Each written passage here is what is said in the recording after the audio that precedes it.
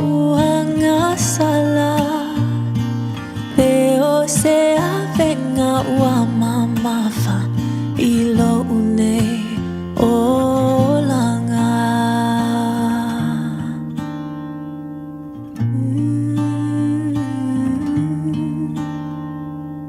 Answer me, oh my love Just what sin I have been guilty of Tell me how I came to lose your love Please answer me, my love You were mine yesterday I believed that love was here to stay Won't you tell me where I've gone astray Please answer me, my love Afai telefia alofa matau mafai Afai foi eleai pelea seitali mai Ua ave pea oe ilo uanganga O oe funga fai ma uanga sala Peo se avenga wa mama fa ilo une olanga No Afai telefia alofa matau mafai Afai foi eleai pelea seitali mai Ua vepea wai o lo uanganga O oi funga fai ma uanga sala Peo se avenga ua mama fa Ilo une olanga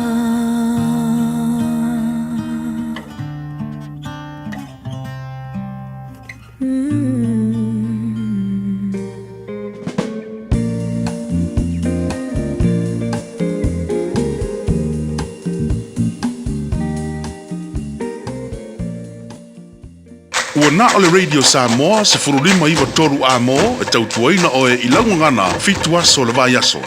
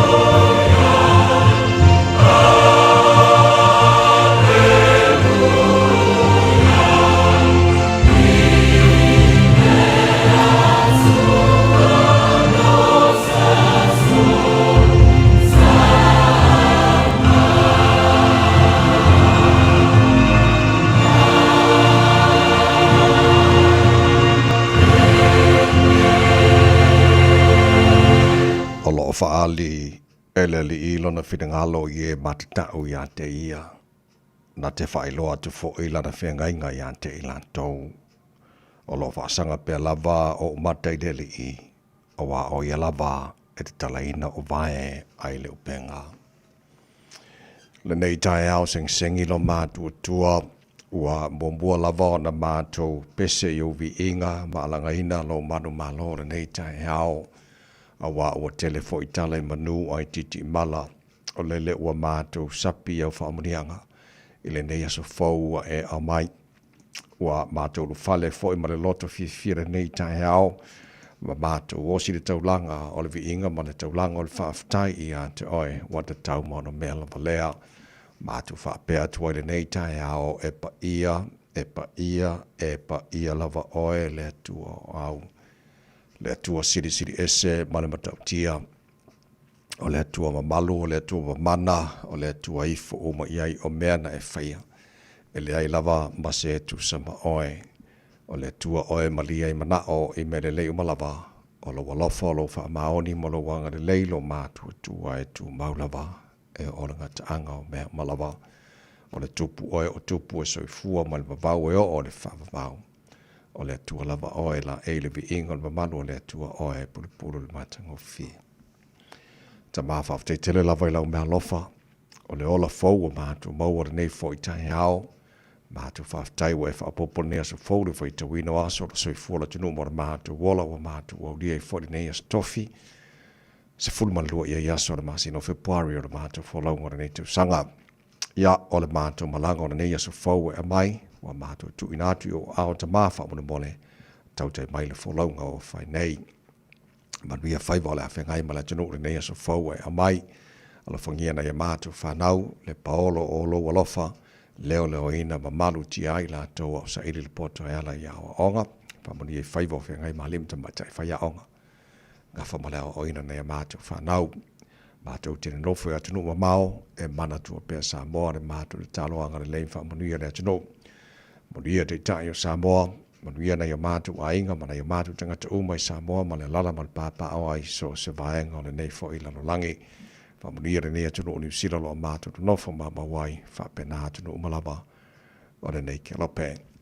Mātua talolo mātua tua, so se tasi o tangiatu fia mauna o whamano nonga le nei tahi hao, o no ngase mai o le tino, o no whata o toli eitono a ingam, so se mauta ngase. O mātua watu mat whatua tua i ate o le nei tahi hao, lo mana whamano lopa i atu pa iane pa ifo, whafo sia le manosi. Ai fo i atu lava vi inga i ate oe. Ia, manu iale, whaafonga anga male tu malu mul panga na i mātua mātua, tu asin sina o le atunu i malu mahota le nei aso, te tolu aina pe la tau le mawhana whana o ao, whaafo isia pe la latu se fua lau le leili tino siri lava i le anganga. O mea umalava o le amwhana mātua whaire ni aso whaulo mātua tua, le whtaro loa e o le atunu mal tangata malana whai, ia mātua whaia lava ina ia fo i atu le vi inga i ate oe, atu maulava i o le mātua whaata waa. Ia, whamunia mai tama, le tautua Rita Samoa nei aso atoa ua mātua wole mātua walau i ne mea malava e ala le swafa manu malo i usi ke riso, lo mātua ri mona mātua whaaola. Amene. Bye.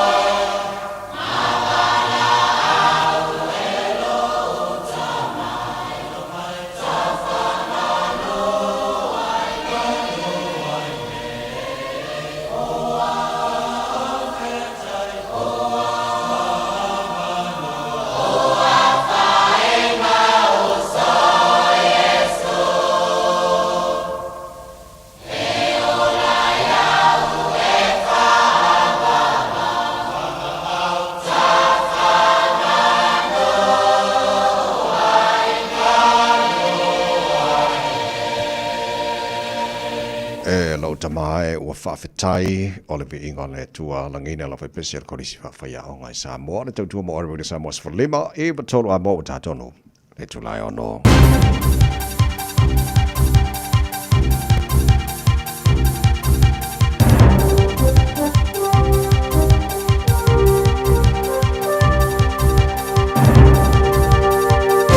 In this update, Air New Zealand cabin crew walking off the job today are asking for understanding from travellers. Almost 10,000 customers flying long haul internationally have had flights cancelled by strike action across today and tomorrow. This follows 10 months of negotiations between the airline and the two unions involved. A2 National Secretary Rachel McIntosh says they want people to understand this is a last resort. After the strike, we will continue to negotiate. Once it's settled, the crew can get back to providing that amazing service. An economist says a review into COVID monetary policy is important, but the timing is very odd. The Finance Minister has announced the independent review of the Reserve Bank's actions during the pandemic. It'll be released just weeks before the election. Infometrics principal economist Brad Olsen says the timing of the review could distract from wider and more current issues. A lot of the country's small businesses are feeling the end of financial year sting. Data from Xero shows 75% of the New Zealand small business owners surveyed say the current financial year has been more stressful than past years. Nearly half had considered giving up their business due to stress, with 67% citing financial management as their main worry. Xero country manager Bridget Snelling says the end of financial year is a busy time for businesses. It's the time of year when business owners are chasing paperwork. They get worried about mistakes. Obviously, having to file taxes is important, to be compliant. The mosque terrorist attempt to get permission to vacate his guilty pleas in the Court of Appeal is heading into its final stages. Brenton Tarrant is hoping to appeal his life sentence for more than 90 convictions, including 51 of murder. It's well past the 20-day limit to launch an appeal. Under law, the court can grant leave to appeal out of time. Legal submissions will now begin and are expected to continue into tomorrow. That's news. In sport, Jamie Joseph claims Highlanders Super Rugby headquarters is the place where there is the least chatter about his possible future. The potential All Blacks coaching candidate says he's tried to avoid letting external noise filter into the team's preparations. Yeah, it was totally unexpected, and you got your head down thinking about your own team. For me, that is the Highlanders. That has been really my focus. Their campaign kicks off tomorrow against the Crusaders.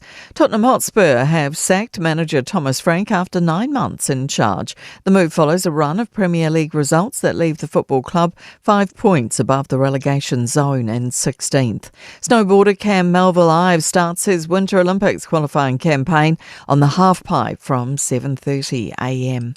That's sport. I'm Jodie Gill. Ua na ole Radio Samoa se furulima iwa toru a mo e tautuaina o e ilaungangana fitu aso le vai aso. O te whātalofa ma o whaawheloa ai o te whātu lima fōi le awate le lava ma le whaaloalo Samoa le atunu pele le pa ia ma mamaro lo whaafunga angara nei tai au sengi ma lo lava la soifua manuia wha ma lo fō le atunu le wholau. Ua tātou whasirwha e mga whatau soifua le nei tai au fōu awa wa alofa mai le tua. Ia mai le nia se fōlu tu soifua ma le mātu ma losi ma tātou abilevi inga ia teia. Le mawai lava le lofo le tātou matai le langi. Leo leo ina mamaru tiolo tu soifua ma le mātu wala. Ia u tātou mau e fōi nei whisila wha inga le nei fōi tai au fōu. Alofa mai le tua tau tai tātou fōlau ma le nei fōi aso ma tātou fōlau le lao lona alofa o tātou ia le nei fōi a stofi. Se fulu ma le nua ia iaso le masino whi pari o tātou fōlau ma le lua whi lua se fulu ma le ono se mai lofa whonga le porokala me maru le tai au. Ada radio sa moa se lima eva tola mo le whionga na manan tāusha mai lua. Social mai sini o tātou Facebook ma le YouTube ada Radio Samoa se rata si patea ma le whionga pesta au jelo sio ma tō ona ni tamai meni. Tau tō ina e se pai le tūla se fulu le tai. Nei mara se fōmania mano lausu a ngal mana. Patpatia leanga leo le tua tātou wha malo I le nei fo I tai au fo malo le langi mamala sunga le au Samoa wha talo whātu. Blessed good morning malo se fōmnuia. Sole, whakawhiki o vai asori. Ai, wakawhiki. Wakawhiki. Pane fo maru nei tai au. Yes. Le mau jale tulai ono. Lau mai mo mala whawhonga mai nei tai au sengi. A matal tātu tai au. Ele, lui tau, mole aso.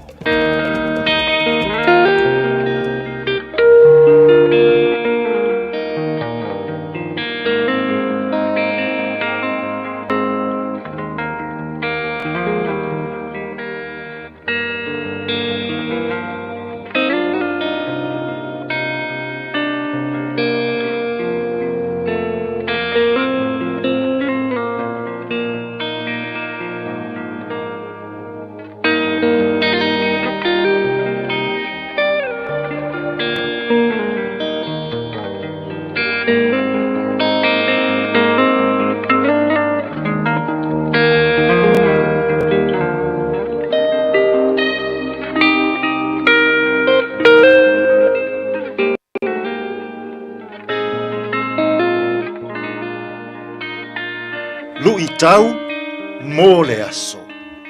Ngase o le mafaufau ma le faatuatua. Mental health and faith. Iona mata upu e wha a olona foi upu e tolu. O le nei foi. Lea li ie. O te ai o yatu i a te oe. Ia ave ese lo uola. O wā e le lei ona o woti. Ai le anga ona o wola. Ngase o le mafaufau ma le faatuatua. Mental health and faith. Tasi fo i le nei tangata tau o le tusipaia. Na maua i le ngase o le mafaufau. O iona le perofeta ma le au auna a le atua. Na vala awina e le atua. E alu e ave le tala le lei i ni nevale a aitele. Ona ua o ane a la tau angasala i le atua. Peitai, ua ita le loto o iona. E le mana o iona. E whaasao ina e le atua ni nevale a aitele. O se nuu wha pau. O se a ai e le taritonu i le atua. E tā puai i atua wha pau. Whai mai le wha alii ma le ita iona i le atua. Le atua e sili ona o woti nai lo o lo uola. O upu ia e maua e le tangata. Ma wha leo e le tangata. Ua ngase i lona mafaufau. Toe ngase i lona faatuatua. Samoa o le pule ao a le atua. E ave ai lona alofa tūnoa. Iso o se lanu, iso o se ngangana. Iso o se tangata e le whaai longaina. Ai maise. Le alofa tūnoa o le atua. I se tangata ua angasala. O le taimi a tātou te whaai longa tangata. Maola le alofa whaamasino i nisi tangata. Tātou wola tau i masui i le tangata whaatauwa. O ina, tātou te ngase ai. I o tātou mafaufau, ma lo tātou whaatuatua. Samoa ai, aua te whaatau te i le fina ngalo o le atua, e pei o le whaatau te a iona. E te ngase ai, i lo tino, mafaufau, ma lo anganga. E pei o na ngase ai, le au auna ma le perofeta o iona. Ile nei foi aso. Ai ape a sei e usi i tasi ia i le fina ngalo o le atua. Ai so ia e te whaatau te. I pūlenga whaale malo. Pūlenga whaale no. Pūlenga whaale e kālesia. Pūlenga i totonu o lou lava ainga. O le ola whaatau te i le fina ngalo o le atua. Na mai aiona. I le ngase o le mafaufau. Tātou te tālu. Le atuai. O mai i mātou uma. Aua lava mātou te whaatau te i lou fina ngalo pa ia. Mātou te mamai ai i le ngase o le mafaufau ma le whaatuatua. Fesoa soani maia ia i mātou, ia mātou fe au mga luenga o le ne yasu. E manu ia ai mea umma. Lou lava suafa Yesu lo mātou walii, ma lo mātou whaola. Ua mātou tatalo atua i nei. Amen.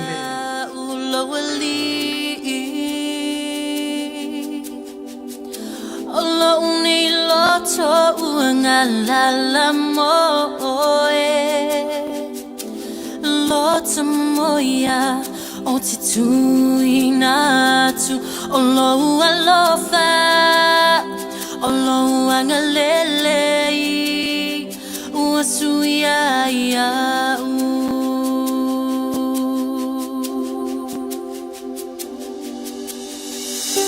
Avatua lonely Olo ne loto uangalala mo Loto moya o te tui natu Olo alofa Olo angalele ua suia ia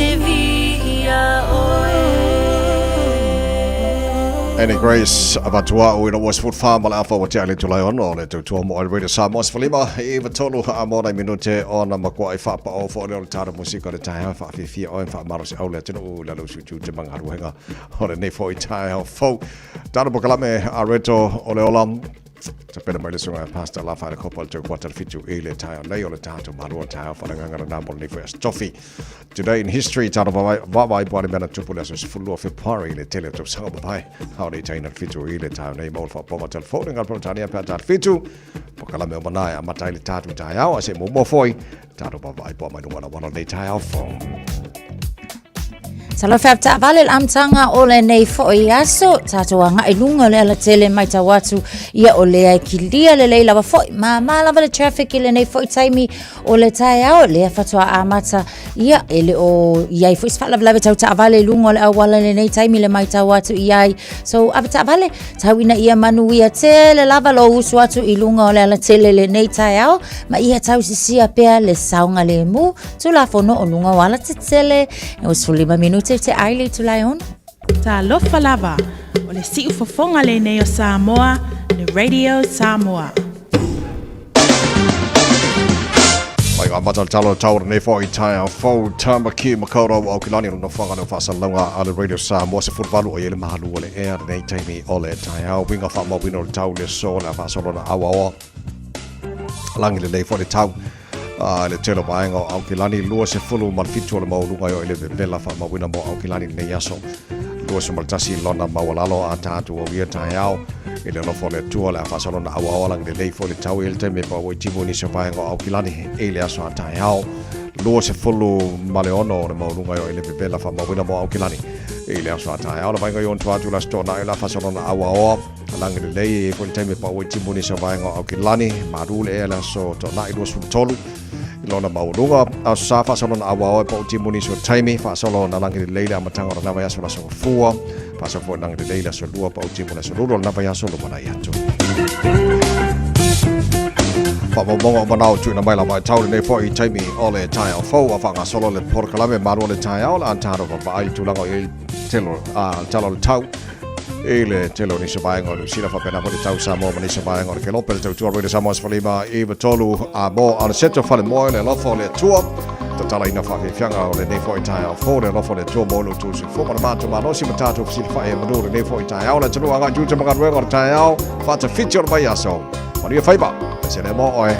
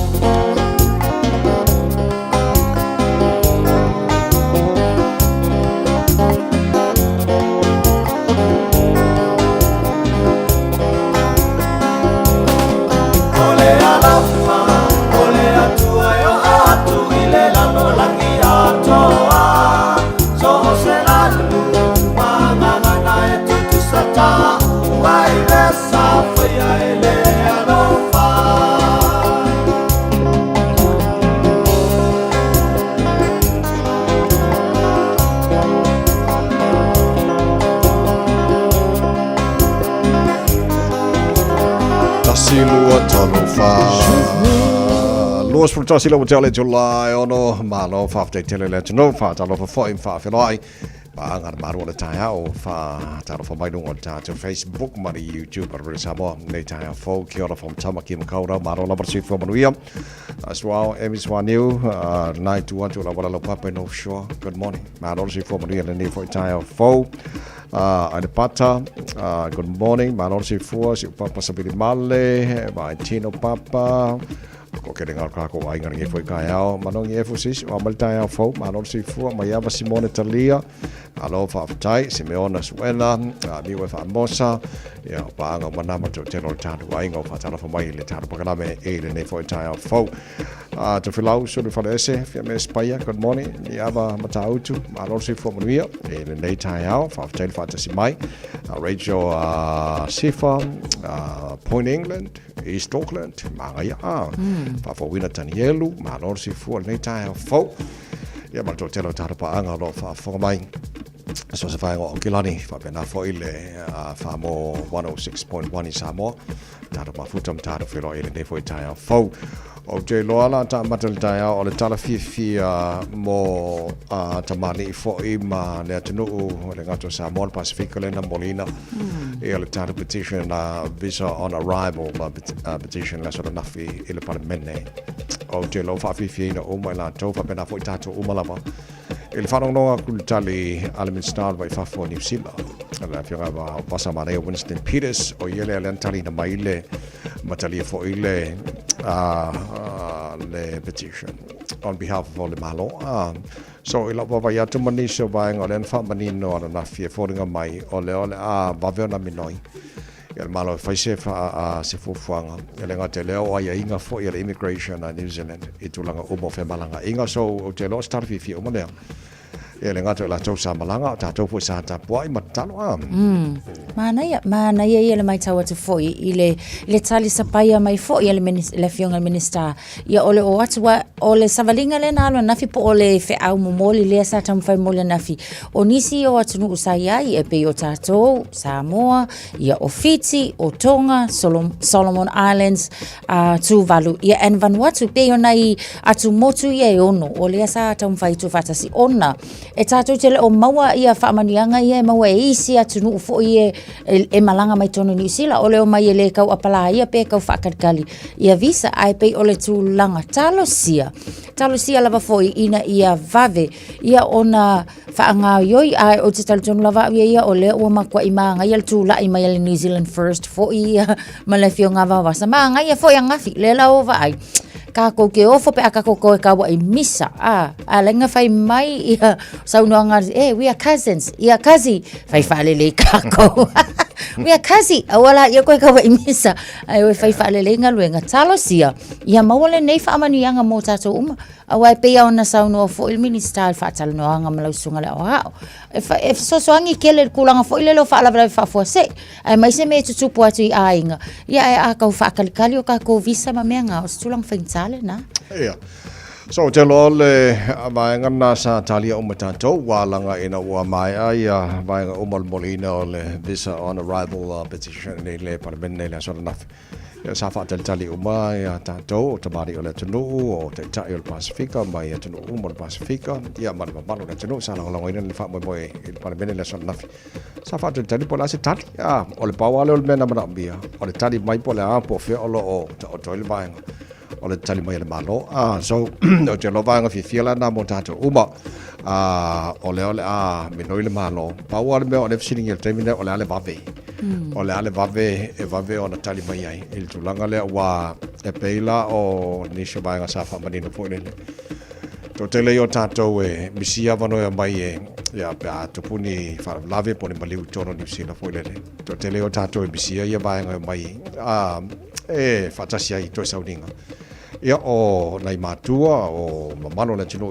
ia on fa fangta visa ia mai si vai ngai mo te lo i si vai o malata tia e tu maula vai ia vai ngai ia fainga se soani New Zealand o tangata o mai ngā lue wha vai taimi ia mai si vai ngā mo pa wale o le mea o telo taimi mana mia tātou le wawena o mai i nei wha vlavela ia mai si foi vai ia le wha fangta New Zealand fai ona le maua ile tātou Samoa ma Pasifika o taimi sili ona tāua e fia awai a mai sa taimi o foi pe ata watu e fai ni mari tono ni sera nei e fia o mai ngai ai ngama Samoa ya mal ti da te lo ni si foi me mara bia pavea Io e. ya wa ka ko foi e pe o le ngau ka o ka fa lave po dan me o tupu ni sila ya pa wa me o va ngau solo vale le ai o mai nei ai nga ka si ai eso A ko kongia kunga sira passes. Jokes. So le lei o nai va ngana pe ona fa di le so nafi la tatu fa til tali ya po la va velo a mino ye fo ia le al malo ya mo se tali fia ya ina ia tof tu da if tu da inga fo ia le immigration New Zealand ba tu lang al fa sanga ina dai visa ya na bia tatu sa tala nol ta po kala mo lo po am tanga va ya fo ile afianga la to ia i me io sa lo po che si po ni vaenga o nangs mo va bena ya na va tu ni so afia mai le tu langa yo se to tepa ya mo te fangu mo le afianga a me sa tu langa tala vo le tu langa I le fale mai Hawke's Bay o le ua iai ia cases e lua o le awhaina tu sa ua awhainga nerves o tangata a mai se lava lai le tu pa talavou ono i la tau ia pe e fia tele i le mele ta o nangs ia ka kele ilua ka ika but I've seen the shops makua i maka makekele iluma ia le nangs fo ilea but o le la ua mai tau atu nitrous oxide o se ea fo ilele o le kasa i lele lei mo le soifua malalo ina e tele lai na whaaleanga ina ai ia tōtonga fo i se i vai atu whaafonga le atu nuu pe o le māma ia o na whaale tonu umai leo nisi o vai engel a o lea lavala ua o ine ura o tino o tangata o leo mai tau atu e makua i ke lele a whainga so o le whaamamafa ma le lapta i mai fo i le New Zealand Health ia tautua nā lava fo i tupulang talavou le taimile nei o nga e pei o lewa mai kau a kongo sisi strategy lea o le a targets fo ia kupulang kalavou e pei o mea le fia iai ai pei o lea la o le a exhaust ai fo ia tātou fale mai o nga e fia iai tupulang talavou ma mai ia o nga akile ia valea o na tele ma slow ia le tau mawhai fo ile le waa ma mai wa leo e whai ngā luenga ia au over exhaust ai ia tātou fale mai fo o pei o tūlanga ia o lea e whaamanatu mai lava ina ia utangia malava foi mai se lava ia i latou e whaonga ina e lenga o kamakala vau ma ken kala vau foi e foi lau matutu e fia foi latou ia vaenga ia alfa manatu le mo tatou ele leile wa ole taua ole talanoa le pokalame nei vaenga ia ina ia whawhangu whamanatu i mātua se i alofangia ia manino leila o tau sila mau tau fia vaenga lo a fia nei whanau ina nei o tātou no nofo makako PCO isi mea ai le lo le a fia nei whanau i tulanga ia me se alava o tono vaenga leo New Zealand pe on tau o Hawke's Bay ia ai tau ele tau matea o le fo a fia i mate leo nisi fo i vaenga so mana ia le fai fo i tiu tātou matua tal noi nei whanau ia kau mabawa mai e vaenga re se lumana i le leiko anga i le api maripeng ia mawha maongi ngā ruenga o lo i nei mo tupulanga o lau whai ngā ruenga o le mele leina e manuel lumana le si vaenga ngā mana na maua fo le tausanga o mai e le lipoti a le Salvation Army State of the Nation e whatutali lipoti a le malo po fe tonu le e vali mai ise anta i le afianga o tele o ainga a maisia maori mar Pasifika ele menei o le tango lima ma le afianga o nei whanau o nei le tango lima ia mātua a maisia tulanga tautupe o le lau titi lo ato release wa tausanga o mai whale lipoti a le Salvation Army State of the Nation report o leo titi lo atu o leo fo ima kua i vali mai se ata fo ile le fo nga mai e makua i ke le ale afianga o Maori mar Pasifika e le tulanga o le tango lima i tono New Zealand yes o le tulanga na o lo iai a fo iai le lipoti le na fight tonu o New Zealand lava iai le tausanga le nei i le siaki na fo ile i le tūtau social well-being o lo mai tau atu o le makua i ke le o ta maiti o lea ua i lalo o data sia o le child poverty meaning a fola ia i pese lau 50 ono afe leo whai o ngai ka mai kia o loo afia i mafua mai ona o le tupe maua i tonu a inga o nisi o loo whamtala ina mai fo i le Salvation Army ka i whanga luenga na isi i ulunga li i fo ia o le tau mawhai ia mawhai o nga survive but still e le kai ia mangpua ko kongi le rent tongi pili o mōli a whaapeto o lua whana ana wea onga o tō ninga o mea onga o mea aia tamaiti so o tulanga lana e ala ai ona mamafa fo ile avenga le Salvation Army ile kau mafai e sa ili pea nisi o avanoa mangisa fai kokoa more food grant mana tua e moni lava ele isuia mai le lua afe ma le valu na faatu ina ai ma amata but mana tua tula i mail fai ngā malo a maka o ngā whaamuta nisi o grants sa mafai ona mawai ia food grants ia ma food aids for mo le tangata lautele e peila o leo au mai le sai ale Salvation Army lava lato ile malo o kakau lava o ngā iai ngisi whainga i le taimi le nei e whesoa soani ai i nai tangata le tong Charles Soifanga. Asa le so o li potineni a fia mai anai vaenga whatita inga o tupe spend mo uniform ta maiti o tupe whaalu mo le siasin fo mai a vel tama malteine mai fo mai o mea umanai a fia tono li potile a Salvation Army State of the Nation report lewa a fia ai so manai ala lewa manino mai ai se i watu le malo walanga e o le mafu anga o yeri poti whapea e ta o tuai le malo o i leo lo ta o tuai le a wha ina tele mana maftianga o whiangai mana i o tatu tangata Māori al Pacific pa wha moi e wawen kari mai la ko i se stulanga le lei so sani mo nei ai ioi ia langonga foi le lo talangona lo fa ia o kelo iso ka ko fa ka nga me ai ava foi me ai au kingi fu ia o foi ka kia me ai pat ia yaila le mindset foi le ia tato le ma fa lofa ia le lope nga akwa o ia nge masi ai nga maoli nga le ia lo lofa ia hisi taimi ia ku fa ku ia fetau si ai ia ai o le whamanatu tā ua lava nā mo tātou. So ka koula ia fia ula nge, nangs. Kule nangs, ia ai o i e whainga ruenga. Ia awa tau singa whanau. Wao mea ia ele kau ngofi. Lau sunga lau ai kau ka. Ale lei, so nā mea uma ele au ngā el whaalo le tupe, whaamanifi. Ia ai avel whaamomua i me tau senei whanau mo le manai. Pe ona ta o fone le ask for help. I want to know for no for mama to tasil maftianga lo fenga ma oi amana bi so swani facility lo ene vai and fa facility ai ya mo mai so swani mo tato radio samos for liba tola mo to was for fit to no tola talo le tola fit ma lo fa tela to no ma futo mo lo fa tasmani talo ko la nei fo ita fo fa o talo fa fi fianga ma do talo radio samos for liba tola amo kia ora, good morning Atamari Tau sai fuga ola Ae ala usu ita Ile faiba o ma fau fau Olo upopole Ne ite iwane tau lau Tau nu uaile upu Uale au le ina ilau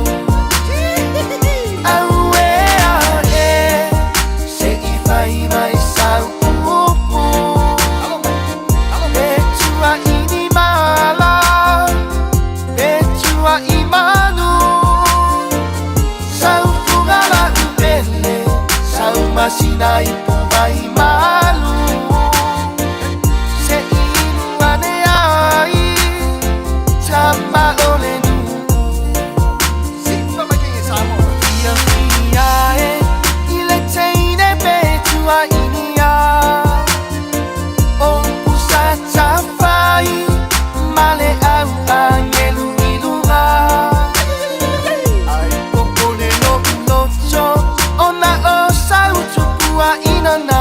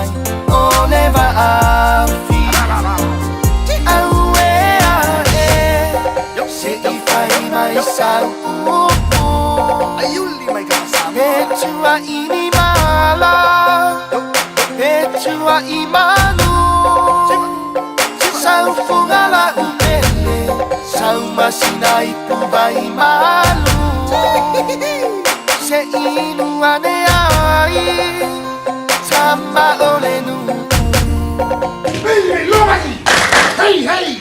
Tato te mana nao uma lava ia sao le whainga o loa tui whaonga. Ia mana tua, tui whaonga o loa uma tasi, lua malilima e puipui ai le tātou pāneta. Whaonga sao o loa tui whaonga. O le nā wai o lima, sa Eliane i Auckland Council Recyclables, Tāmaki, Tūriki, All Together, Auckland. Ua mawhai nei o na whaatau wantu tōpapa le Digicel i lunga o le upenga ta whailangi a le ClickX Pacific. E mawhai fo i o na lafo se leni i le MyCash a le Digicel i Samoa, tō ngā whiti mawaruatu i le na o le lima tā la. E le leile reiti aso taitasi ma e whaingo fia fo i o na e listalai. Asisiane i le clickx.com e lafo ai sau tapa a le Digicel. Pe lafo i fo i sau tupe i le MyCash a le Digicel Samoa, tō ngā whiti mawaruatu. Morisi whaamtalanga wala au le olua tasi li maono tolu tolu whawha. Olua tasi li maono tolu tolu whawha.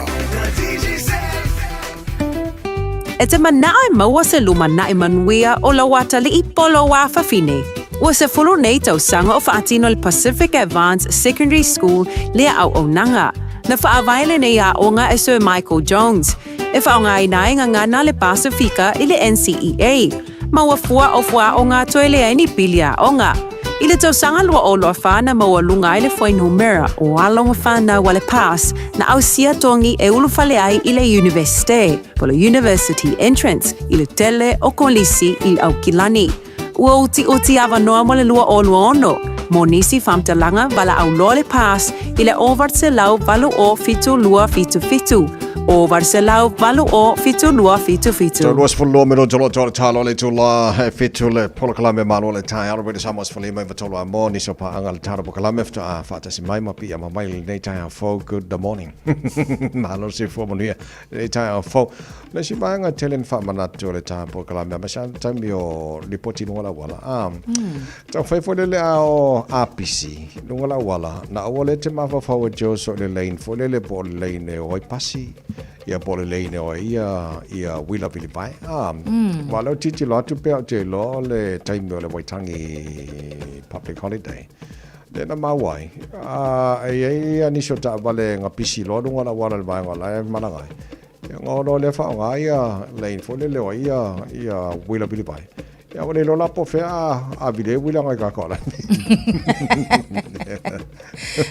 Ai mai se lava lai le vaenga fu I tai taulanga tūtutonu. O I Beach Road laka I le vaenga fu le Spark Arena. O ngā kongwala le ele au wala le ngama kwa I puele le le avka avale. Ia ata o ta avale pe ongo le leia ono ta avale. Ia wa mo me fu le wa kulola wa kum wa kule kiu. Pe o le ngana fa faingo fi. Ia ona le si tai le ma wale lava le ono sai.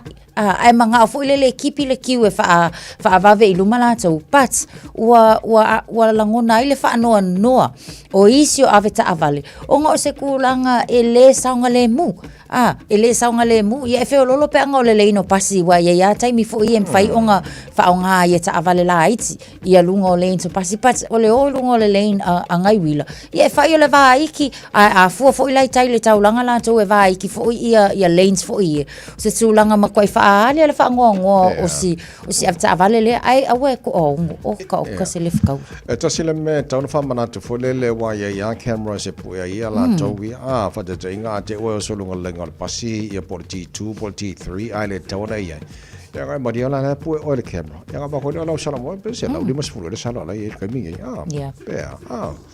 ai bene fa manatu fo le ngai ke o fia kwa fa pe wa ma ke ya la wori e polo ka lunga ile o sa lo ko la ai le lo fa ska ka la o lo mi go i lunga le na den fa manatu fo mo tatu ngai na tu tu te manga lunga le ta ma ngai ya to fo wi fa mi ro to le to la pitu a mai fa fianga mai le penino tia fau manu o le bao o le tatu le poti mai lunga o le wala tu na tu le tatu manu o tai fa na nga re to le ola le fo tai o fo good morning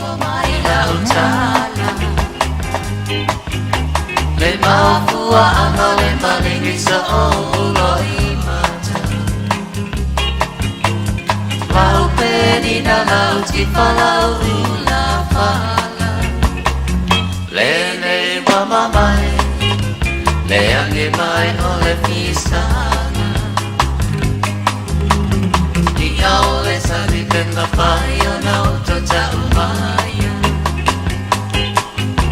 me mafua anga wasui ya lo paya ita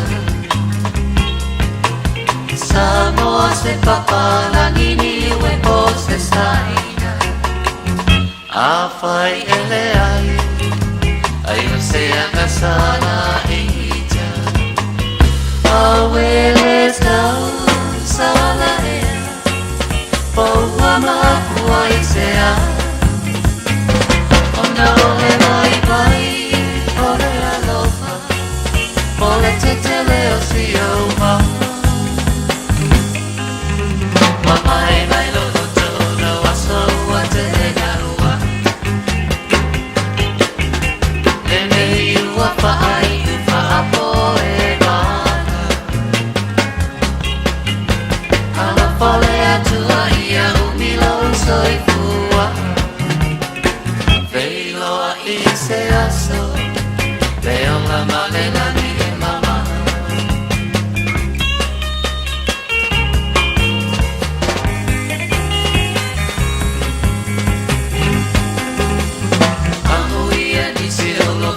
Fia ineolana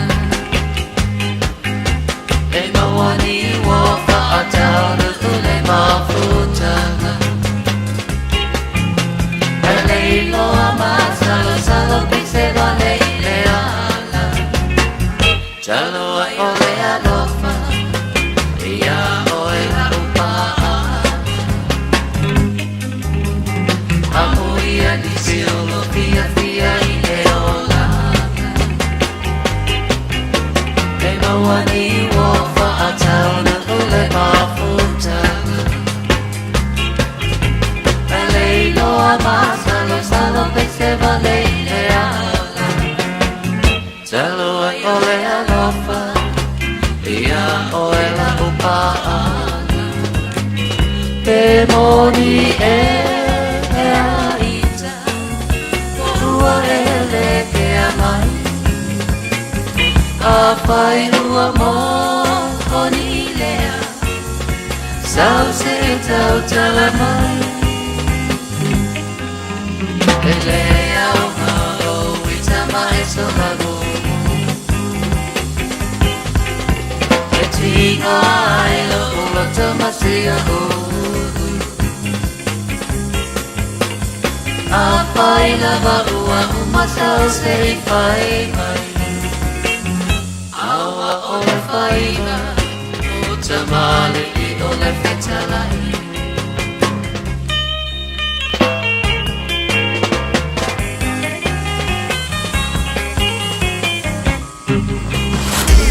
Radio Samoa Taslima Ivatolu Ama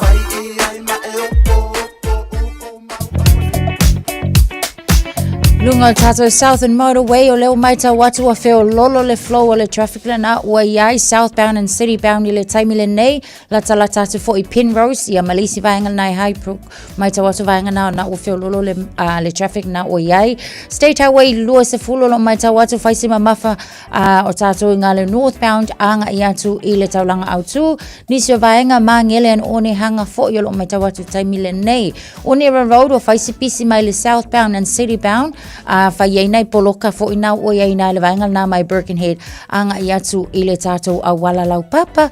On the Northern Motorway o le maita watu southbound into the city ia male northbound anga I mai le taulanga ia ai mai se fo I le latalata ane le tato a wala lau papa le taimile nei. State Highway suma le ono eastbound towards the city ia male vaenga le na westbound anga iatu I le Westgate ia o lo o faisi feo lolo o le traffic le taimile nei. Kauna nei vaenga na ua feo lolo traffic mo tato av vale tautua na saunga le moto e full 5 minute ia ona tale le te lai fitu.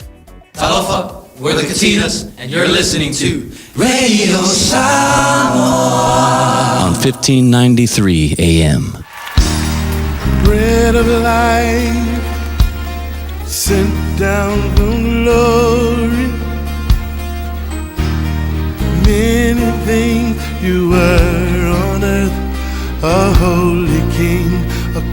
been tied, but you are the living word fade now. Come on.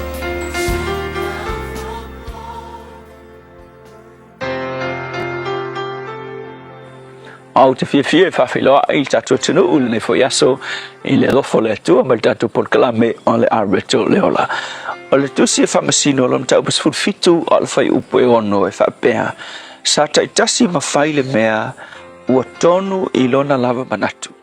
O le upu mo o le aso le nei whapea ia fua o manatu i le upu a le atua. O le vaitau o le mai tau o taimi o whamasino, le tau o le tusi o whamasino, sa taitai le nuu i le tele o taimi e me tau o whamasino. O se vai tau le mautonu o tangata o le nuu o Israelu. Ona ua le ai se whaatula ngana le lei, whaale anganga, e muli muli tai ai le nuu. Ona ua le ai se upu le tua, e tai ala ina ai tangata. O le mela ua tupu, ua fai mai kala kuspaia ua taitasi loa le tangata ma fai le mea ua tonu i lona lava manatu a whapeke wa ai tu si le whamasino o le ali ali so o mai al foi taulea ua fai loa le kangaka le mea u mangaku i whaia e tonu kai peila o le tala lea e fai taul ma tau pules fulfitu le tala le tangata ngoi a e le tangata le ia mika malona ainga o le makuase se o le whaakula nganga whai e ilona ainga so o le ungala ao olo na faia ia le mea manatu i fol tangata ia o kai peilo le mea fo le kala masangi le masangi ka ko whaalongo whapea ia whailo le mea manga o il kamalo makua ia e kilo e whailo le mea manga o il kamalo makua ia i se ainga po se nuu po se atunu o le unga o le e collapse e solo ilalo ma whainga whaaleonga lua tangata mai uai ina whaia le tangata le angasala i lumo le tua wa le melna na o iai le nuu le tua i le taimi so le songa la mo o le aso le rei so se taimi lava e te olai i ou lava manatu e au noa ma le upu a le tua o le unga o le whaaleonga lua o lo wolanga mai uai ina e whaia le angasala a leke whapea oe leke okay so le upula mo oe le aso le nei po le ale sao ma le lei o manatu i lau lava iloa ke lo le me fua i le sao ma le lei o manatu ia fua i le upu a le tua vinga o le ase me ua kongu ia ki oe e le me whainga kongu uru mo le tua pe a whai e le tusa ma le upu a le tua Mantua i kala kuspa ia le whapea mai. O ala ua tonu i le tangata. O ala ia e whano ai o ia. So e le o le leila o manatu. Po o le lei o la kofa. A le me whai. O le o whaatasi o manatu po o la tofa. Ma le upu a le tua. Wai ke le iskanga ka e whaalongo i kaukalanga ma ngai o upu.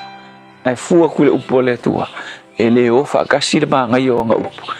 Ma le me fina ngalo ai le tua so le upula mo oe i le nefo yaso o angi mangaku e mangaku iai fua o manatu i le mea e fina ngalo iai le tua ai te le nei yaso wa sa ili tangata i manatu le lei malangona le lei ma se whautautanga le lei ai le mawhaiunga le lei ma sao ato atoa pe au noa ma le whaamaonia e au fionga. O au fionga o le whaatulangana lea e fua iai le tonu o mea uma mātou te manatu iai.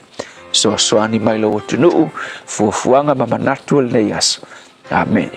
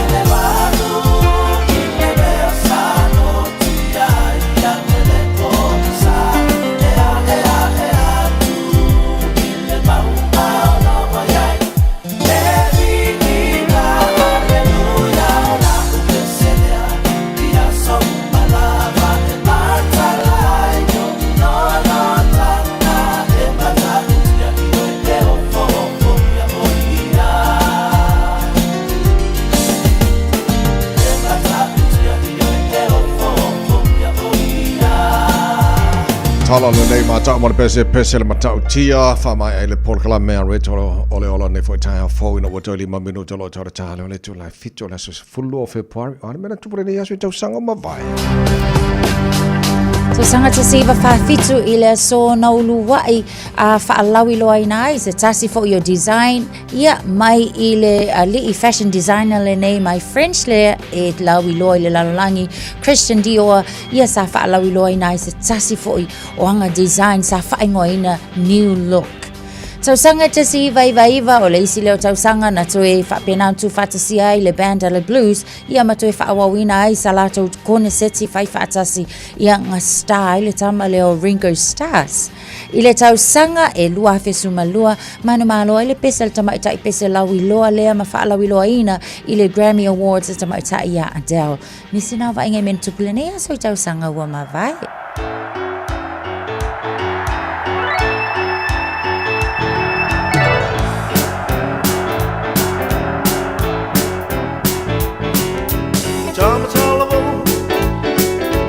Ai ama le a bono langa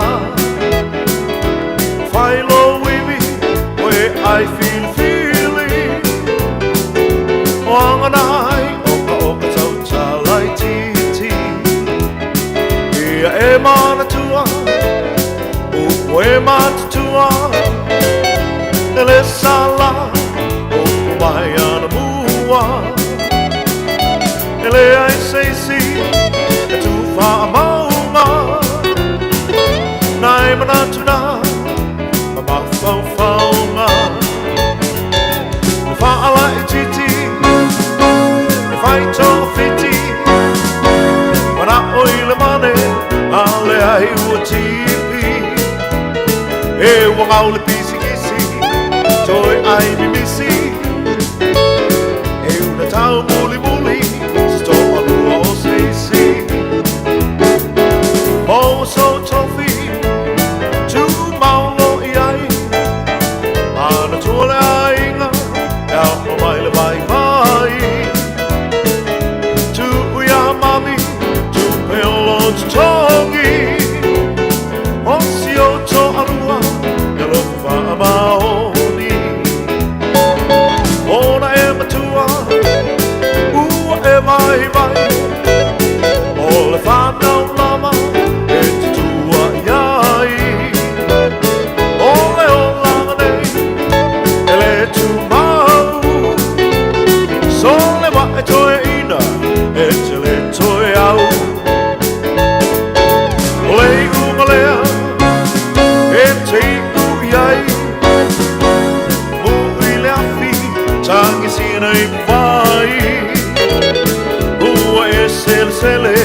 Yo winga sa fai O e salmo ai le anga watuai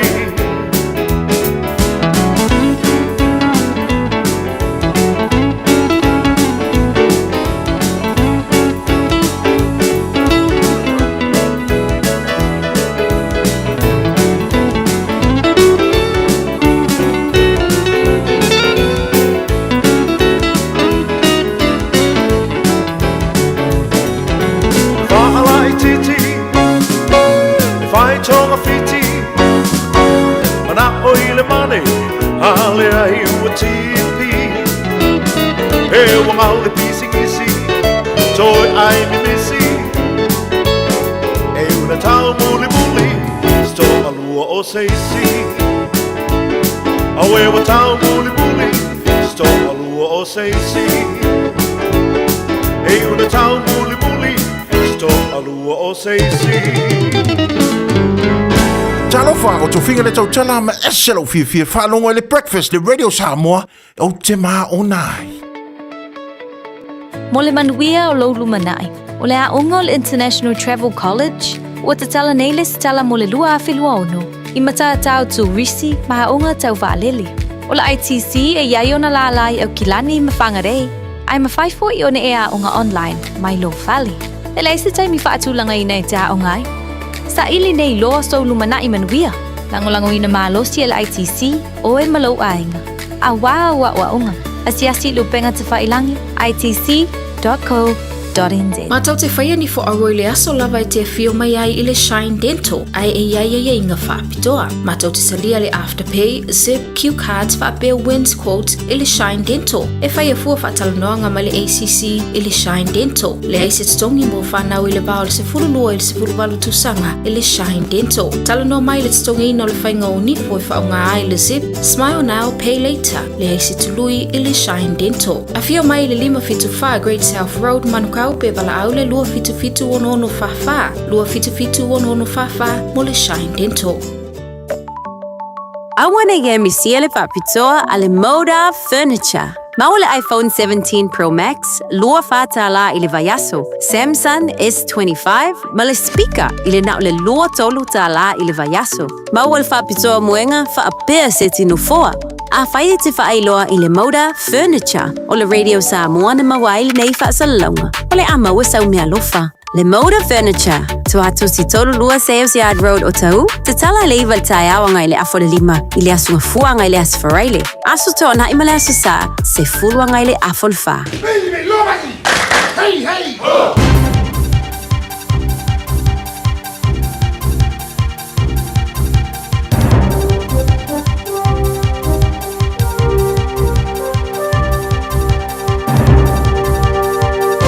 In this update, hopes all details will come under scrutiny in the review into COVID monetary policy.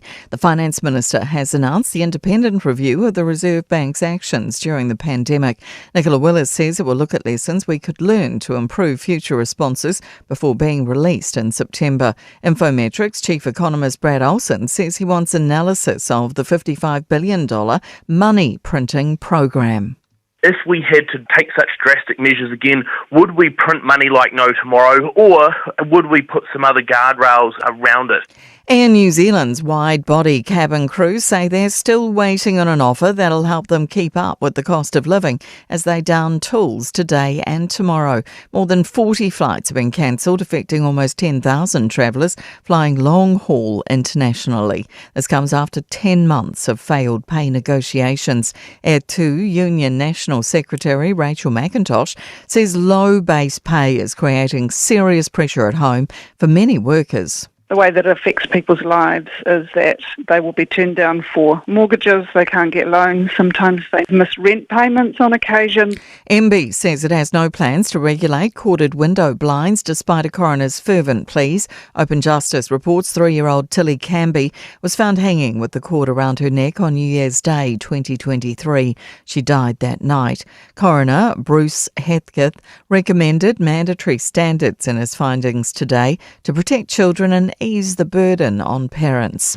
Stress seems to be stealing small business owners' productivity and sleep. Zero data shows nearly half of New Zealand small business owners surveyed had considered giving up their business due to stress. It reveals stress costs business owners 5 hours on average of productive work every week, equating to around 30 working days lost per year.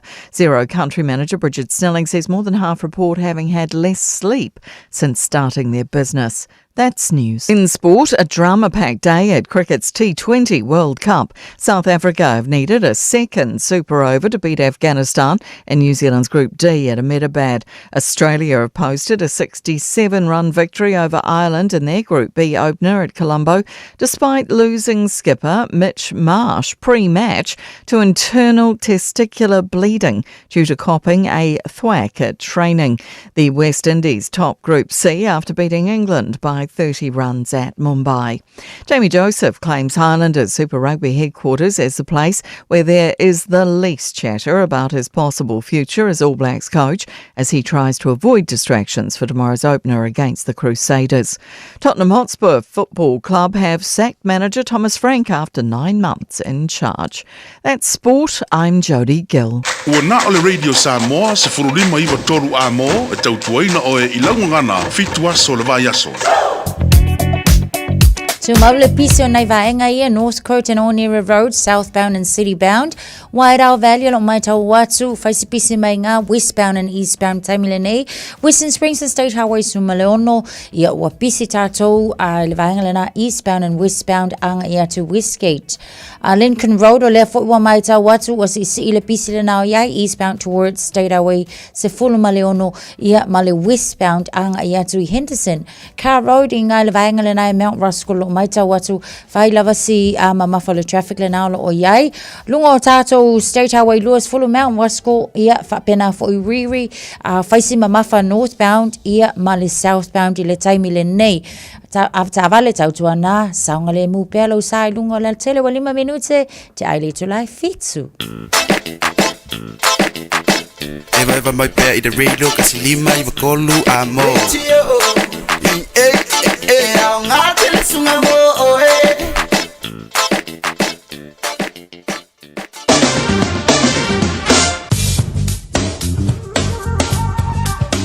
Malo se whamaria na tino nei taimi o le tai au, whamalo fo I whaftail tali a mai o le tautua tono lo maonta, tono ta vale, tono whalewhainga ruenga, lunga le Facebook, mari YouTube, are Radio Samoa. Lo taro whata se nei fo I tai au, fōna mai ngala tamai nei e le tana o le tau, le atahatu a mata mai Samoa. E le nei tai au, mawatu le mana e mai le langi leo le tau Samoa, le nei tai au o te ale fitu Samoa, luas fumal tasero e le mawhana whana le ea. Ele nei vanga o le tai au. Winga o tau le tiro ona langi le lei le tau e awa ni so taimi se banganani se vanga o Samoa e pa oi timu. Ini so taimi o le so tolu se fulu degrees Celsius mo nunga le vela le e Samoa. Nei a stofi luas fumal 5 I lona mawalalo o le whata fiti o taru tala mai Samoa nei vai aso o le tale balu. E le tai o nei o le taimi na New Zealand. Tatu pa vai tulanga o le tau telo vanga o New Zealand nei foi tai o fofa tala fa le tino. So sabai ngol motu saute o lo tatu ba futal nei tai malo lava I le sui fua manuia Westport luas futolu mo ngol vela le sola alangi le leile tau awa ni so taimi luas fu marvalu mo ngol vela Wanaka fa si vela o to mo nei fo yaso alangi le leile fo le tau awa ni so taimi le so luas fu far mo ngol vela Timbero na fa son awa alangi le leile tau Queenstown alangi le leile luas fu no mo ngol vela O marua awa lang le leiluas fu lo malunga ma fana Nelson lang le for the taulus fu tolu malunga le vela le so kai Cora awa lang le le taulus fu fa malunga le vela in Chicago los fu varu oka ko ave vela fo I lang le le tau mo to ne fo yaso te lo bang ai Blenheim awa lang le vela fo ile tau mo to le so Alexandra oka lang le tolu fu malunga le vela fa mo le so Dunedin Masoron awa lang de leile tau dos fu tolu maunga le vela karastete ma lo la versi fo manuia ele nei tai au ala fasoron awa le tau lang de leile fo le tau mo to yang ma di marsavidi mai ma tu se sae lua se ful malua ole maunga na ele ma fana le e mo karastete de so ele motu I ma tu pi tola bunga motu ma tu kai taia lua se fo malona maunga le vela le so fasoron awa pa utimo I ni so taimi o le so le no mo mon tone ba lo le sui fo mon via ele nei foi tai au fo lo su fal mo no vela mana ele tau mo toulang le leili le tau le so fa solo nangi Maria Marsavili ya mai le tulangi le I matu le so ma lu le e mo tou nei fo yaso lang le le fanga nui fa solo na awa ya le tau e pauti mo ni so taimi tauranga los fulima mo ngol vela tau polang le leili tau mo tau los fulono mo ngol vela tau maranui lang le leili los fruiver mo ngol vela roto rua los fu mo ngol vela le so lang le leili tau lang le leili para umu lang le leili Palmerston North e le so vela fo le los fulvalu lona mo lunga New Plymouth lang le leili los fulima mo ngol vela Napier los fulima mo ngol vela lang le leili tau mo tau le so Masterton vela fo le mo tau le so awa lang le leili tau le vin lang le leili tau mo tau le so Hastings lang le leili Gisborne lang le lei for le tau kiri ro Hamilton lang le lei tau mo to le so luas mo leono mo ngol vela fa mo wina bore nei for your stuffing Tama ki bakau ro kilani no fanga fa long radio Samoa se fulvaru ele malu le air nei time le tai ba ba ya tu oka mai for the suru ma le la to nei tai fo o winga no tau le nei aso la lang le lei le tau le aso a to luas se fulmal fitul mo ngol vela fa mo wina mo kilani e le so tai au pe au dio le fa so na awa lang de lei like ti tel teme pa weti moni sa fa ngo au kilani tai au lo so mo ono mo lunga na de vela fa ma wina le so tai au le ba ngo yon tu fa so na awa pa uchimu lang le ni so time la sto na i awa foi pa uchimu ni se vai ngo kilani le sa na pa so fo lang le so fu lang le so lua pa uchimu le so lulu tala na vai so lo mana ia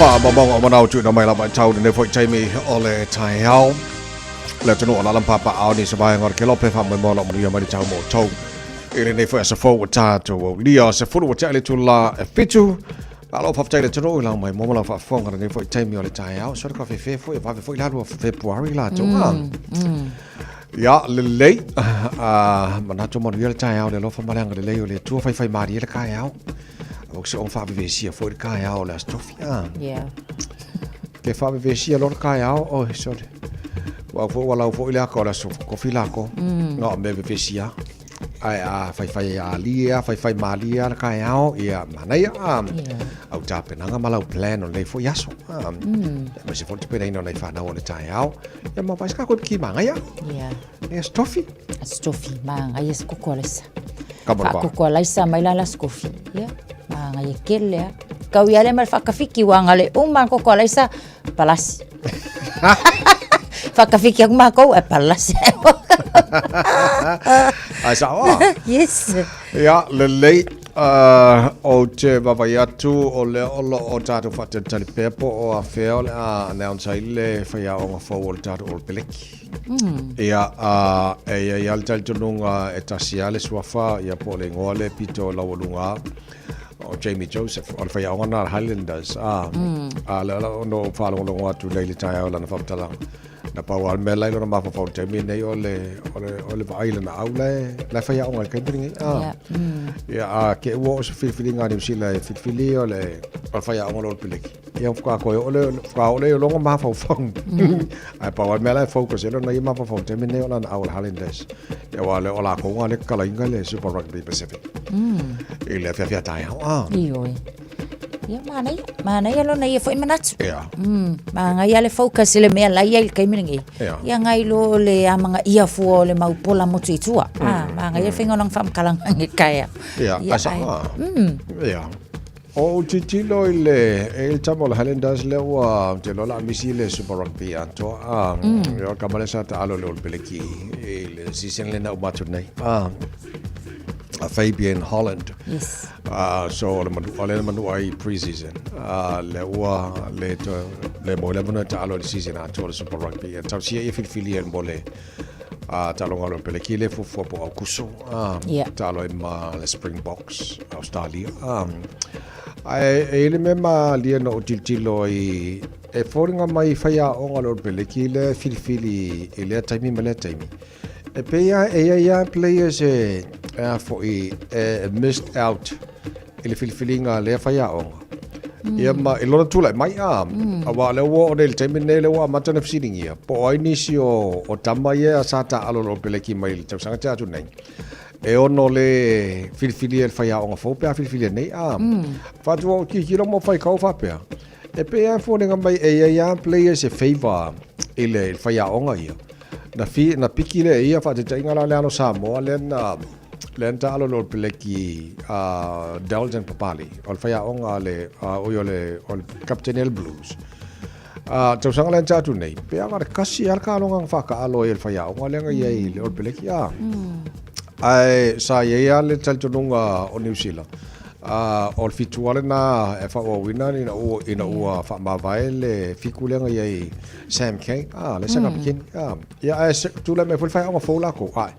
e se foi sianga fika ngai ole la o titilo nail tu la mai ole la filfilil fa onga fo ole peleki ole la titilo poi la ni so players solo o yel temini nei e ke fo wa ole filfilil fa onga fo pela fon ga mai akula mal fa onga ia na players e pe e fia ia pe ele lei lana piki malana bai tonu foi wa ngale nei taimi o tata wilo ai ia wa e sa ole lei lava lau sang ngale sunga la pe yo la fo tau sanga ino piki mai ma fili mai au ta alo kele yo tata ma fo fonga fo ie ona sa tata va ia o le lei yo ka alo skamale a le wo uma le lei a le season ele ka alo ia po le sing kasi dua ta alonga ia ngale ko ya ngai mai le pat o le fo la o le lei ia a tonu it's stressful for imo ngai kamaka alo la to ia a tonu fo isi tulanga te tau fo ia ona mata i tulele e ila ko ie au mai te tonu eva ia tamata alo ma mai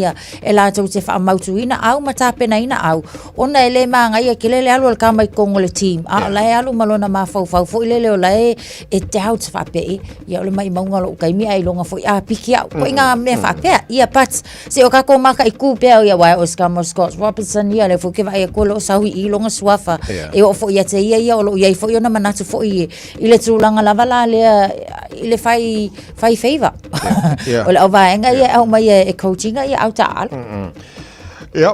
ia esa o le lei wa o ele stammer missed out for ile fai onga le na ma o tamano o Hoskins tutwa yes I mean all performance of Hoskins ma Dalton ele blues ele fa foi langa ke ole blues abat la taite tilo mala tabai ala mo lunga i la performance nai ai piki for o peleki ma ko ale afia ile feeling for fai onga nai ia pe ona tau ma so longa na manisio fa mtalanga sa fa tawil tar po kala memba bai se tar fa tali tu le man fa onga fo al termine la wa maka kilo inisio players la sa filfili lo pele ki to sanga ta tu nei pe o inisio missed out il filfilinga fo al fa onga pa na happen vai kai me o Graham Henry il titula tu inisio fa bonga ia ma nisi foi fai onga nei ai to o Steve Hansen ai foi inisio players nga best out foi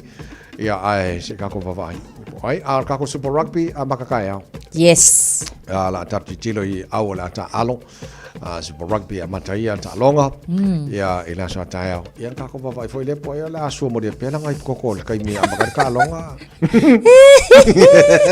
ia la ngai sa fai me ika tai aula le mai tau atule tala a matamai le Highlanders and Crusaders ile lima te aile tu lai fitu ia ona so le Waratahs mali Reds ia te ala ti la faleiva la tu talonga o la so anai so anai the Battle of the Pacific ole ata aloila Fiji and draw ia male tato moana Pacifica ile te ole faile fiafte ala faile fiafi ole isia kako au ia fa malosi ke ofo o ifue ta alo tato Blues male awale sifi ia ele fai ngofia ka longa le ile te ole lima I mean lima te ele tu lai fitu ile fiafia la stona I manga ye kele ole Forsla male Brumbies ia ole talonga mulmulna ile stona ile weekend la vala nei ile te ole afale iva le fiafia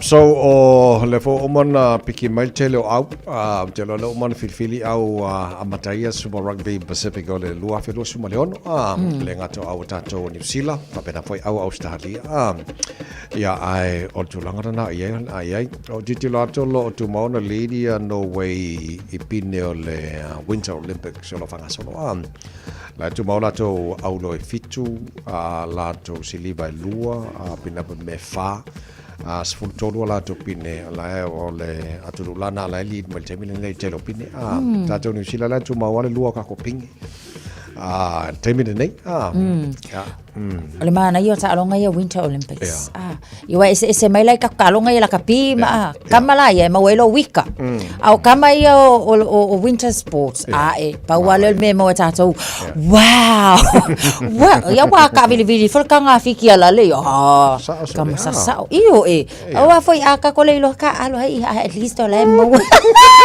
wa ko ile wow ya wal tele ta longa ia fai ngole aisa saport mena lenta o le Winter Olympics ina le ska longa ngo baka ya sole se fo pingi ngole kalong ka manga pe fa se e fo le mo le ma e nga fa nga release le ma la kula ma menga pe se pulumu vo le e makua I e kusa ole olo pulumu lungo le floor e nga fu el sa ole alole ale ma yes so ole no pra ka por curling e por ka ole kalo so o fa pe ma kwa ma ka o ki fo ele ma ka no ha ya ka manga le fa nga solo ngi ka ma ne ya on malo malaka pi wa halu fa solo ako fo ka ko ko ipunga fa solo ako ki po ya le malo fa tele tunu la mai mo la fa fonga le nei foi tai mo cha ya vai fa ya ma mi ngoi mai ka ya fa mo le la lei fa vi fiango cha ya fa na Jerome Gray minoi malo la ma mi ngoi ka ya sei fai ya la Ti somali pe se poi awe la taru pe awe tangi awe oro ulo tolea tawina fa pele minoi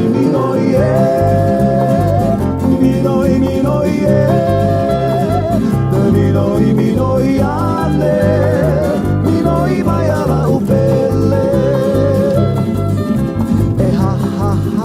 te anuina uta I mato o tuolo u ofisa e su e ai so fa amanu malela so ia e te alu fa ala awe la taru pelupe awe tangi awe oro ulo tolea tawina fa pele minoi e minoi Minoi ane, minoi mayala upele. Awele pulole, ela mole, ala mola peio selole. Avane ailoa fau imale ipukofe.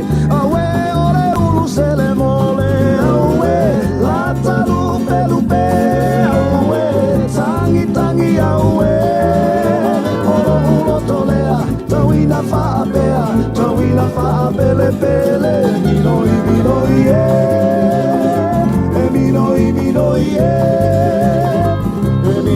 minoi ane minoi mayala upele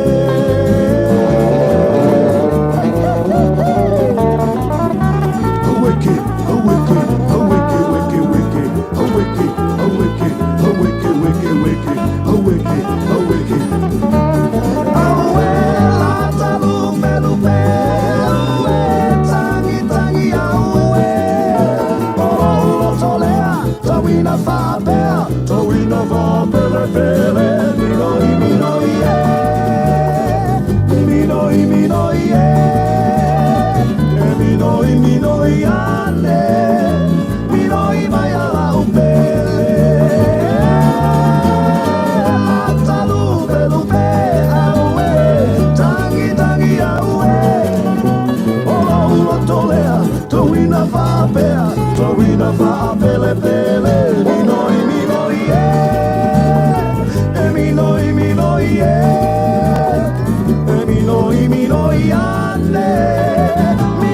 mayala upele minoi ane minoi mayala upele minoi ane minoi mayala upele minoi ane Talo falava o au lapi marina, mau pelo li tio. Ile Radio Samoa tasi lima iwa tolu amo. Just think a minute. It could change everything.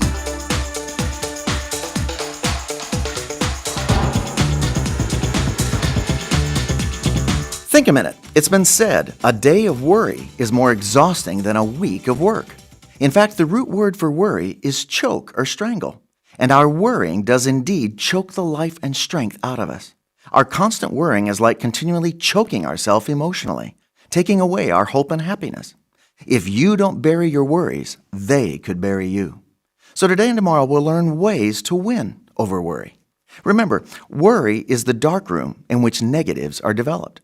You're expecting the worst and thinking about what you don't want to happen. But this only paralyzes you, so you do little or nothing at all.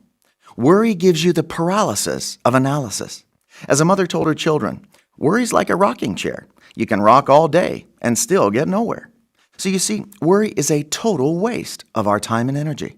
For one thing, worry makes no sense because you're trying to control what you cannot control, like the weather. Since it's impossible, why even try? Plus, to worry about something you can change makes no sense either, since worrying can't change or fix anything. So just do what you can do and don't worry about the rest. The fact is, worry is not natural. You'd feel foolish if you walked around all day with an open umbrella over your head just because you're worried it might possibly rain later, instead of naturally waiting to deal with the rain if and when it happens. We humans were not built physically, mentally, or emotionally to handle more than one day's responsibilities and challenges. A first step to winning over worry is to simply choose not to be a victim. Many of the things we worry about come from the wrong words and behavior of other people. Yet we feel somehow responsible for their bad attitudes and actions. It's true that peace with other people is very important, but never at the expense of the truth and facts. If you know for certain that you did not do something wrong, then you're not helping that other person by always rescuing him and taking responsibility for his wrongs. Remember, with Jesus in control of your heart and life, you're a victor, never a victim of other people and circumstances. So why not ask him to forgive you for living your own way and to help you start living his way so you can have his inner peace and power to win over worry? Just think a minute. If you'd like a free CD of our top 40 programs, write to us on the internet at www.thinkaminute.com and catch us tomorrow at this same time when we stop and think a minute.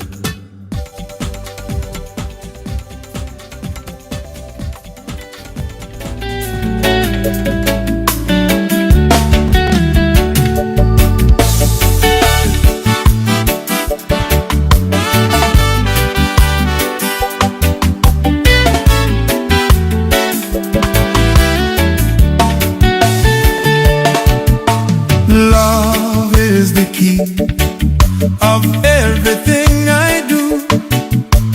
Jesus is the source of it all. Love is the key of everything I do. Jesus is the source of it all. Oh, el alofa oleki.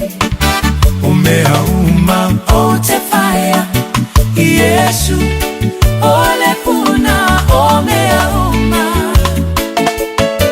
Ole alufa ole ki Umea uma ote fire Yesu ole puna omea uma. Peace is the key of everything I do. Jesus is the source of it all.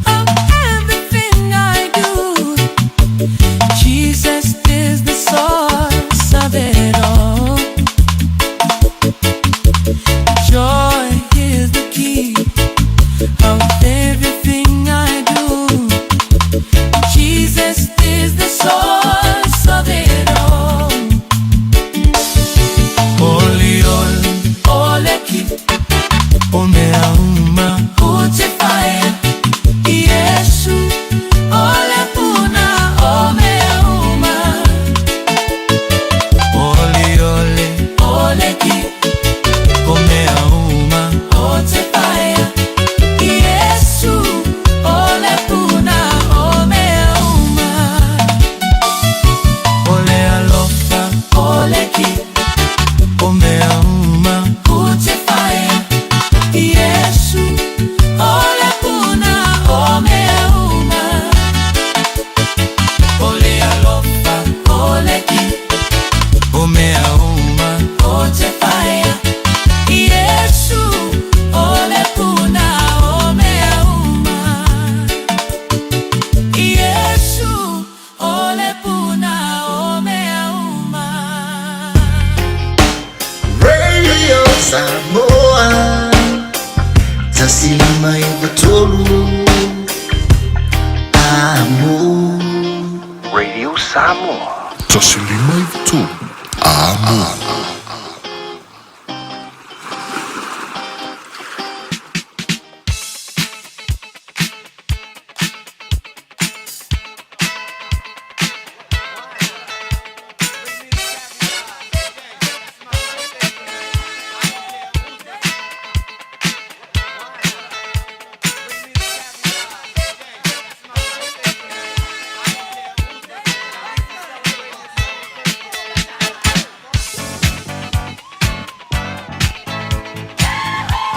Afaton ole jola feature family ngas fana ole aso tofi le nei was fulu lo e aso February on tara polo ngole lo apel lo se fulu ma leono batala le telefoni mo oi tolu fitu tasili mai batolo mo fona banol tanto email On air at radiosamoa.co.nz. I'm fine for on Facebook mari YouTube or samo mana ye telele na ole tatu telefoni ma non si fu Ta lo fa la sunga tavai. ala se fu dei tai au Ma lo so fo la sunga. Ia ole fa manu yanga ole fa na ole tina ya fa ala video. O neilo na asa so fo. Ia fa la ia afa yo e fa fonga mai ia. Fa manu ia tele le tu e lo aso fo ne ia so. E o lava ina so ina i mai ole tino. Ai fa tai le tu e au le lo as fa na ne ia so. Ia fa manu ia tele le tu ia te ole tina. So fo ini stau sa stele. Tatou te mafutai tono sia tatou e kale sia. Fau tu ai pere ngal winga le tua. Ia fa manu ia tele le tu ia te o fa la. O lo fa anga na mai le sunga fa fenga inga ia. Sione tui vai ti. Ia male e kale sia e West Hapa. Ia ele ngata fo ilea o le fa nau. Ia maftanga tina. Ia asilia ia lo fa fanua le lunga le telefoni fa la. Ia God bless you fa aftai lava la sunga tavai mo le havanoa. Manu ia le aso. tai lan fanua mo le fo nei tai au fo ya le lei fo I jole lo pese fa mo le ngala pito a man mana Le ai te vai. le ai e fa le pisi fo ile aso se lo February la to se sia ka tu lo ta Facebook mari YouTube re nei fo tai au te lo le sia banol ta tu telefoni ta lo fa Ma lo so fo te vai. ma lo le si fo mo dia Pamianga mo le fanau.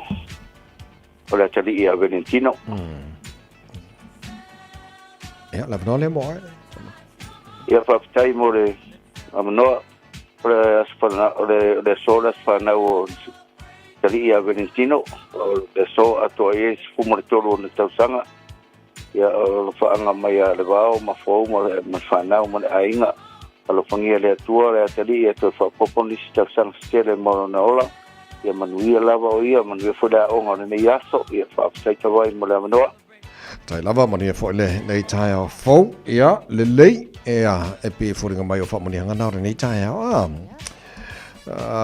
na no toi sia ki tasi telefoni emaili ya ka korunga okay le lei si o bala tu na ya wo ya SJD ma ko mo Wesley la fa yali o mai se o se pese fa mo mole fa mani el pure ngama la fa ngal re sa mo mal ta bo kala me foi le tu no fa la tu ra tu fa no ni aswa ya le lei Paki.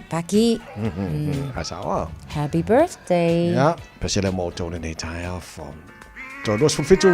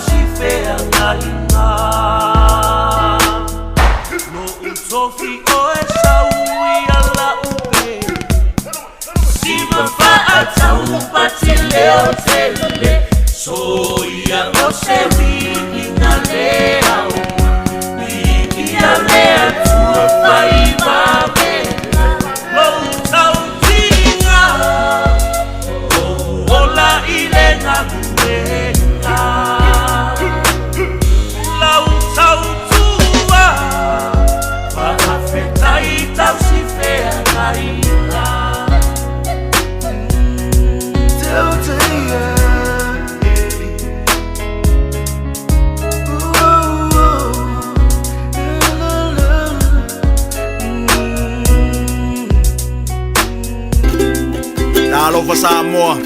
Wa ule ne yo kasputi alu. Awal sui ya ngila wa ule kio. Aeva eva mai ina se fudu lima iva kolu. Amo Radio Samoa. Vevela Hill Road o lo faisipisi le taimi le nei e mai se langa ia tuilunga o tatou State Highway 1 ia mawhapena fo nganga ia tuilunga State Highway luas fulu le taimi le nei mai tau watu fo i lunga le tatou State Highway luas fulu lava northbound toward the city o lo faisi mamafa o le traffic mai le vaenga peanga ia tuina Mount Roscoe alwange fo i le tatou ina Woodaview ia malisi vaenga na o ni hanga lo mai tau watu mamafa le traffic le taimi le nei southbound toward Manukau o lo lava fo isi pisi i le taimi le nei. Wiri on State Highway luas fulu o le fo i o pisi le taimi le nei. Whapena fo i le maita watu i nai Hillsborough i le nei taimi le taia. O lo i le atal ta avale i nai le vaenga le na Car Road. Whamal mole updates mai tato i lungo le tato ping whailangi i pe whapea fo isi la fiane ave ta avale. On the southbound o lo whai lava fo isi mamafa i lungo le tato Southern Motorway Gillies Ave anga i atu Penrose. Lisi vaenga le lo mai ta watu Mount Wellington faisi mamafa le traffic le na o lo o iai tatou ile nei fo i taimi Massey anga i atu Coronation Road ia o fai fo isi mamafa le traffic le na o lo o iai tatou Manukau anga i atu Green Lane on Great South Road faisi title le traffic le o lo o iai ile nei fo i taimi o le tai au Takanini anga i atu Papkura taimi le nei o lea fo i o lo o pisi fa awa watu anga i Drury faisi pisi taimi le nei o le tai au amta vale tau tua na lava le saunga le mul nei taimi o iai fo i nei tamaiti tono ta avale to i luas full minute na ta leo le tula valu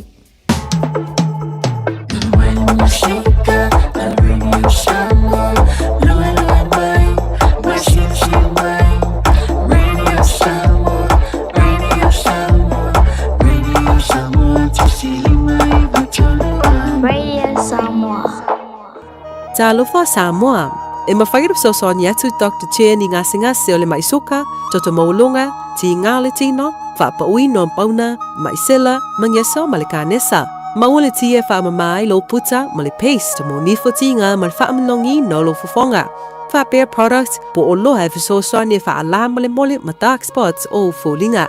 Ua tele ungali ua mawala to pepe o nar so soani a Dr. Chen. Ala au noi le lua fituano tolu fitu, lua fituano tolu fitu, pe a fiuane i le lua ono, Great South Road i Otahuhu. Awane ge misiele papitoa ale Moda Furniture. Maule iPhone 17 Pro Max, lua fatala ile vayaso, Samsung S25, male speaker ile na le lua tolu tala ile vayaso. Maule papitoa muenga fa apea seti nufoa. A whaia te whaailoa i le Moda Furniture o le Radio Samoa na mawaili nei whaasalonga o le amaua sau mea lofa. Le Moda Furniture, tu atu si tolu lua Sales Yard Road o tau, te tala le iwa tai awanga i le afo le lima, i le asunga fuanga i le asfaraile. Asu tona i male asu sa, se fuluanga i le afo le fa. O fia maua sau ta avale po sau piki apu, ai tongi ta i vaiaso, lua vaiaso, pe ta i masina, o le Sleek Cars o le a maua i le fisosoani. Ua ta pena le au whaingaruenga a le Sleek Cars, mo oi malo a inga. Aua e te popole i se mea e tasi, te tala fitu aso, mai le sifulu i le tai au, anga i le afo le ono le afiafi. Tele la lai au kilani i saute, vili mai loa, i le o lua tasi fa, fitu lua selau, po le o lua o, fa lima, tasi lima tasi.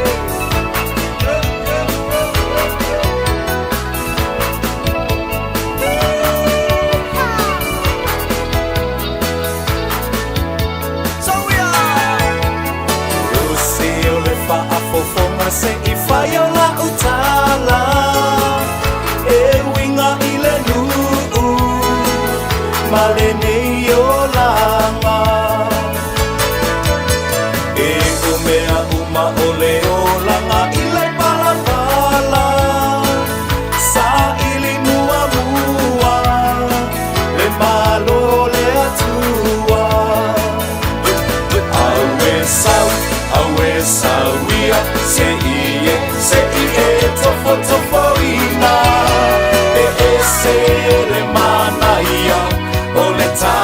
se le tala inga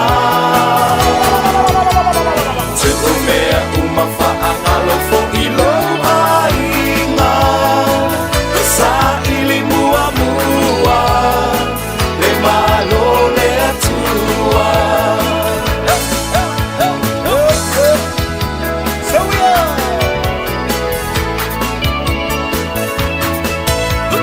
Ewa malili utoa talo fasamoa Wa mauleta sipo tua Amerika Samoa Le fina ngalo yo le atua ele maseu Talo fakoa li le asalua tauto alua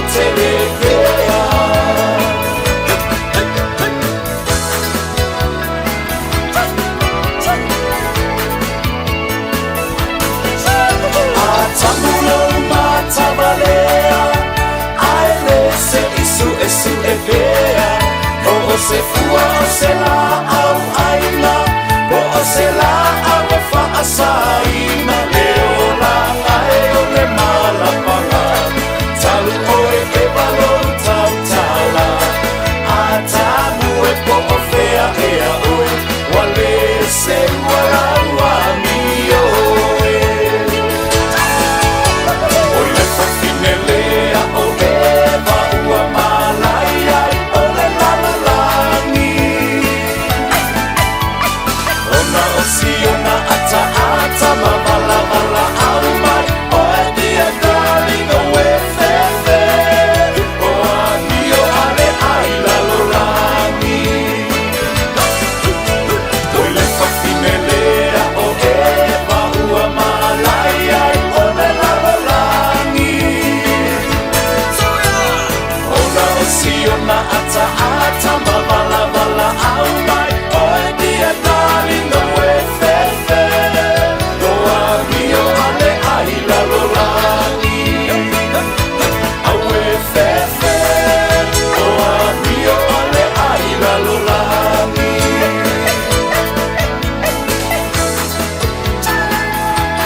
Paula le me le ilo e ba il kai me ole ang fa so so inga ai le fu le la e wa la fa mai so apu ya lang ka ke lo po se apu pa wal me lo la o lo le man le e au fa wa ka ko de ngol apu ku ai le lo la e ba ole me la le ku e ya ai le fu la o le man le ya pe special tati ana Waku ai fua Eva. Ya alang-alang aba ku fo ya Eva le apu ya kamu ya wale waka ngi la. Anga ba ku fa me ya kamu o ka nice darling. Ya mai. Esa. Ale Eva ya ku le pese so le wo fa ya nga o Eva. Esa wa. Ya wala nga o ya nga amakanga. O ya nga fa along o ya la nga ka fa so mai male uska ele me nga polo e ko ile tuan ile mga yo le lang ko ngolo fa ko nga yeten ya ana nga le ya la ya lue e karin fa so so male lo ku le mang malo ka me fa so so nga vai a koe maaka. Ia, o tala o lai tuspa i o le fo ua me pese la tau ia ai o le ai o mangi kai o le aku inga aku ia mai o la makanga o le ai o man kai ngai o le ai ngi pa so to sputa si me to talo le tula valo taro tala mai samo pe tala valo ele tai o nei matu o te pena ina nei whanau nei tai au malo le on sai malo si mai malo si le fo ua la for fata fitur vai aso la tau ya ma vai nei tamai tia ba vena mboni te fo to tamai ti la o nei tai au ta tala noi tamai ti ai ele pe au te lon tala no le por kala me nei tau sanga ba vai lua filu maltasi na o mai le ola o tamai ti di ma tau sanga Malakai Subex e o mai le taimi nei o fiule mini e tuli le minister children's minister Karen Jau e fai sana fam talanga po feo isus wale wa release nei le lipoti le corona e falling a mai la fai tau mala o titilo o mele le uma sa tau na faia e fa sao ina ile o la Malakai Subex e le ima fai ona fa tau no ina according to le lipoti le corona na release ala winga tau me e yeila ia tangata ia sa tau na fai le ngal wenga le lei ba mele lei e fa sao ina ile o la Malakai au lalo ba inga le oranga tamariki e le ima fai ona fa tau no ina which i lo tal tulunga o mal temi nei o la mafatia ia le ngata o matua o Malakai a wo fo mai la to a mase fo o tamai te tau la tai mai ai yo nai ni potio te lo fo lenta te dire por kalame e te le fa le tono ale ele kwa ile fia kali mai el minsta o nga fo male fo ia tanga io te le fa le tono e pe na sa no ia le fo sa ta yulu le su enga po le reviewina ia mal soi lo ina le nei case atole sunga ia Dr. Kane Potasi o ia le sa ta yulu ile su enga le o la nei fam talanga o le tele o vaenga sa ta ona fa ta no sa o le ai mas ele ai mas na vaenga sa ta ona fa so o le la ia manatuala o ranga tamariki la vala to ia o ila to ia pe patino ia iam ta upu fa pe ta wita maiti sa waina but ele ile le ona fa ta no ina fo ila la to pitola au o le maliu o sia alu toto e maliu e umalona ola a o le e va ai lona kera po o le na tu ina ia na te va ai taimi tonu le o le fo ia ta fialona tina ona o afianga fo I tau I fuala au so e faila o le alu finge o se selanga ia choice nga fai mai I le tangata e tu I eilana tama ia malona ia manato la na te fatu to ina peita tele manu anga sai le tino le tama titi e o lavala ina o atu le fale mai le taiminga kili e ska mai ki kilo fale mai ia e tele manu anga wo o lava ilona fai ai fo ile le tulanga fa le tonu but o lela o ia le manato le minister tama le taimi le nei wa ave sana fautuanga foi le oranga tamariki ina ia la tau faia se campaign more le public awareness ina ia loe tangata ma fai ona identify le mea ta o le child abuse le kaimile ngai onga e o lava I ma o sia tino tamaiti ia po se ungo o le tino tamaiti e ta tau lava o se tasi lava e mai se lava foi I se sonua onga falapo tonga ave ia ngai ka mai ki mal oranga tamariki e kawana siaki uma manu anga po afa le tonu I tino tamaiti le anga te taua ona I loa le leile mea e kau o le abuse o le ua afia I tamaiti ia wa ia ka ko masangi ngala ku kama kiki male wa ungo o le ulu ia pe wa ma o sia le mata ia pe fa le ang fole le fa pe ia o ia ia on kupu mal fale afa alua fa tolo na va ia tulanga fa pe ia wa taula ona a mata ona fai fa talta noanga te tonu la le vaenga wa onga mata se o tala no e le ma fai ngo fa kamala la fa ia onga vaenga le mo le sila fia lai matua uma lava lo ia la to walo ile age lava le lima anga ile lua tau sanga wa le anga ia onga mata o le tulanga na ele ona ta pa o to e fa ia onga wa wakulo ka mai kike fa ia kwale sia ke fa ia onga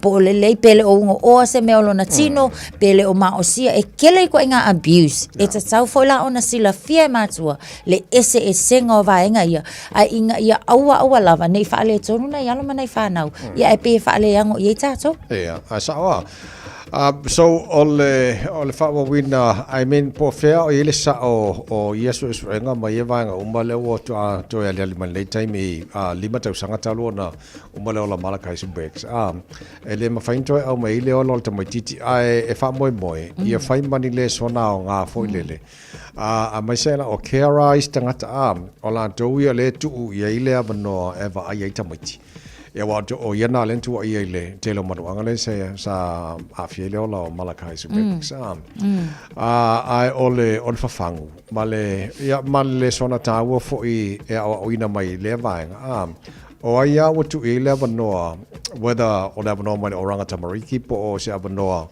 e fai lava I filtana inga le fu le vai nei fana ba ai fa le yes ole ba ai fa le o nei fana o le lumana ile o nei ainga foi matato ya ma o fa tum munga I o mene o matu e va ai lo fa ila to fana fo le ya pe a te iwa a fa ina foi ponta ultina na abele tulilo fa sala ya a su elar kanga ka ba ya lantamba ile taimi ya ai le fo ina ba ya wa pe na le na ma fo mai le te lo maru anga na fia ya Malakai breaks yeah, so I mean, we take the positive out of the negative, meaning o a meo fale tonu o tupu e whaina o ina mai le sona lei mo tatou yeah, o foi niso fa fo mai wa te lopo e niso o po vea ma tausi po foster parents inista mai tausi fale lei yeah tausi male alofa ia ma ia fa pena na fai pe o la lava ta mo foi le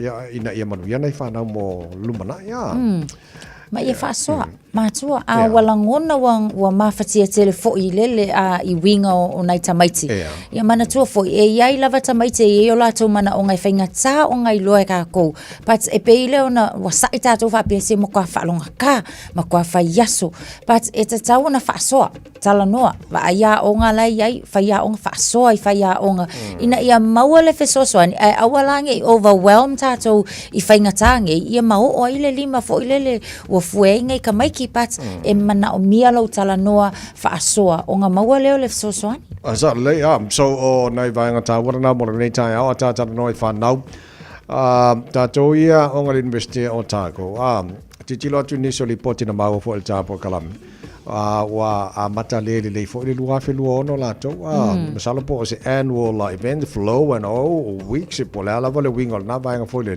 ia I will over for ava malo si male le for on control ya le for ngai wa afia ni sta miti ale le amakale semester mo mo tau sanga man tol to telo tato ia o ni so le malanga tu fo ile ese atu no ni se to telo atu au kilani ni se ese mo vainga o New Zealand pat o vala le board ia nga paule o ko nga me fo nga le o fia ai o social gatherings but o le famana tu lava fo I mo tato e mai se lava fo ni so le wa matana fa oli le amata o ngol ni tau sanga a wa fa lava le tupu mai elena o le paule pa o mai lunga le fonga fa lua pa ku fo ilalo ia ala ia mal fangu nga fo le lona winga wangingi vai lunga I o pakaku o I fala ilalo ia au lele amatale tau sanga onga na lai ona au mau ile fo I vaenga so ele ole li poti mo fo ile mai ile university Dunedin na ia fo I se time tau sanga le o tulanga la fa peso o fautuanga mo tato ia mau ki ngole le pola le purpose nga lai on tato o ile vaenga I ke wa fa le kong wifo le kai onga amaka ia ongol nei tau sanga asa le so no mala familo jolo talo le to la ballo le fa taro fa malastino mai lo fa malastino tai out so taro tala mai samo le fa tai out fo what ko halu let's go halu ai plus luma ya aya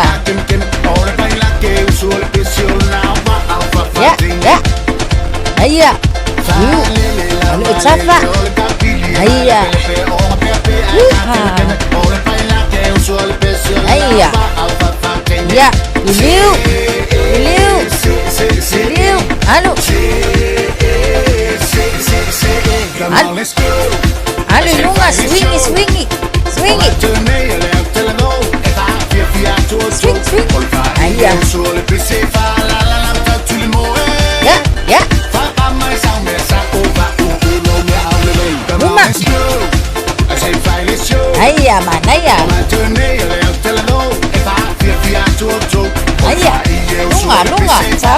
Tau.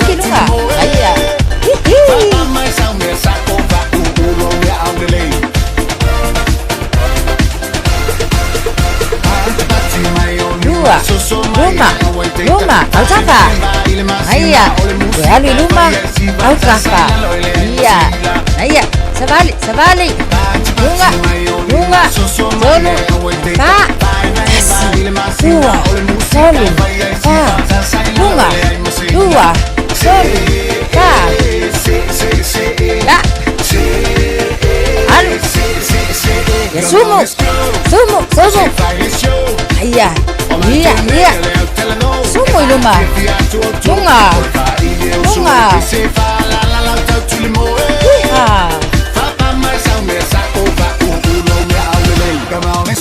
Adeu kafa. Iya. Kau. Iya. Ayah.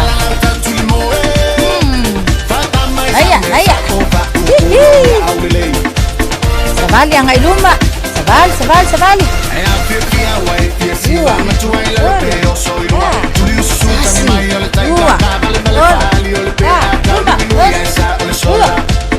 Fusegone. Iya bal. Sabali. Mana balele tsotsonu. Mana vai fafu. Mana tsotsonu. Na vai fafo. Ya, manu ya tele la balene ya so soifua.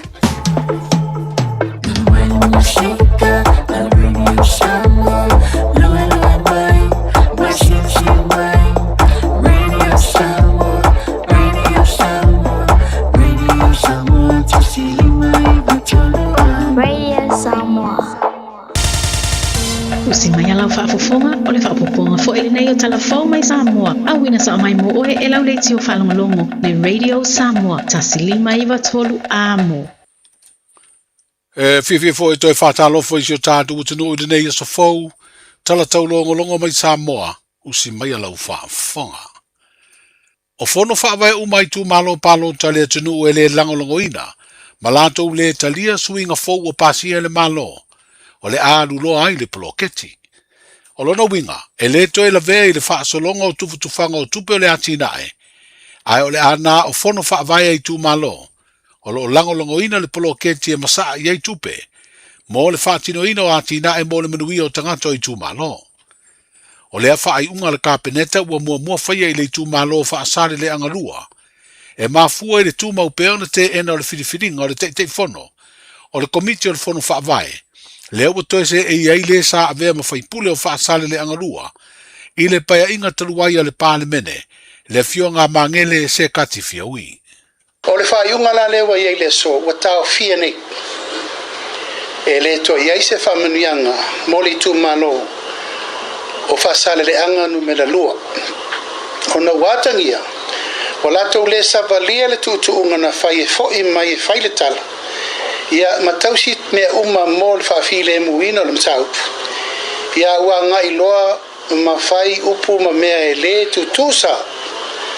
Male fa moe moe o le tatou malo. E ala ia la fua ma mea uma na fa tati atu. Ma o le nei fa iunga na fa mawina i le so. Ona o le talitonu, o le puipuinga, o le tamali anga, ma le tau aloa, o fa iunga fai a le tatou malo. Pelava na fai atu sa mo te musola. E tumu le ava ma le whaalolo. Peitai, ava ai atu loa e le ta la whengai ma ua liari mai whainga nei e fo ua le malo i ana whainga wawai. E leila se si me to e alo i le malo al whaatino lora na whaiunga. O na rua ua o upu whapea e whamatau a iei se me lo loto. O atu le isawai. O upu nei ua la lafo e fōlinga mai ua lato tau whamataua o nei o le taitai o le malo. Ma ua lafo upu whapea ua whatusaina o ele o au se salawhai. O le tāpua i o wainga, tāpua i o whasinomanga, tāpua i whoilo utu malo i le mta upu nei. Ma le whaupunga, a iei so loto, uno o atu leisa vai. O umana ua veina le mta upu i limo leo leo, whatino ai i ala o tu lafono. Whai uma mea uma nei, ina ia tau fia ai i tu a inga winga le mawhau whau nei.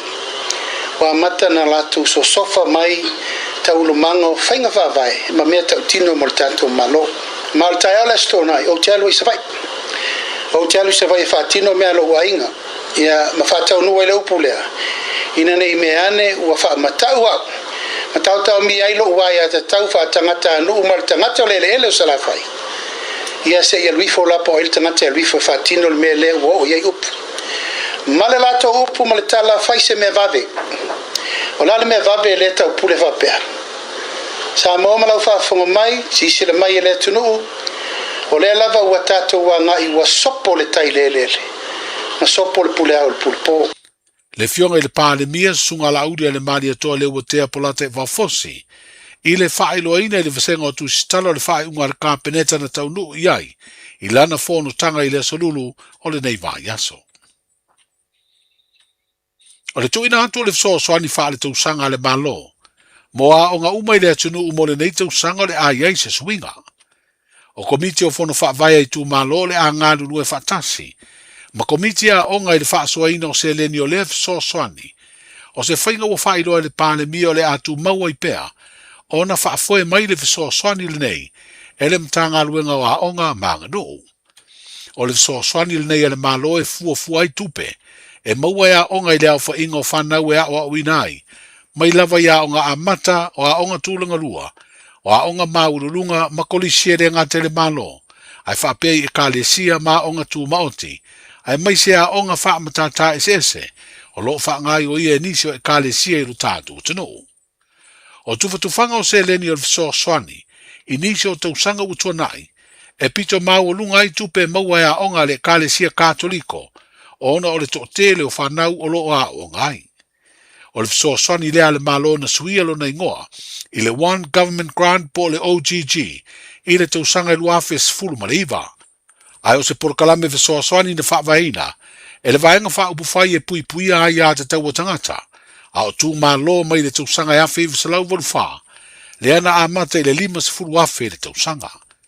Wa whaaua wina pea isi whai ngā malo ma si itia tupe ua whaatino ai.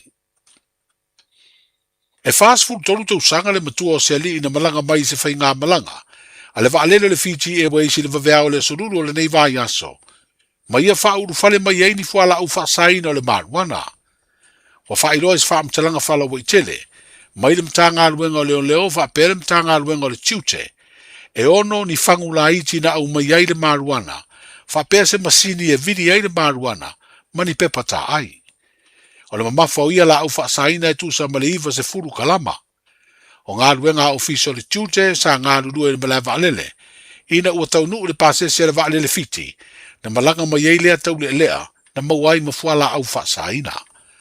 O leo ua tau fia mo su e ngā leo leo, o se tangata nuu o Samoa, ai wha mautu o iei Australia. O lo ia wha o ngā ina se tusi folau, tangata nuu New Zealand. O avel whaftai le ofisa siri o le pulenga o le tanga ruenga o le tiute, i le mata alia o le ufai ngā luenga sa tiute le malai vaalele. Ua mawhai ona tau fi ai le sau atu i whafo ia la au whaasaina i lo tātu tino. O tā penanga le soa komiti mo le porokalame le sisi ngā fua, i le whamna tuino le tūto tasi o Samoa i le masino uni. O le mae au le urua i whiroa i ngā soa komiti, o lo vaia tu ngā fautasi mai si foi tu ngā vaai le amatanga o le vaiaso. Ua whairo ai le teitai o le malo i le fionga le palemia, ua fitu i le valu fautasi ua whaamautu atu, i le soa komiti o lo teitei fono ai, le sui komisina o le mtanga aluenga o leo leo, whare pui mare toi fuata ina. Ai mo isi tā penanga le lava soa komiti, o le asfareida le vaya sonei u whaamoe moe, e fono ai fo i masuyo a fio anga o kalapu mani whaalapu tonga, mo le whaamau popoina o tu ngā vaa tulula ma pao.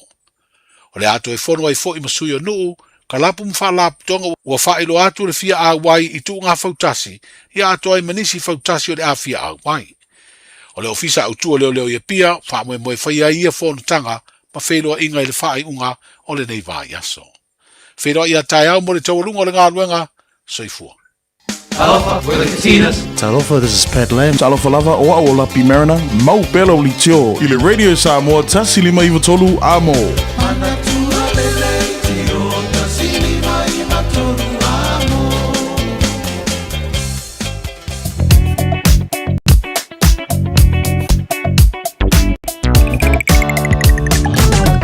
Taimi pisi lava nei o lunga la wala e le foi tai au fau Wawai tu sai ma whamamongolo tuna mai lunga la wala, ala waka ko tahi, esa mai lunga o tātou highways, Mount Wellington Highway, mai lawa oi Pamiua, le link matama o Mount Wellington Highway mai Pamiua, whaasolo mai around Silver Park, Poloka ia, au le yo i le on-ramp of southbound State Highway 1, whapena for the city-bound State Highway 1, nei taimi o le Taiao. Massey Road, le si vaenga whaisi pisi tele, around Middle Moor, manisa vaenga o tāhu, hu whaisi poloka ne vaenga o le Taiao. Ash Street, around le Avondale Race Course, whasolo tuai Great North Road, around Waterview, ele yo le on-ramp o le westbound State Highways Furuono, mara city-bound Furuono, whai whaisi poloka, ele ne vaenga o le Taiao. Lunga tātou highways ne vaenga o le Taiao, au e malanga mai North Shore, pasi mai Albany, whasolo mai Rosedale, Silverdale, Wairau Valley, Takapuna, Glenfield, North Coast, Poloka, ia ne vaenga o le Taiao, lai o ke runga la wala la Papa Harbour Bridge, anga le taulanga iau ki Lani, link mai o se Furuvalu, mai Green Hive, whaisi Poloka, le o mai e whenua pai, around Hobsonville, le Furuvalu, whaasolo mai le link o le Furuvalu, Furuono, Westgate, Royal Road, Lincoln Road, whaisi Poloka, yo lolo wā te tuanga Rosebank anga Point Civilian, Western Springs, whaisi Poloka, le neva Point Civilian, around Western Springs, whaisi Poloka, le neva anga le Taiao. Whaasasa o se Furuono, le taulanga o ki Lani, ai awhia mai le tano, Highway Luasi Fulu, Point Civilian, Poloka le wā Mayora Road on ramp and Dominion Road on ramp, pasi mai Hillsborough Road around Onehanga Flow le leia, lai o ke le malanga le vale le Luasi Fulu wha ua mai Luasi Fulu, Massey Road, lai Pisi, lai Poloka, Pisi a lai Flow le leia, whatoa Poloka le pasi mai o Puina Road on ramp, whaasoro mai Lambie Drive on ramp around Rainbow's End, ma le link o le Luasi Fulu. Ngai i le southbound o le afo i o le State Highway 1. So o le telena vaenga i lunga o le awala ne vaenga o le Taiao. After vale, se ia lofa avele fa mo mol tem pisi fo le Taiao le mole nei tamaiti la onga. Avele fa mo mo nei fanau. Ia mol saunga le mole malango tamaiti la onga nei fo i Taiao fo.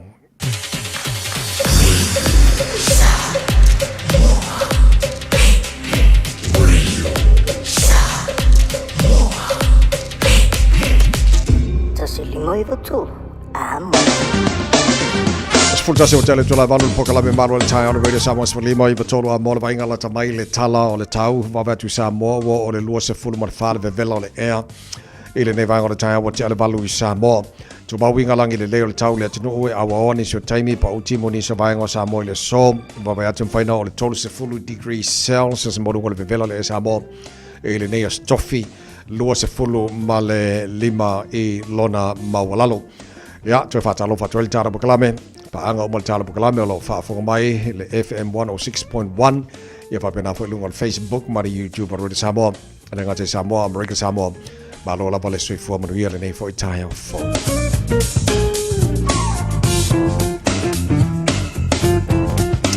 Whatalo whala mbalo la tunua whaafonga mai Australia, so se vaenga Australia le nei taima le taia, good day mate, ma lo se fo manuia le nei fo i taia o fo. Ele la mua Canberra Furuiva ele malu o le ea le nei taimi o le Taiao. Winga wha mawina le tau mo le la mua Canberra ele nei aso e awa awa pa o timo i nisho taimi. E mawhaiona o le tolu se fulu degrees Celsius mo runga le vevela le ea i Canberra se fulu mariva e lona mawalalo whatalofa i paanga le tara pakalame mel pone. Ma lo lapar se fo manuia le nei taimi o le Taiao kau maruru el kaiao se fulu tolu.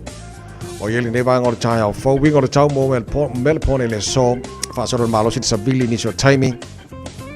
Awa fo il tau se fulma le valu maulunga ma lu le eas futolu lona maulala so ka maru lu mai ka ko ri mel ponga ngia sori a sini Australia ma ro se fo manuia e le nei tai au be vela marka a ori a los futolu o yele ne vanga o tai au fo winga le tau sini Australia awa pa utimu ma los forse vili ni so taimi los mo fitu maulunga be vela fa mo wina mo sini Australia los futolu lona maulala Brisbane Australia ma ro se fo Vavatu fai fusi vevela mo tātou le nei tae au, lusu whaolo o iai, winga le tau Brisbane mo le nei fo iaso, awa oa pa o timu, tolus fu malima mo lunga vevela mo le nei fo iastofi o tātou iai. E to tele tātou pa anga whatala fo mai Perth, Australia, la kau mangai mani maru o le tae au, as fulu ono, O iai le malua le ea le nivanga o le tae au, o le awhasolo susuru mātanga o fia le la, vevela le ea luas furuiva i lona maurunga o le tele na vaenga o Australia, ia male tulanga o ile tau, i le nei fo ia stofi. Se mali talo le tau le no whanga whasalanga Radio Samoa. Tama ki makau roa o kilani no whanga whasalanga, Radio Samoa se furuiva o ile manu o le ea, wa ati whafo o lo mātanga o fia le susuru le la, ile nei taimi o le taiao e tu mawinga o le tau le so langi le lei le tau le aso ato luas fulfitu o le maununga nai o le bebela whamawina mo au kilani nei aso luas fultasi lona mawalalo taiao pe au lia o la pasar poina awa o langi le lei pa utimu ni so vaenga au kilani taiao luas fuluono marunga le bebela vainga yon tuatu vasoro na awa o pa utimu langi le lei la sto nai pasaro poina awa o pa utimu le aso sa apa jangan vase foulang de leila so fualang de leila so lua pa utimu na so lulu ora vai aso fo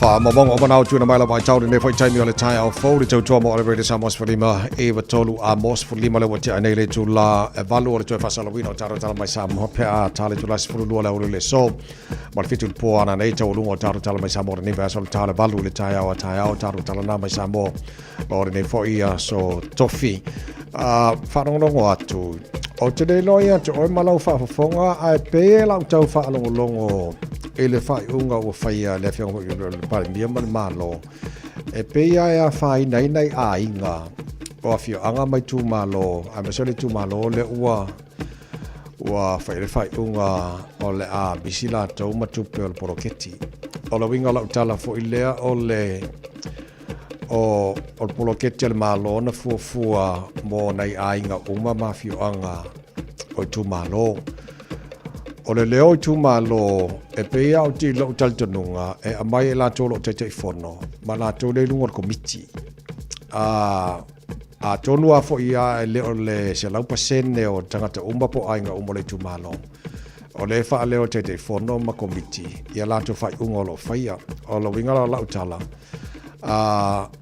o le manai o polo keti nei le malo e manui ai ainga uma a ti tilo la tolo individual families o le wa fia mo le tu malo le wa le a misima tu pole tu malo te le la le afia ngona ainga fo le yo te le lo fa fonga bala la pe la ta fa no longo na ana se fa pe pa u le ulu le la au ile te fono mar komiti o lo fa fo ina ia fa ya la fa unga mo na la to o nei afia nei ainga o le tu malo tole e ke le mo ia fa ko seri le ale ko ki no ko ri a mo se ka ko poru e manga ia mo ia ia man on mana ia wa atele ia fa tasi e kuku mo ka ko ia or ku nga ka ku poru ia wa le fa no nga ku e sar ku nga ka ko ia ma fa tasi e lima ia va la dia mai America e pingiala o poru ia pingi fa ko si America piki mai lola ia o ko se su champignon e manga ia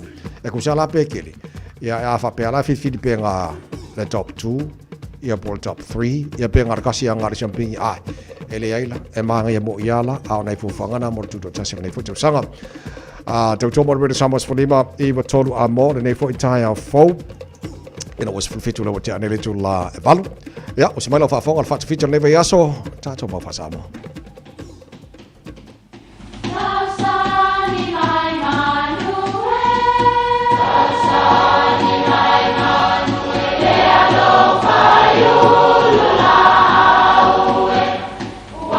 E o fanga manu i ululu o la au awa e fafanga i funga o la au. A o le tangata e fafanga i upu matala. O le mafileo o alanga upu mamuanga ngana Samoa maona whaapongai e a fua i lona sio mianga. O lona lea sao i le whaatufunganga o le iloa whaale aso mai le tautua se ia o ina pule. O alanga upu mamuanga ngana ua lanto mamanuina le tō whamanino a Samoa mana tua fo'i e tāo fitau muli le atunu. O ainga Samoa na mua, e whapele mau o se ainga Samoa e au fiai i lantou nei o le matai malona whaletua ma le la whanau e au fiai fo'i ma le au ainga. O le au ainga la o le matai e au fiai tu ainga tangata nei. Mua suli tupolata. O suli tupolata o ilantou nei o tangata moni o le ainga. E tā ua foi o suli tautoto po o tama o le ele ele. Lua, e iai tangata e tā ua o suli saotā. O ilantou nei e tā ua o tama fai. O tangata foi ia na vai tama iai e matua po o matai o le ainga. O lona winga, o ni tangata ese, ae na vai tama iai tangata moni o le ainga, e fai mālantou whanau. O lona tolu o suli tupolo, o tangata nei na ala o nao o antu i le ainga o na o le fai ngā wā po o nofo ngā tane, e tā ua lantou nei o mau paolo o le ainga. Ma le lona whā o suli tupea, o tangata la nei o lo ono nofo i le ainga, ona nanga le lei iai le matai po o mātua moni o le ainga. Ai lea o ni tangata moni o se ainga. E au fia i tangata nei le isi la fonga o suli whaawo. E masani i aso na mua, sa au sange nisi o aina. Ona avatu ai lea o tangata ia, e wha aina ai le ainga. Ia, pe ona uatangi atu fo i le fia maua o se fasi fanua po se ele ele. E no nofo ai ona uale to e fia o i o lantou ainga moni o na e mamau i tua. Manatua, o tangata uma nei e la vevea uma i le au ainga o le matai, matau tuai, paulona. O nisi o suli tupea, waola e whanau ma ua lantou lei loa le vā ma suli tupolata. Ma fia whaoa i loa mea tō tino le ainga o loo nofo ai.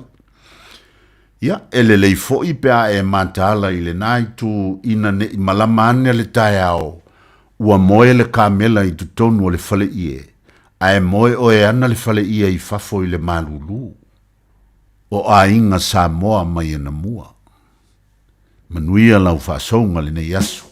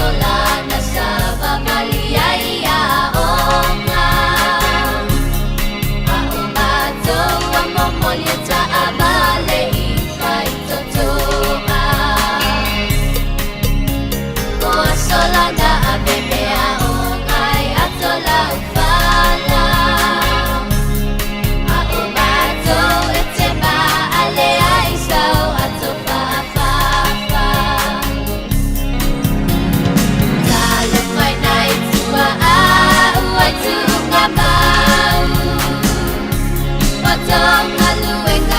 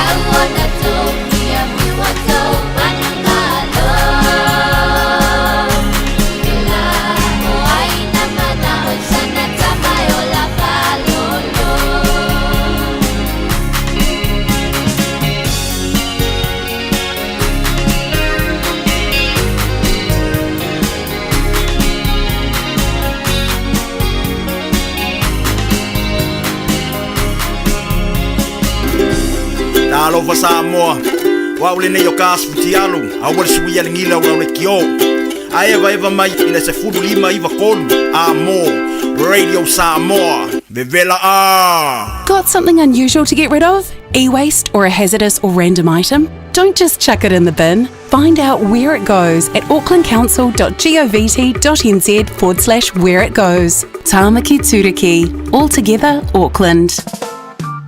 Le Big Pots and More, o whaiti tia tau nisi o loa. Maua steamers, woks, olo la pupua, ipu teo ata, ipu popo, maisi. E iai fo i o ngā mukesi, e whaonga i tutonu mu whafu. E whetau i le lei mo a inga e ka le sia ma so o si wha moe moe.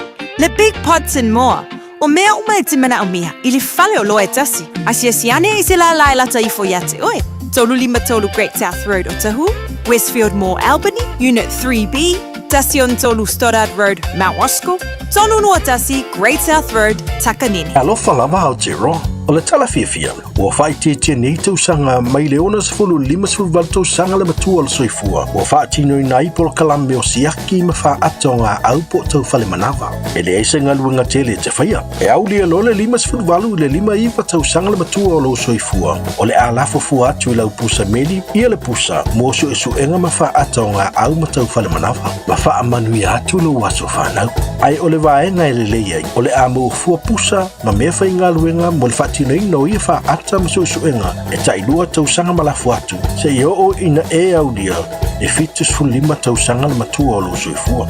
A vave iloa, ma mau e suenga ma wha ata o ngā au po tau whale manawa le ka nese le amatanga e ma whai o na tonga whatia ma le manuia e le aise tongi e vave ma whai ngofia o suenga ma wha ata o ngā au po tau whale manawa e ma whai o na wha sao ina iola a mau alola upusa e whai loa. E te manae maua se luma nae manuia o la wata li I polo wa whawhine. Ua se fulu nei tausanga o whaatino le Pacific Advanced Secondary School lea au o nanga. Na whaawaile nei a onga e Sir Michael Jones. E whaonga I nae ngana le Pasifika I le NCEA. Maua fua o fua o ngā toile ai ni pilia onga. I le tausanga lua o loa whana maua lunga I le Whainumera o alonga whana wale pass na au sia tongi e ulufale ai I le Universite, po le University Entrance, I le tele o kolisi I au kilani. Ua uti ava noa mo le lua o lua ono, mo nisi whamtalanga wala au loa le pass I le ovarse lau valu o fitu lua fitu fitu, ovarse lau valu o fitu lua fitu fitu.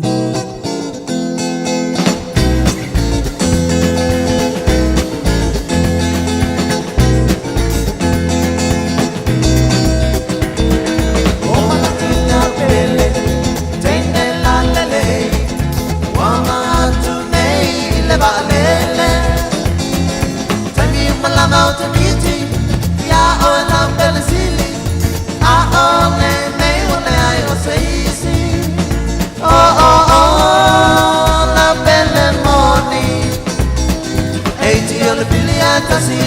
maoni Mila maoleo nana Telepo yau tausanga A ole nele suya sautali Oa ue mele ai Te wale boy mai A ole ne watoya ina Oh oh oh Na mele moni Eiti ole filiata sile pa maoni Pipa pipa pipa Pipa pipa pipo Pipa pipa pipa pipa pa Pipa pipa pipa Pipa pipa pipo Pipa pipa pipa pipa pa Oh oh oh La belle moni Eiti ole filiata sile pa maoni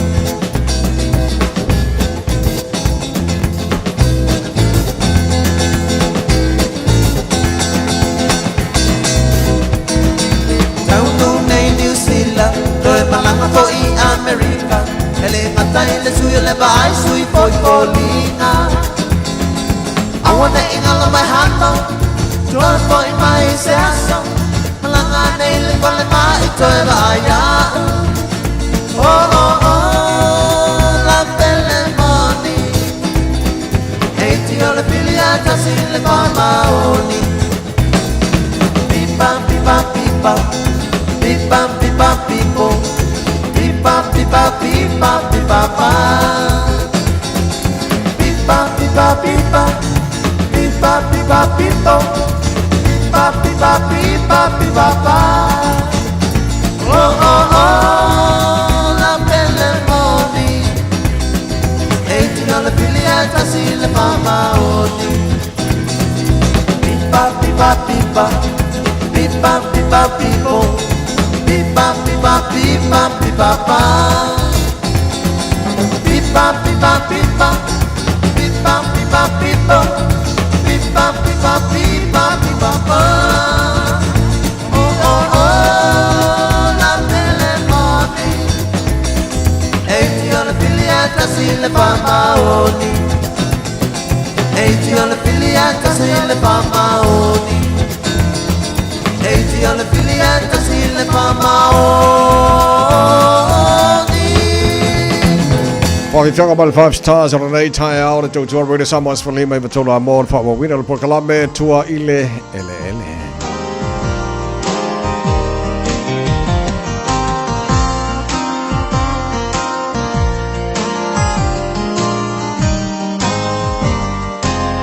Sabona nue di sepa ato amatili lava Ma oto toina I se fatula Mana oma olo unei loto Ia una ia so asau Mata lo fai fuori tana por Colombe la fai fatonga u malava ila to e fie to tole fatula la au mal fa moe e tua ieta to mole lumana ile tau tau sui fanga Wata tu ye nei sunga tu lai pa we pena ko vati mal tar bagla me tua ile ne foi tao tu lai pa malo sui fo Ia wata la pelo sunga tawai ma lu va se lu ni ta fa ta lo tro le office ta tro le tio pa sa lau a me spoila fa fongo lo fa fongo ni ta fa malo sui fo mo langi ma lo o mai wa yu ku nei tao fo tu sulu ala lai wa ku pena fu to nu ta pena fu manu ka wa ia ma na ia mo ma e suru lai man ko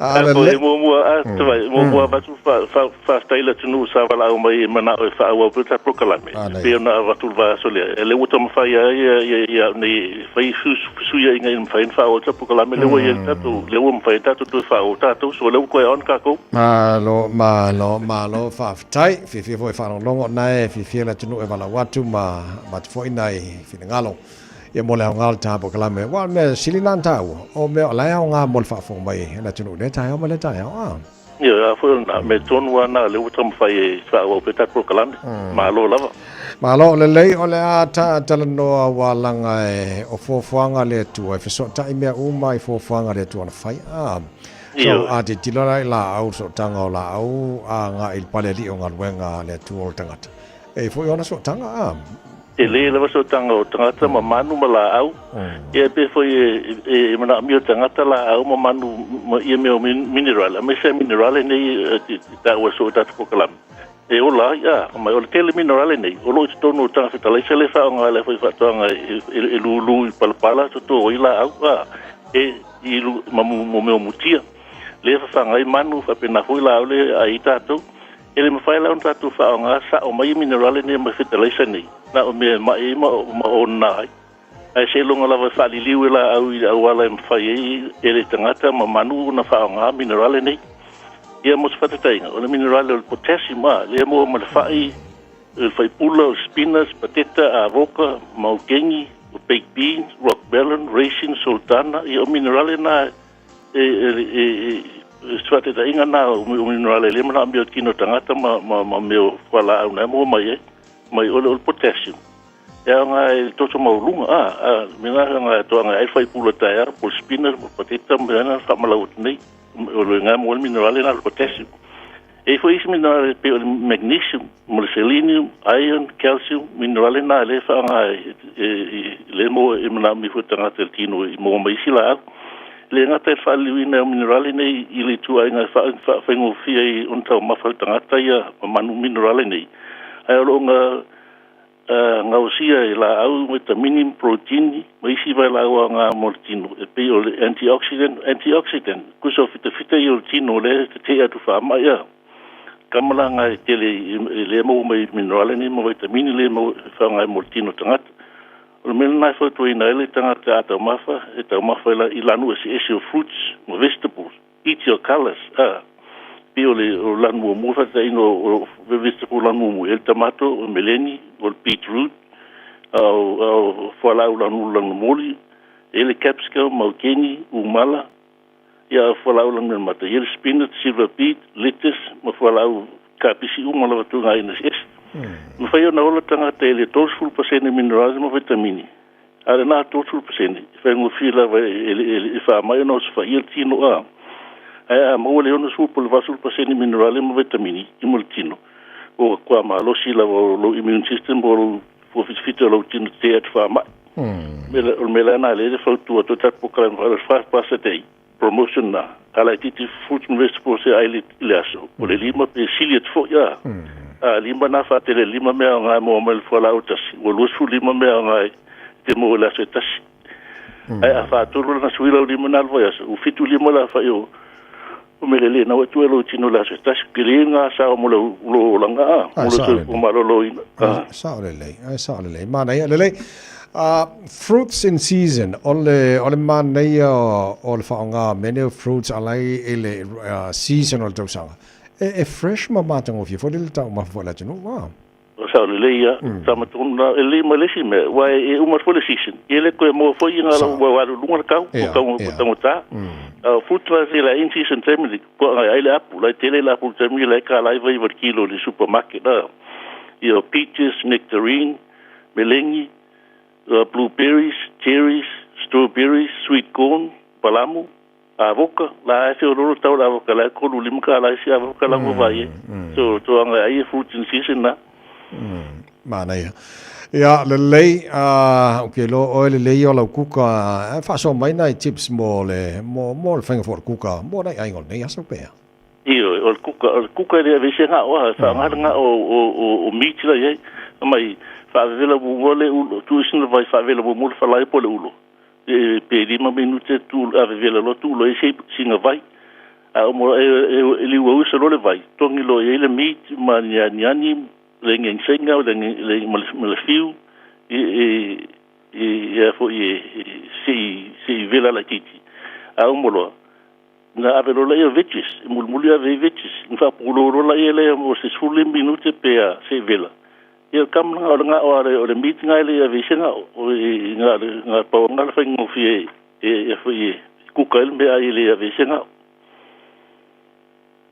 ya wala nga le ya kam fai so ese malele markelo nga fo le la nga ya final so fo malo le tino ya mo tole fo nga o manu ava to nga o manu ko ku so la ta fo na la to no tatu ala to o la ko nga to no la to ia ua puoloka le alu le tafe toto o le mpenga tafe toto ia ole singa tipinga mo le yesu ale si meta o mo temine se fei fatu la agua se fei ka fakupi fa maku fakupi se fakupi mo le season ia ma fa tomato ma faina na tango e foi kipi ru tomato sali la se tui ku se tishu fa ma ku la ile fainga mango mo se mo le season ia o fa penga o si le pizza le o fu ho termine fa mango le fa ku fa to le se paper bag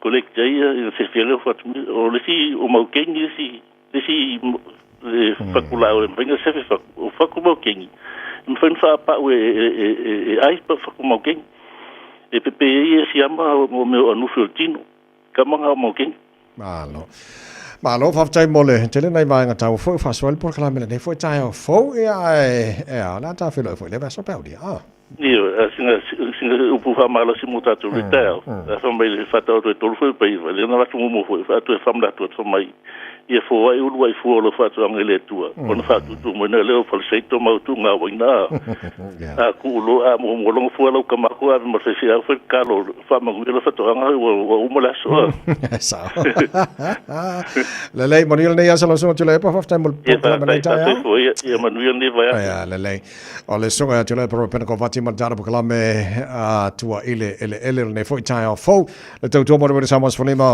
e batolu a mo fa ta lo a Juna Tuva Singano, Fafong Mai Oil, the Swiss Port Team, Auckland Airport, also Alavato Netai Fo, so Retta Felice, Malov of Tail Fatas Manifotai Fo, Neya Fo. Fafong Mai Lesson Ayuni to buy and of Fato Netai Fo, Ivon Atuli, Pupula Fafong Mai O, Hawks Bay, Flex Mian, Hastings, Alavato Netai Pesila Moy, Tato Namolina, Tomajila, or Netai Fo, Pesila Moy, Golden Elise.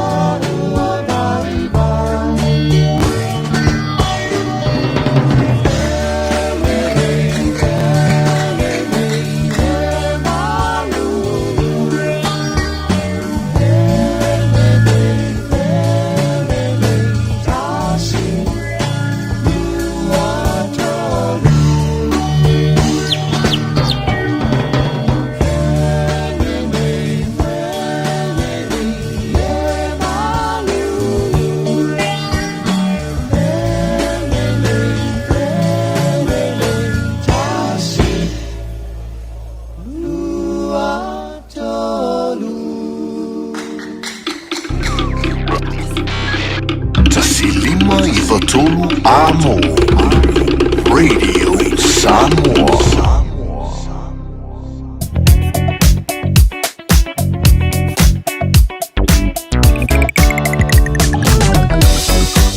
Tori poti fai mai lunga la wala nei foi tai o le nei stofi wa tantu yai avta vale ma lo la vale foi ma lo on side nei foi tai o fo avta vale ma la ba on fai na fa fonga mai fa foi lo sara nei banga tai o ma lo fa to to lunga la wala lo tu mo po lo ka tantu lo malanga mai sifo city bound the highway Sfuruono pasi mai Westgate la felo mai amata mai Lincoln Road fa solo mai tiara 2 Rose Bank Ponchevelia Western Springs Oka la polo karingi banga ta no shake le waka kotahi ya boy se fa labele on faina update mai la waka kotahi os Sfuruono number nei banga ta to malanga mai sifo nga tolonga ki lani tu mau ona polo kale ba Mayoro Road on ramp nga Dominion Road mo highway do se fulu flow le mai lo se fulu start polo kala ba on the link of the southbound highway lo se follow il southbound state highway 1 around Rainbow's End yo na le face poloka ne vanga ta yao to mon poloka around East Tamaki Road on Ram High Brook Mount Wellington Motatolo Malanga State Highway 1 il tawlanga o Kilani pena on to Mount Poloka Malanga Bay North Shore around Albany Rosedale Wairau Valley Takapuna in ne vanga ole ta yao isi mai ngomara wala ua fa solo in tau I sa tule pisi sa fenga yai ia le to telo ta to lunga wala ya mana ile lava pe on side ni tai au ona tulanga yai ia fe malanga inga lunga wala mal tulanga lo yai lunga wala mo ta to nei tai au fo to mo le Samos Folima e tolu amo ina o to se fu tolu mino tolo to talia ole tula eva tato Olo fa pena fo ona ngasi seina maru le tau tono ainga ni foi tau fo si baba be ngai o wa ka fa de kia ko ngama lo makua puni onai au fa sanga Matala si oi leva ai oi se ale fanu ai pa I mai te manu ai ta fia fusi mau oi le lo fai fa tu mawina ilu mo le tua le tama matala si oi le papai oi se ale fano se wata si la mio ilo momo sinawa ave ai la uva ai e was sola manatu afai e tu sama oi tu mau itai no no toi matala si oi leva ai oi se ani fano onai am fasa nana afai e todo mare safia mafu tapia e oi leva baba nai am fasa nana tu mau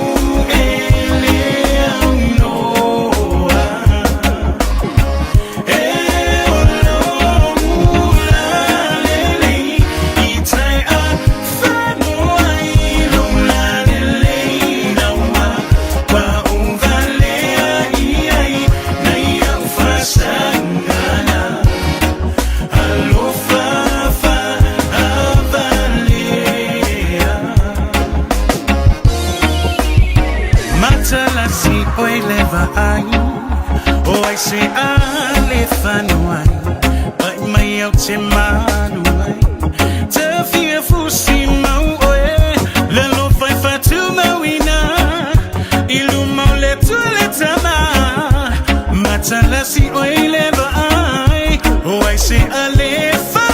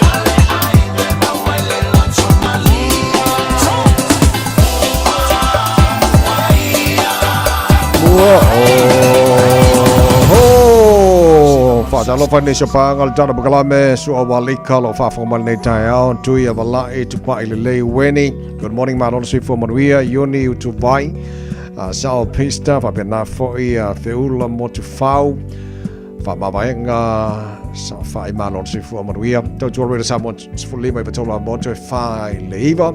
Tana fau, te pera marisunga se Yuni malau pia mai a whawhianga mai le puniana waa mata pupula. Taina mo le tunu mo la whaafonga na newa hanga le tae au. Malo la mo se fua whaaftain whaatasi mai.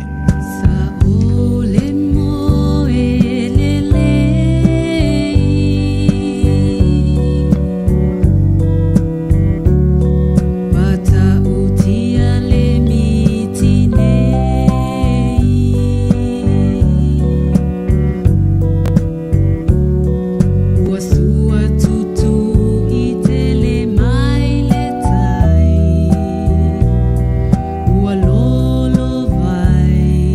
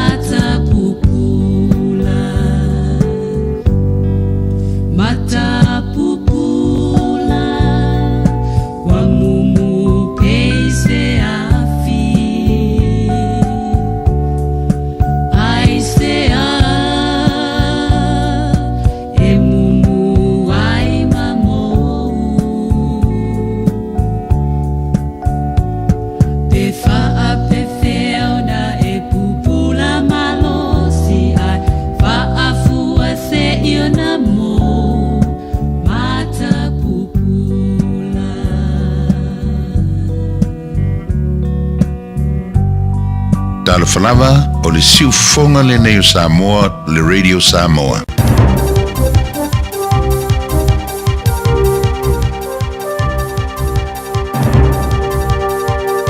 Mai Aotearoa Sila ni tau, o tala re mo lau whaafonga mai tau manuia. O le au te te lenga whaatu bevesi ni usira o tu i tia. Ai o bevesi le tonu ainga o au sia stulanga pira silo na maulunga telu mai le rua vesi furu valu. E tu taima le li poti le whaala butonga mo so Sonia le Salvation Army. O le li poti le whaala butonga le State of the Nation. O lo o au inai wha maumaunga mai ofisa pe o leo leo marimatanga luenga o wha masnonga. O whaawatenga inai se lau whaas furufitu wafe tingata. Sa fie sol tula fono whaatu bevesi le tonu o se furuma le rua masina. Ia au kusa le rua afe ma le lu furulima. Pea whaatusa tsatu ile tusa ma le lua se la wafe sa ia ili tausanga i rumatu. O lea ta la sanga le lei sa urina ile matua i palasi ma o lalo leo whaorima ma le lima tango vale maningoi. E pe ona whaititia mai ai ili se lau ma le valuafe ile valsfuta siafe. Ma ausi ai se la sanga piro sili atu ona ma o lalo. Ta o le ripoti o le whaorima ia me on whaorungari ua tele le mau atu. Mani sao ile palasi lalo e au fiere whao popoino ngā ruanga whaale o leo ino whanga i tua e mawalunga tua ia fianga. Ma le tele o le whaititingo e vesi e lea a fiaini ainga. Ai pe tai. O le numero morianga o a fianga i ainga o si tia le tolu tisimari iwa pasene. Ma whaamatu ina e leo leo e le iwa tisimari iwa pasene. O le tele atu ai o whaaturunga tisia mo le saonga le mu e whaamatu ina. O no vevesi whaalo tui whale ainga. Lea sawa ai ai le oso mawalunga e le luas fulfituafe ma le fitfulfitu. I le luafe ma le lufurulima. Pea whaatu satu i le luas fulfaafe. On se lau fitfulwono i le luafe ma le lufurfaa. O wha maumaunga lanta mai nei te mai te ola mahatitiva mai le luafe ma le lufurfaa. Sa whaari eure tūlanga o iei o siri atu ona leanga. Te lo mai le luafe ma le lufurtoru. I le luafe ma le lufurfaa. E se lau limas fuluono afe ta mai te le mawaina mea mana o mia. Pea whaatu satu. I le se lau whaasu whaafe sa iai. I le luafe ma le lufurtoru. O sai sai nei se mafine ni tua inga o se whainga tau whaavale. E se maftanga whaale uo whaatama ma le tene pole. Romance scam. Ma le se fuluwa tau stanga. Lea sa wa iai. Se te malo i Dunedin. Ua lusi ele $500,000 tala. O na tupe. Sa ngā rulue whaatasi ei leo leo i aukila ni nei ma Dunedin. Mo le whaiai o lea sa aisenga i leo leo i Dunedin. Sa latu o whaatanuina. Se whaatanunga tusia whaamsnonga. E su e se whali aukilani. I lea sona nafi. O le vaenga o sori ngā tūla whono whaatupenga le tauranga o aukilani a leo leo sa so sori ai i lea su spenga. O se mafine, e whaasu whātou sanga o Ellerslie, sa seia ma ua whenga i nei mara mōrianga i rona uumio ni tupe se whainga tau whaavalea. Whaaria e lea li i sui sa tini senior officer Vili Ali Ramsey, ma i le vaenga o sori ngā tūla whono whaatupenga le tauranga o Kilani. O lo tua ia leo leo de whaamastonga, o lea whainga tau whaavalea sa whaatamo e mosfurwa tau sanga.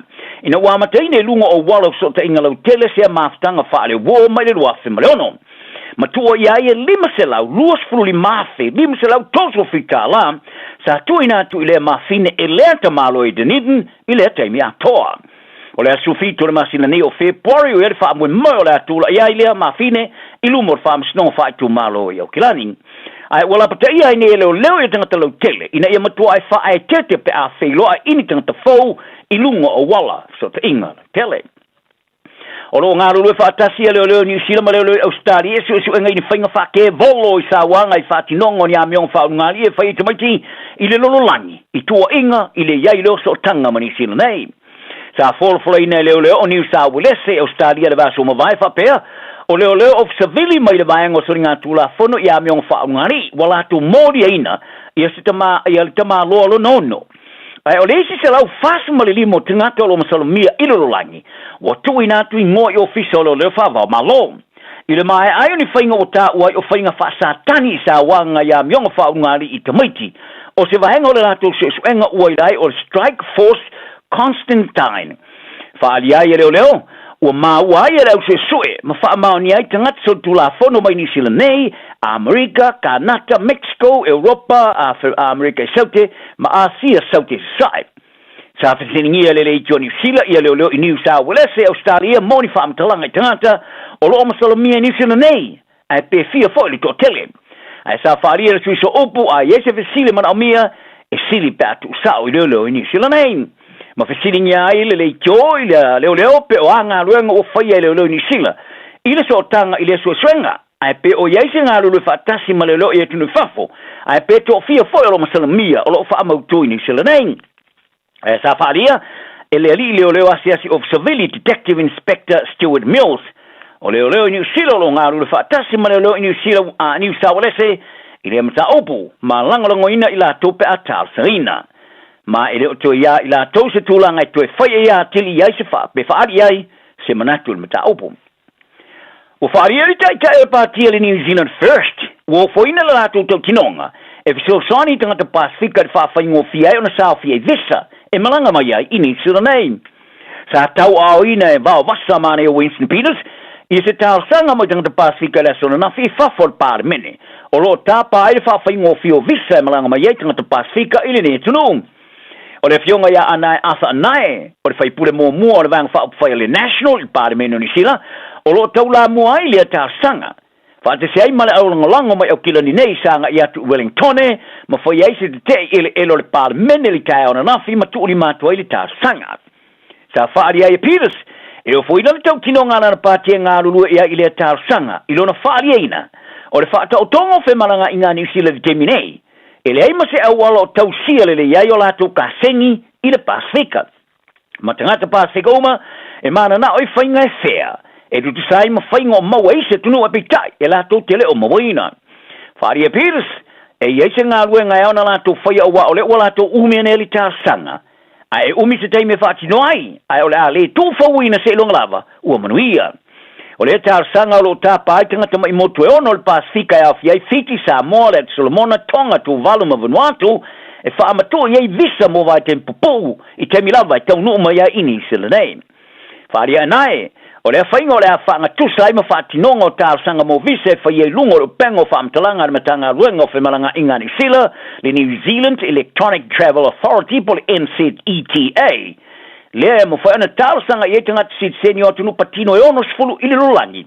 E un fale ba i ni sila nei moni asi singa popo e no lea mane mo mi ai o ni visa o ilo ai o le visa waiver.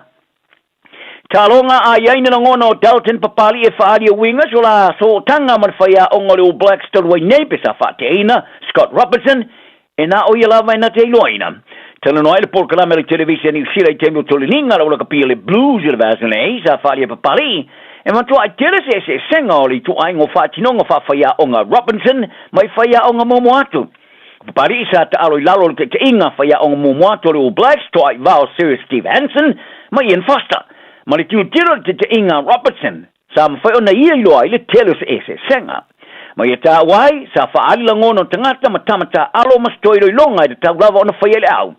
E peo na muli a ile ngā senga, ma ele o manao, e tala no tele iai, ai o le mea o tupu mai. E nao le tasiri ta alo ngā whai taulia sa ta alo e papali i le tau sanga o mawai lua whemare no fulima, i na wasui le tonu mai le no fōle au whaale o leo i ta alo ngā whai taulia lo na tolu ma wharani. Sa filia yo pleki sumale lima pole All Blacks 15 mo le latu malanga ta amilo manuia sa iai na o manu malo i ta alonga tolu le fai ngole tusanga tolwai e peo na filia ai le tufinga kapiteni le fai onga Jamie Joseph o Joseph le mafuri ela ngona e fa ona suitulanga ia Robertson ili tufinga fai onga le All Blacks faria papari ele leitele le la sotanga ma Joseph ai o fa amatongi fo i fa amatongi nei fo e papari se fa ai lo manino le temine o le ai tu uni sila moskalapo te aloa i tunu fafo pe a mai ala na whea ngainga le whai ungo le tu sang fau ma le laka pieni sila. O le whai aonga bo mole o Blacks Ian Foster ma le whai aonga langolango talua ni o Blacks Jason Holland o le a whai a le whiwhinga mo se ise sui tulanga ia ven kota mo le laka pia le blues o le tu sang fau. Ai o Dave Rennie sa ia te ena se ise o ta panga le pulenga tau sanga mo le tu finga. O kota tu umuri ese mo le blues e le whai ungo le tu sang nei ai fasi e atu le aulaka pia le Queensland Rate Australia. E ia te tununga sa so tai le blues ia Rennie tau whai ungo le tu sang toluai. Ai le tau sanga mo le avano le tulang whai a ungo le Blacks whate seima Jamie Joseph. O le wha alua iai lea i tu tono le toto sanga o turi a pea le blues ia Rennie. Ina ua mai ona i te ena le ratu tong whainga iai le ruafa mara fufa. I le teimi e sui tulanga ia Leon McDonald ai le sainia ia kota. O la ora pia le Highlanders wo fitai ai nei ma se tā tele Ai toe o ni nai aso a mata le rātou whātou sina mo te amarasanga supalaga pi Pacific o nei tau sanga. O le loka le All Blacks Fabian Holland o le aia misia le te amarasanga toa, ina o ser po na iwe on tau au le te alonga whaavela ma le moana Pacifica ras froi le turuai, o le nuinga. O le aia misia ai foi talo foi tau lia le All Blacks o nei tau sanga. O Holland, o se urua tangata Dutch lea o whirwhiria le All Blacks. O se tala mata ina tere lea tamata alo sa whanau Netherland, au tupuai sa mata ile au le All Blacks, ma moe miki ai e fia ofuina le toni ngau liuli. Ma whai elan whai unga tuono nā tunu ai anga i mai ni sila nei mole tutulia o lea miti au le titi. Tau santaruai, sa tau no ai lea miti no whirwhiria All Blacks, lea sa ta alo mai ta alonga whai taulia se i vanga nai se ta alonga whai taulia tasi ono sa manoa. Ma ave ai ma se tasi o tamata alo loka wha moe ina tele na New Zealand. Walua nei ia pina New Zealand o manu malo ele talonga le Olympic o le tau malu lupo le Winter Olympics o whasola nei Italia. O le tama whasee lau papa le kiona le tuunga le slope style, Luca Harrington. Sa manu malo le pina apa mea le tau wangari le tae o nanafi. Harrington, o se tasi o tama tau wapi o talavou le lusu tasi o tau sanga. Sa manu malo ile apa mea, ia Bergerud o Norway sa solo mo le Auro ai o le Siliva. Sa manu malo i Alex Hall o Amerika. O le tama tai whase lau papa le kiona so i Sadowski Senat. Sa ia maua le pina mo mua New Zealand i le talonga le pina Siliva i le Solua. Tala na ne yaso mai New Zealand anga le leisi. Fa malo loto mfifia lo waso so i fo ia mol ne yaso.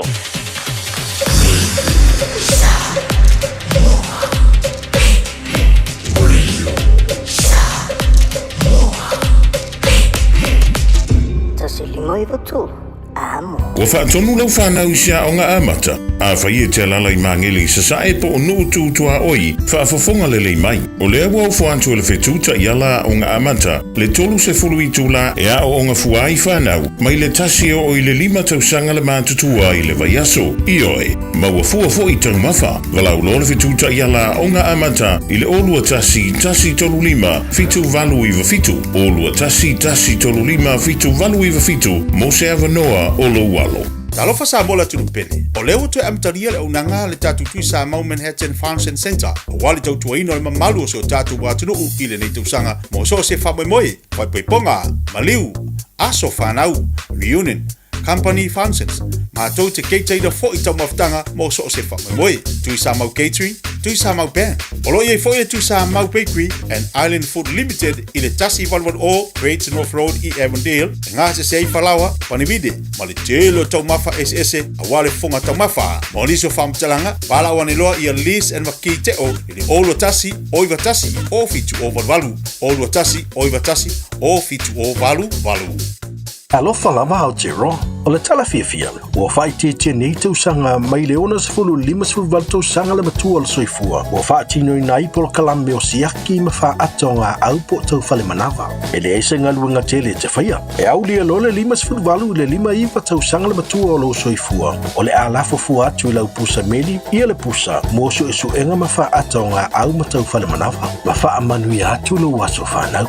Ai o le vaenga e le leiai, o le amo fua pusa, ma mea whai ngā luenga mo le whatino ino ia wha ata ma suenga e tailua tausanga malafu atu se i o ina e au lia e fitus fu 5 tausanga le matua o lo soifua. A vave iloa, ma mau e suenga ma wha ata o ngā au po tau whale manawa le ka nese le amatanga e ma whai o na tonga whitia ma le manuia e le aise tongi e vave ma whai ngofie. O suenga ma wha ata o ngā au po tau whale manawa ma whai o na wha sao ina iola a mau alo lau pusa whai loa. E te manae maua se luma na e manuia o la wata li i polo wa whawhine. Ua se fulu nei tau sanga o whaatino le Pacific Advanced Secondary School lea au nanga. Na whaavaile nei a onga e Sir Michael Jones. E whaonga i nae ngana le Pasifika i le NCEA. Maua fua o fua o ngā toe lea ni pilia onga. I le tau sanga lua o loa whana maua lunga i le whainumera o alonga whana wale pass na au sia tongi e ulu whale ai i le universite, po le university entrance, i le tele o kolisi i au kilani. Ua uti awanoa mo le lua o lua ono, mo nisi whamtalanga wala au loa le pass i le ovar se lau valu o fitu lua fitu fitu. Ovar se lau valu o fitu lua fitu fitu. Talofa, we're the Katinas, and you're listening to Radio Samoa on 1593 AM.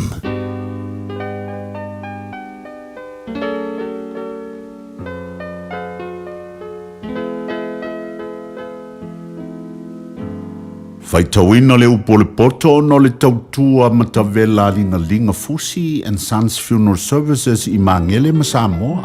I taimi o mawhatianga ma whaanoanoanga ona o le maliu. Mana tualinga Fusi and Sons malana au nanga o le a whaamama avenga atu mo oe ma le ainga.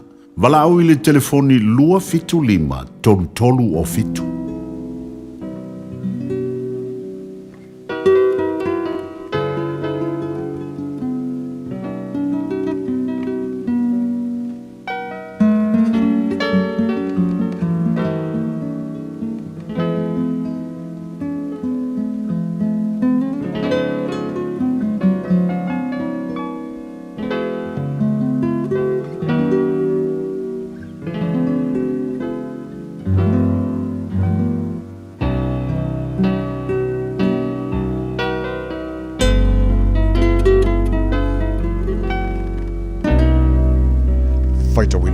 Tora nei tai hao. Mai le mandau po se fulu ma le lua o tusi o whataoto. O leo o fia ina o au ina o fia o ia poto. A o le ino I la o inga o le vale lea. O le tangata mi o le lei. E maua ia le lofa mai le li. A o tangata o whaitunga fiti leanga e whaasalaina lea. E le whatu mawina le tangata I le ami o leanga. A o pongai o ea meo tonu e le whanga e tia lea. O le awa meo le lei, o le pale lea I lana tane. A o le wha maa, e tusa o ia ma le me pala I o na iwi. O ma whauwhaunga a ea meo tonu o tonu ia. O pulenga a ea meo le hanga wa pepelo ia. O upu a ea meo le hanga e lama I le toto. A ngutu e o sawa lato wa mio e lavea inai I lato. O whaamutia e a mio leanga, walea I lava I lato. A le fale o e a mio tonu e tu maula balea. E vi I el tangata e tu samalona poto. A o le waloto whapio pi o ino sia lava o ia. E le leile ua tau whaatawaina. Ai whai lona tautua. Ai leanga le na te vivi o ia te ia. Ai fi ai. Ua whapiripele le tangata a meo tonu I lana manu. A o le lofa o ea meo leanga. O le sawanga lea. O le ngalua lon whanua e ma ona o ia I me ai. A o le muli tangata whaatawaa o le ai sona mawhauwhau. E mana ole a mio leanga I mea ua maua e tangata a mio leanga. A alpongai o ea mio tonu e fua mai lea. Poi ele mai le leanga ele soritula fono o longutu. Ai sao lea mio tonu a le popoanga. E ma ona tangata I mere lei a le fua o lona ngutu. E tau ia tu fo il tangata o mea na whaia e ona lima. O le ala o le vale po tonu lea e lona manatu. A o leo whalongo I le pule e potoia. E wawe I roa leito le vale. A o tangata mawhauwhau. Wa ufi e ia lona maa. O le tautala wha maoni wa whaali mai e ia le tonu. A o le mori maupi pelo. Wa whaali mai e ia le wha ole. O iai le so ona tautala e peo tutu I le pelu. A o lau whaiba o e popoto e maa lo ai. O lau ngutu wha maoni e wha atu mawina ia e wha wawau. A o le lau whaiva pepelo wa se emo o le matalea. O le wha ole po i le loto o e whaitong fiti leanga. A o e pule I file mu e iai le oli. E le o se me leanga tasi I lea mio tonu. A o ea mio leanga e tu tumu I latou I le leanga. E ino sia le lii o la ngutu pepelo. A o e whai mea wha maoni e fia I ai o ia. O le tangata mawhawhau, nā te ufi lona poto. a o loto e vale lea e whalau e tele lo latu valea. E manu malo lima o e whiri ngā i ngā ruenga. A o le pai e whaitauranga o ia. O le atu tu vale i le loto o le tangata o whaavai ai o ia. A o le upu le lei e wha oli na ai. O tangata me o tonu na te whaari le ala i lana uo. A o le ala o ea mi o le anga e wha se na ai i lato. E le tunua le pai lana manu sa tuli. A o le oloa tā ua a tangata e iai lea i le o whiri ngā i ngā ruenga. O le ala o le mi o tonu o iai le ola. E lea e fo isi oti. I ona mga ala. Ua awina atu le upu o le poto i le nei aso o no le langolango mai a linga Fusi and Sons Funeral Services. Ua mawhai o na tu whātasia o au nanga tāla whea ngai i ni tautau ngō fia tele. E fiso soni atu ai, a o whea ngai oe ma le popole ma le wheme mea. E mori whātasia atu ai ma wha mai senga, ma wha mawhana whananga mai a linga Fusi and Sons mo a inga uma o Samoa ua whea le maliu ma le oti. Walau mai loa ia lingalinga Philip Fusi lingalinga, to ia whaapō lingalinga, to ngia si ulavea, pe susu mai i le luas fulwalu Canning Crescent i Mangele.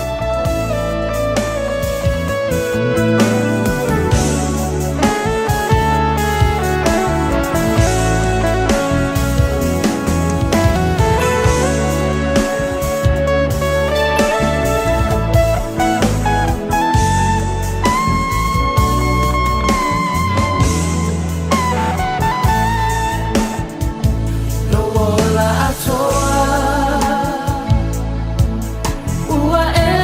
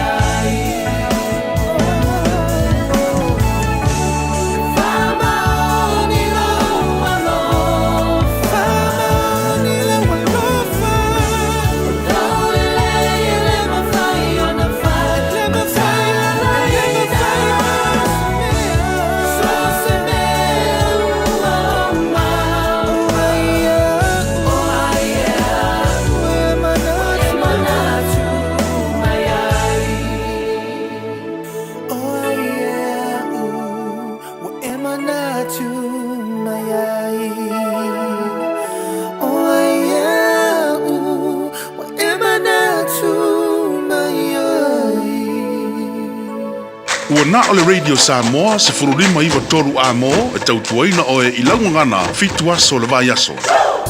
O mana o mie o e pose isi o lo a inga se fisoso ani tau whi malanga inga mo New Zealand. Ima ta au pue peo le vai tamai no whanau po ngaluenga.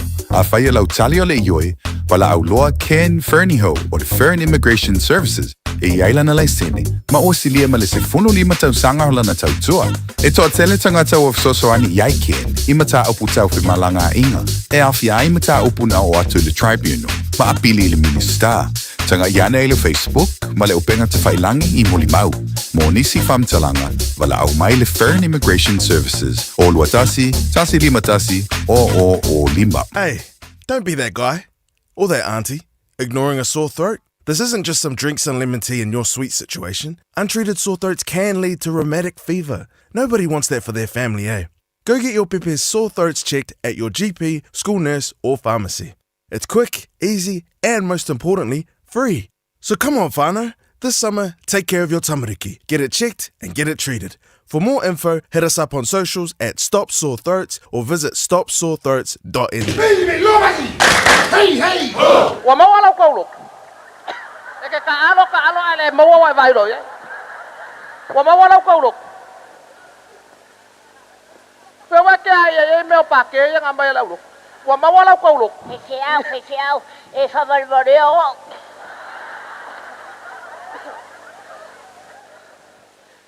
Wa mau ala kaulo ko. Fechau. Wa sero. Poi lunga. Vai eu levar com mais o louco para calecia. Aí eu tá lá. Só não mare que tiro faz, ai não. O é mala mai eu levar cari de louco ya que.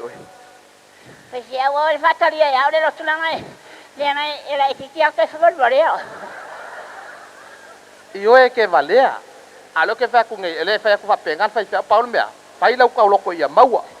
A maua yang alele lola yo uma aila was kulimi walo ya wa fascina we le ai eso so mai lo mai ya faila u kaulok. Thank you Paul and your friends. You're welcome. Faila u kaulok. Fechau we este fea. Que fea. Este fea wa to tele matanga. Ai vai lo to malo. Vai lo to tele ai foi. Aba ke kangi. Fechau ele wa le tani lo no tu.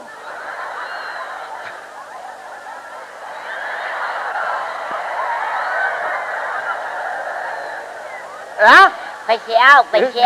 Ese era lo fo, ya, oi. Ah. Ko la moringa wa, ko la moringa, o moringa. O lo morina, tono lo toma me e faira me to lotu. Ya ko la moringa, ko va pe, ya sa le faila ko. Elo fa fe. Elo fa fe. E lo fa, lo sona un malona faira me ta lo to va to lo so fu no so. Ma so fai pula ma so. Soli. E che lo ai el fai au menga. Aí era o senhor até que aí estava por fora do oficial.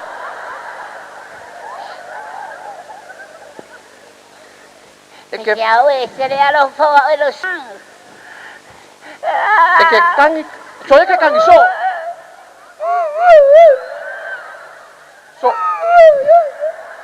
só é que cangue só. Ele agora tá me olhando tu. Pega com ele. Olha no trepia, ele olha no tu. Phải lồng. Lồng nó tre pia lo ao vậy. Phải lo ao vậy. Lo ao vậy pia lo ua. Phải lo ua. Lo vậy pia lo fat. Wa me lo fak. Lo fat tre pia lo su ua.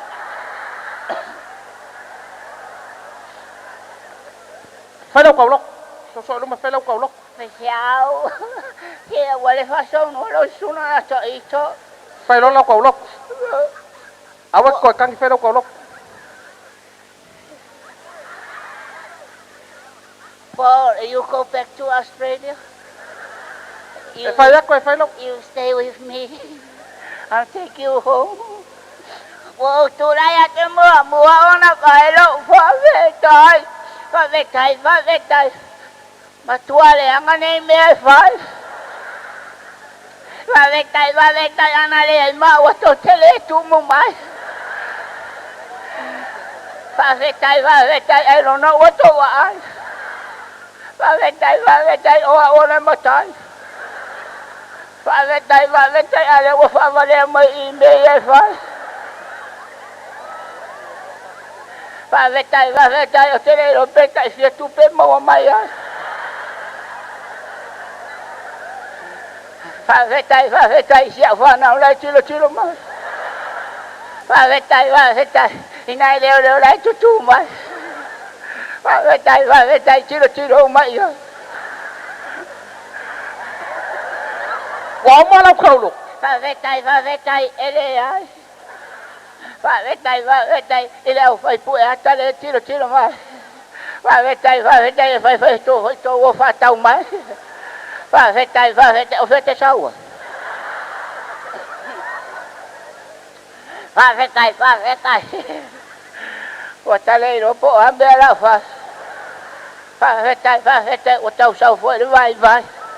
Va ve tai de to wo mai. Va ve tai e fa qua a comba. Va ve tai ngai ta mai ti o mo mai. Va ve tai ala fa ro no fio va.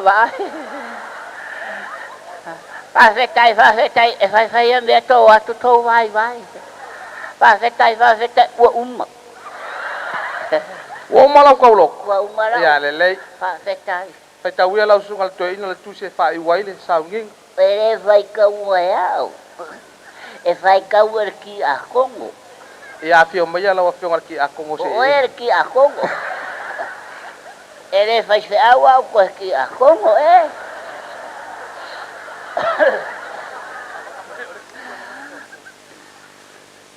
So mai I ka fol moringa.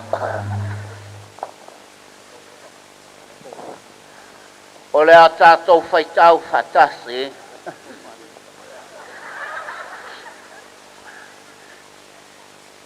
Ili pongai o me moni lona fai upu e tasi ai whangata maile fai upu mua. A maua on tātou fai tau whea wa lea. Ona po ia a whaavalvalea I la ua I lunga o le mea maua lunga. Ai toe ia I le moto tangata e to. Mai atu nuu ese. Ai whaavale ai I la ua, pe I la ua na whana nau mai I ni vale. O oi! Ona ono sa ia I le mawhau. Au.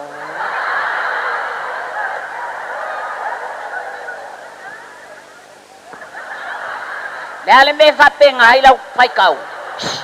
Hey! Lea me ke le ilo whasamo. Sorry, I was born outside. Just reading the Bible for you. Oh yeah, you understand my language? Yeah, right? of course. You sure? Of course. Awa ke kosia we? Awa ke whapea ke kosia we kosia yo e merea? Whai tau. A ono whalau I le ita I a musi. Ele ono lana whanau. Ona ono sa iai leo le whanau I a mosi. Ono sa I le whanau I a musi. Ele o se whalalau. O le whanau. Whai. Wha. Na. Whanau. Whanau. E whai a koe whanau o le au whanau. Ona ono sa ai leo le whanau I a mose. Le whanau a mose. Ona fe ita ai leo le whenenua I se le elu. Whai on ki ita ai. E leo se whanau a isri elu. Wai mana lama. Ona tali ai leo le motu o tangata I ala ua. Ma tilo mai e pera I tu olua. O ita no whai le mātutua ai valea. I nei whainga vale whapine. Ona whawalewalea o mai leo I la ua, o leo o kauro koa le pusi. O ke le koe kilo fwai ai, o a uho mbara malama le lei uportus. Ona toto e mai ai leo le whanaunga ai kupito ia I la ua, o whawalewalea tele. E no fo mai la ua I funga lei, ia pia. A ua ke alu I kua ele uma whai karkusi. Ona whape atua I leo ia te la tau, o ni mea wala tau mia I na la foia I le vai. A wai ma vai aso e le toi maua. So moa, o se ato nuu maupopo, ma le fia. So moa, e le o mākou I so moa. O mākou o sa moa. O re so moa e sau I meo pefunga o le lele. A o nga pefu le lele, o nga sau wai leo le pefu lunga pai o maka so moa o maka. E le o mai ka ngaka o le akungu ngei ingi sombo. Fa uma e ole upu o le afi. Fa uma e ole upu le afi le anga ua lata le taimi o le va alili. Ua toe 2 minute o na saulo leo le afa. Awoi. Alo? Ua tatau loa o na ulua tu ua ina a o le isau le afa. Lo unu ue iau eseia malele ele. O le a sau le afa. Ia tō atu roa ma su'e ni mea mā pu'e, tō te la lafia I pē su'e le I o le si.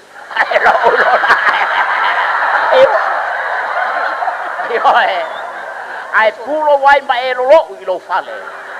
A wa lata mai le mea matautia o le a unga I lo soifua molo wolo. Ina lo.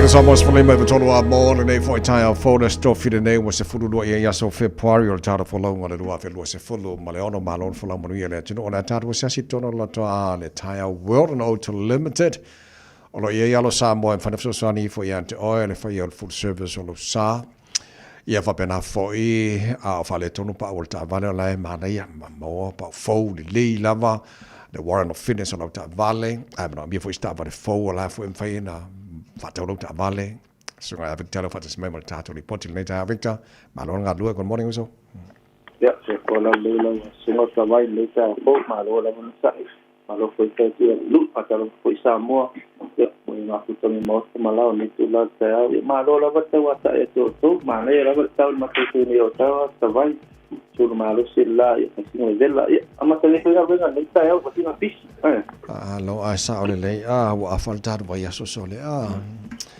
lo vira do vai a so mero vai ai sole a sa ole ya a mai le poti fa mole Victor ei dai la va ta vai non ma no ama te ki ne ma te confessini ia mara tua o le su ma sene fa mo sa to ma sene ta titu ata yao awale ngalo ole swipe Apple Car taxi o Apple Car tona mate falo le no pa usuli masene utoro sa ia matou ole iba tasi le wa luta la fasulu ole mako tisoro ta la tisoro semine a pe ke o utoro ta vale awale ngalo mato tin pusoro u mal mato a parolo ia tu lo swafa matano na para mato se iba ya so tasi dopo kesi ole LPG e fai tau e fio rua suri batala i riva sene a va peo le angara ko kesi peo e lea a peo liki fo e fa malulu atu le fai tau i fio e sopa kusa pang kesi fo umana fatu umaya matou ia ole mato a fatpau ia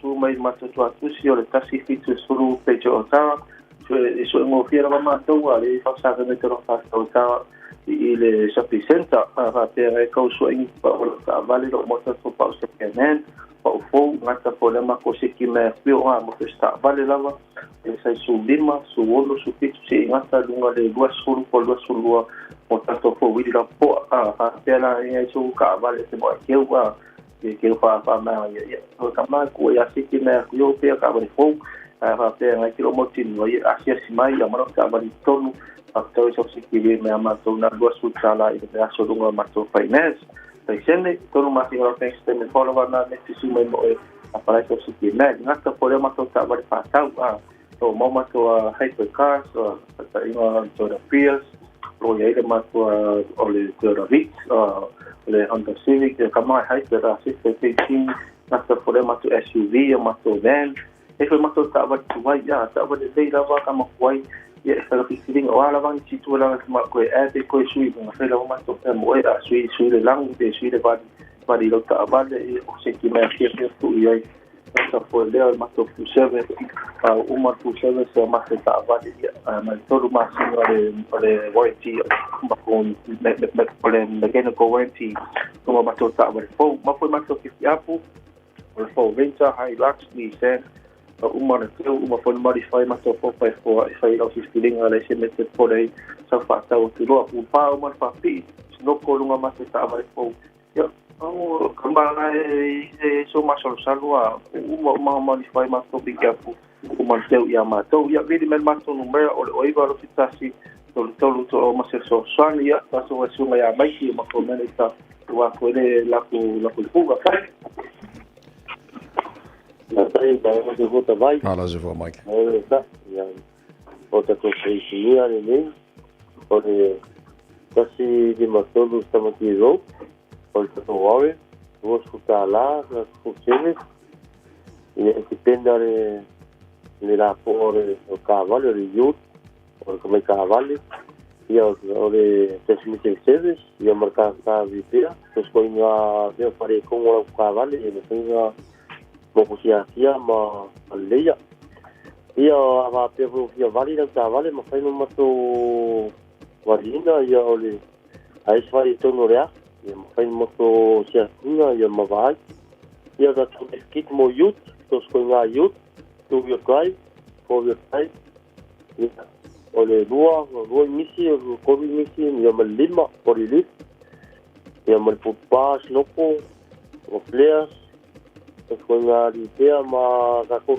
pulanga le fie de foka ia no fai mo ko modify the expose yo le intake in the cooler ko nga le ki mga oe le ela foka ia no fai mo to fai ia o ta to scan pe ava pe o te moni la to la mai mo la the sport ia mo fai mo ko ga o scan to ko nga mo li yo mo le afi a pet to ko nga le ia ava pe o le malu rura wi si mo fai mo ko wi fio ia la wi si mo si aki po le amera di ia ri si ia ma le o yut ia ko nga ta vai i ka to palitinia ini tahu ia pasti ia ta vai lo mo dia la so mai vai mo ia varo aso ma wena to le kaya ko no mandia sai la Taila Victor mo ni fo I fai va le nei fo ia so to mo le samos fo lima e va tolu amo Joyce fulu e le se fulu to pa na minuto lo joy le manu le tai ale sa mo he lau fa fonga fela mo fa fonga ba le ba le tai no le Facebook ma le YouTube ro sa mo tono lo ta vale ton fo finga wega ma le ta po inga le ta ma tu I manu mo ta malawa pe se le mo oya ta te le fa to fa le tai na taina a o e o poina u ile siva a o ta feli wai le musica manaya o le alofa ua a mataina pe e te mawhai ea o na ta sisiva pea Avea o e maupanga I po umalava Wasafa amasani A o ta Veo ai Avea pea o e maupanga I aso umalo uolanga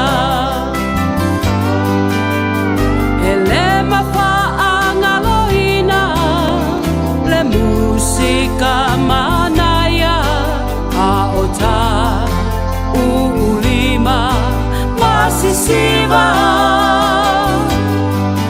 a o te patu ma o manatu natu e fia vea pea oe mo a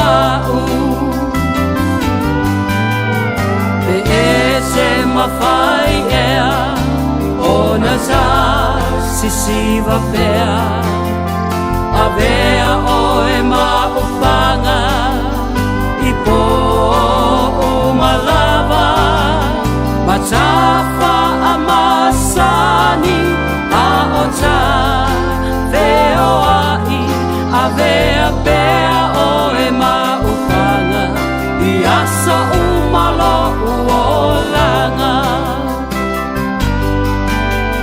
I'll always remember the song they were playing the first time we danced, and I knew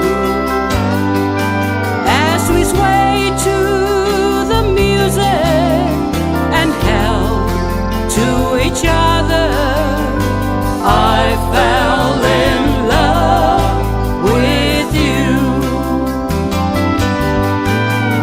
Could I have wished and for the rest of my life that you be my partner every night when we're together it feels so right. Could I have this dance for the rest of my life? I'll always remember that magic moment as I held you close to me. As we moved together, I knew forever your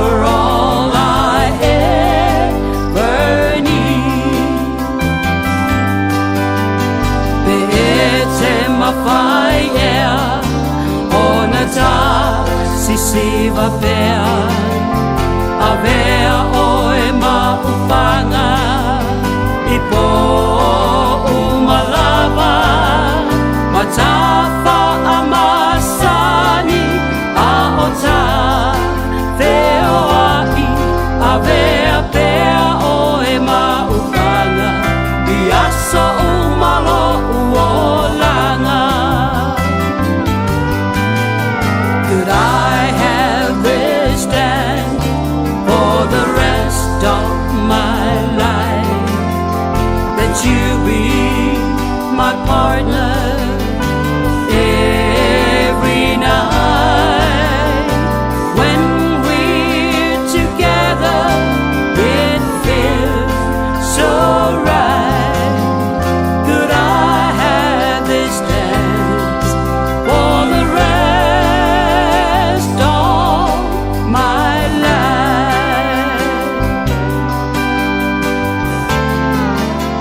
Arazeo te mana tuaina le pese na taina au e pepelo ane I alale ia masi e atuai lava ia te oe au ngau whaiwhai a nais. Ia mai la ia loa au sa moa baturo lima ta ufatof.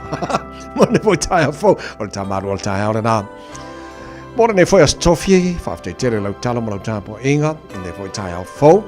Toi whasa la wina o tāru te fo, le sunga se iuli malau pēr tāru se fulu. O le pokalame whiwhia mara sunga tia whanu tus tia wha wau tau tua kore sa momo oe. Mone ne foi ase, mone nei taimol to o na nei tamai meni. O le tāru talo whai whatasi lea mone nei aso. Whase fua. Yesu e tau tai mai no uwaa I lene I vasa whaingata Pe a whai ai oso le peau le ngālu mā le au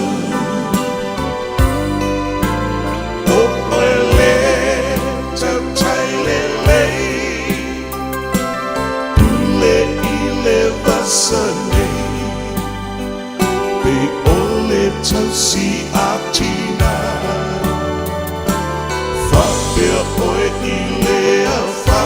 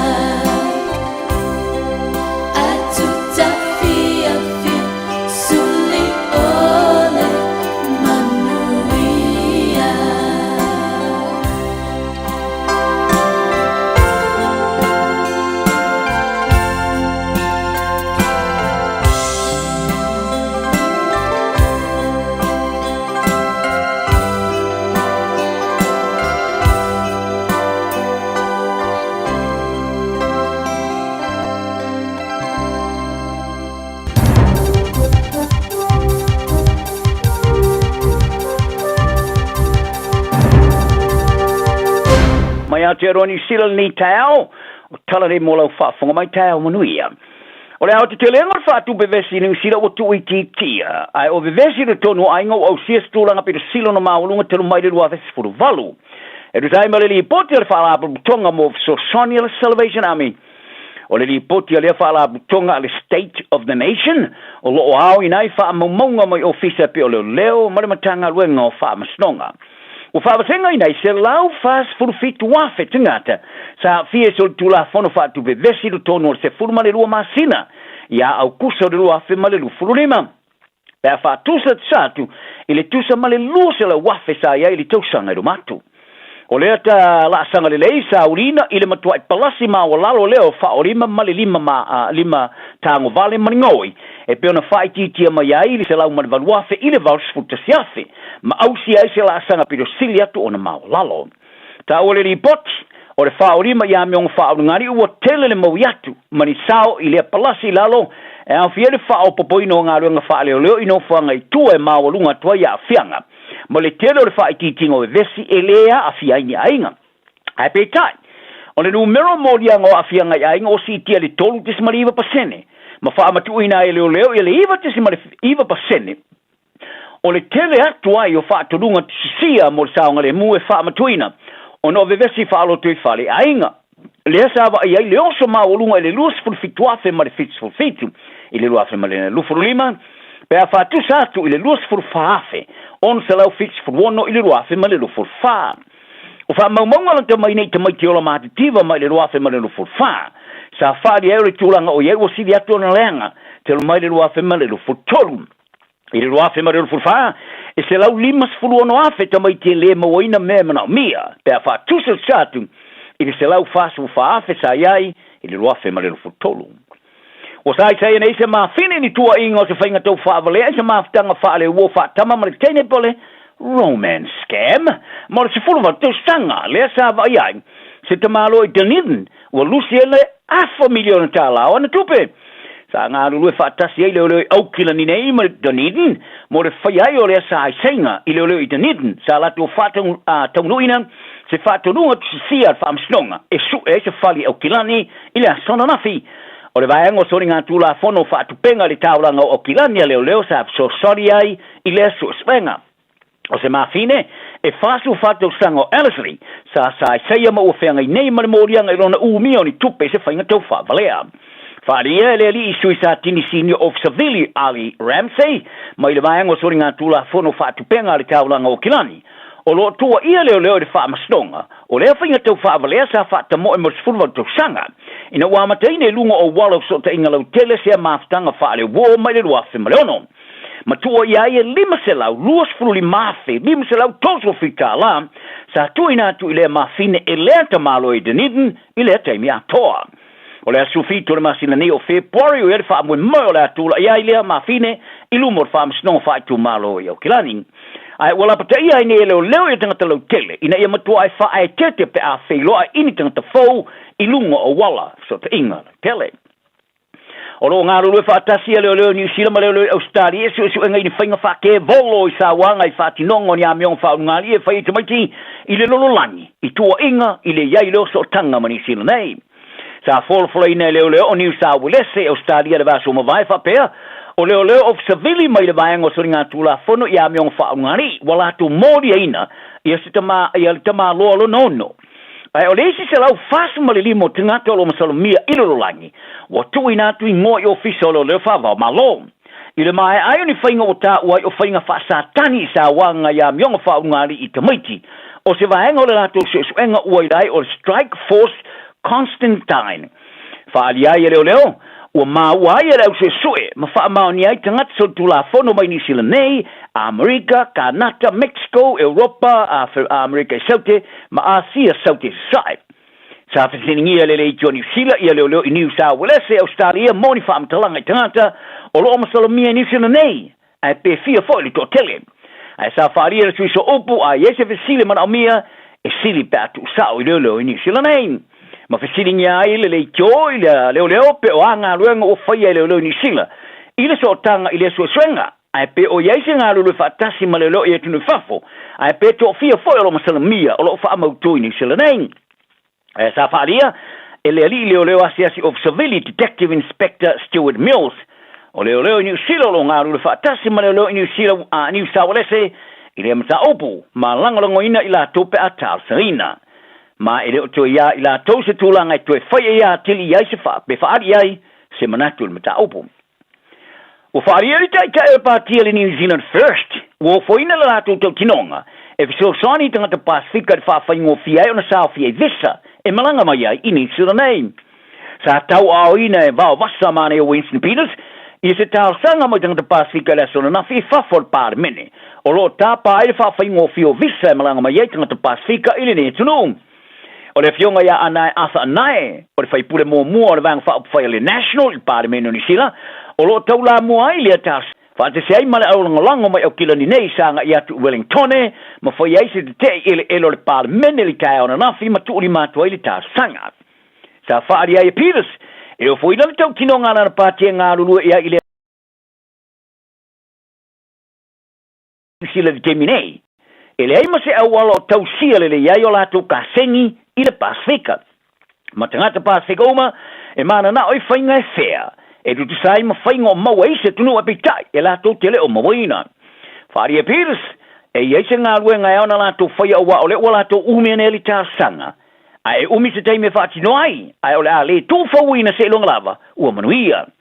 O le tā sanga o lo tā pai tangata mai motu e ono le Pasifika e awhiai Fiti Samoa le Solomona Tonga tō Valuma Vanuatu, e fa amato ye visa mo vai tempo po i te milava te no mai ini sila nei fa ria nai o le fainga o le fa nga tu sai ma fa tinongo ta sanga mo visa fa ye lungo o pengo fa mtalanga matanga ruengo fe malanga inga ni sila le New Zealand Electronic Travel Authority por NZETA le mo fa na ta sanga ye tanga sit senior tu no patino e ono sfulu ile lulangi e un fale ba ye ni sila nei monia si singa po e no le mo mi ai oni visa o ilo ai o le visa waiver.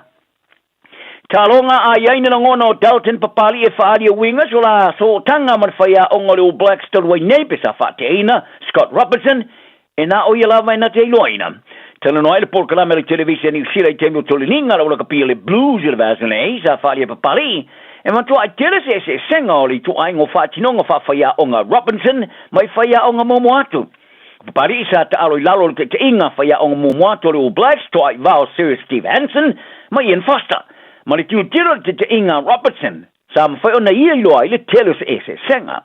Ma ia tā wai, sa whaali langono tangata ma tamata alo mastoiro i longa i te tau lava o na whai ele au. E peo na muli i le ngasa senga, ma e leo manao, e tala no tele iai, ai o le mea o tupu mai. E nao le tasi li ta alo nga whai te ulia sa ta alo e papari i li te usanga o mawai lua fe mare lufu lima, i na wasui le tonu mai i na fōle au whaale o leo i li ta alo nga whai te ulia lo na tolu ma wharani.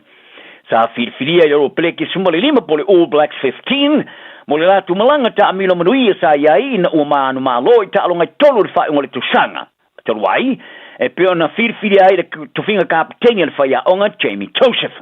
O Joseph le mafuri e langona e whae ona sui tulanga ia Robertson e le tufinga whaia onga le All Blacks. Whaaria papari, e le lei tele le laso tanga ma Joseph. Ai ua whaamatongi nei fo e papali i se whae roi lo manino le temire. O le ai tu ua ni sila mo skalapo te aloa i e tunu i whafo, pe a mai ala na whea ngainga le whae ungo le tu sang fo, ma le laka pia ni sila. O le whaia onga bo mole All Blacks Ian Foster, ma le whaia onga langolango talua ni All Blacks Jason Holland. O le a whaia ia le whiwhinga mo se ise sui tulanga ia Van Cotter, mo le aula kapia le Blues o tau fau. Ai Dave Rennie, sa ia te ena se ise o tā panga le pulenga tau sanga mo le tuwhinga. O kota e tu umuri ese mo le Blues, e le whaia mo le tusanga nei, ai whaase e atu le aula kapia le Queensland Reds Australia. E ia le tutununga sa so tai le Blues ia Rennie tau whai unga le tusanga toluai, ai le tau sanga mo le amano le tulang whaia onga le All Blacks, whate seima Jamie Joseph. O le wha alua iai lea i tu tono le toto sanga o tūri a pēr le Blues ia Rennie. Ina ua mai ona i te ena le rātu tōm whainga i ai le ruafimara le fuwha. I le teimi, e sui tūlanga i a Leon McDonald ai le sainia i kota. O le aula kapia le Highlanders ua whitai ai nei ma se tā tele. Ai toe o ni nai aso a mata le rātu whātou sina mo le tamarasanga supala kapi Pacifico nei tō sanga. O le loka le All Blacks Fabian Holland o le aia misia le tamarasanga toa. Ina ua serpo na i violon tau au le tāronga whaavivela ma le mona Pacifica ras froi le turuai. O le luinga. O le aia misia i foi tāronga foi taulia le All Blacks o nei tō sanga. O Holland, o se urua tangata Dutch lea ua whirwhiria le All Blacks. O se tala mata ina tere lea tamata alo sa whanau Netherland. O tupuae sa mata ile au le All Blacks. Ma moe miki ai e fia ofuina le toni ngau liuli. Ma whaia elan whae unga tuono nā tunu anga i maini sila nei mole tutulia o lea miti au le titi. Tau sang taruai, sa taunu ai lea miti no whirwhiria All Blacks. Lea sa ta alo mai ta alonga whaitaulia se ivanga nai se ta alonga whaitaulia tasi ono sa manoa. Ma a veai ma se tasi o tamata alo loka wha moimo ina tele na New Zealand. Walua nei ia pina New Zealand o manu malo ai le ta alonga le Olimpeka o le tau malu lupo le Winter Olympics o whasola nei Italia. O le tama wha se'ela o papa le kiona le tuunga le slope style, Luca Harrington. Sa manu malo le pina apa mea le tau wangari le tae o nanafi. Harrington, o se tasi o tama tau wapi o talavou le lusu tasi o tau sanga. Sa manu malo ile apa mea, ia Bergerud o Norway, sa sola mo le Auro ai o le Siliva. Sa manu malo i Alex Hall o Amerika. O le tama tai wha se'ela o papa le kiona, so i Sadowski Senat. Sa ia maua le pina mua New Zealand, i le talonga, le pina Siliva i le Asalua. Tala nao ne yaso mai New Zealand, anga le leisi, malo loto mwhia lo aso, so i fo ia mona ne yaso. Radio Samoa, tasila mai batolu, amo. Radio Samoa. Tasila mai batolu, amo.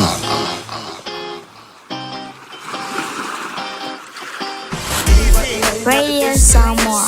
Taslima Ivatolu. Amo. A whaile te lei whaonga ina le au omnanga le Samoa Market. O nisi nei o mafua anga e te tauai. O e au Maui New Zealand ai au lo e fia fisoswani ainga i Samoa. E mawhai ona tutongi lau whaataunga i lunga o le venga te whailangi a le Samoa Market. Ai piki Samoa.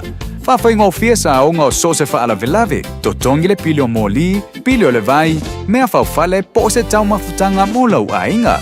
Tō mai lau whaatuatuanga i le Samoa Market, mō sose wha moe moe mō ainga i Samoa. www.samoamarket.com O le Casa Beds and Appliances, o le tali o manaonga, i o loe whaatotonga ilo mauta, ini tau le lei, toi anangata, e mawai moenga ngā o si tutona New Zealand, wha apea se tino fōa le potumalo lo, lau ai manafoa, TV, la au pese, usa aisa, masini tā lava, telefoni fe aveai, maisi. A whiu ane loa i le whawhituwha Great North Road o tau, po le tolo fituiva Great North Road i Henderson, le Casa Beds and Appliances, telefoni o valu se lau, lua, lima whāwalu, o valu se lau, lua, lima whāwalu.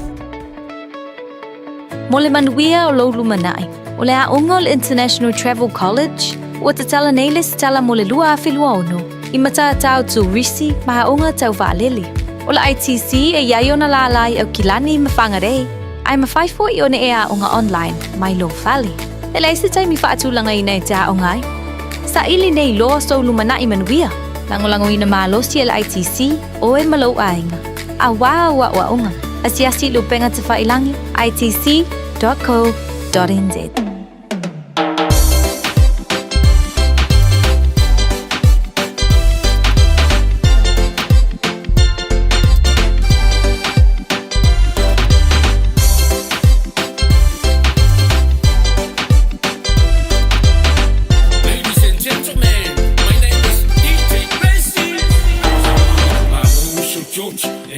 le po ngo fuange inga le fai se koma malolo awale so nga fai mari e ole asole e kimu awale babe se ina fia le imai kongu manu rap la angang siba mai de pese solo mari e lo wafi fe ula mai se fika mane pite fa pa o ye wa mala akole me pese mai tio so mai tonu matonu lue mai lue fa no siba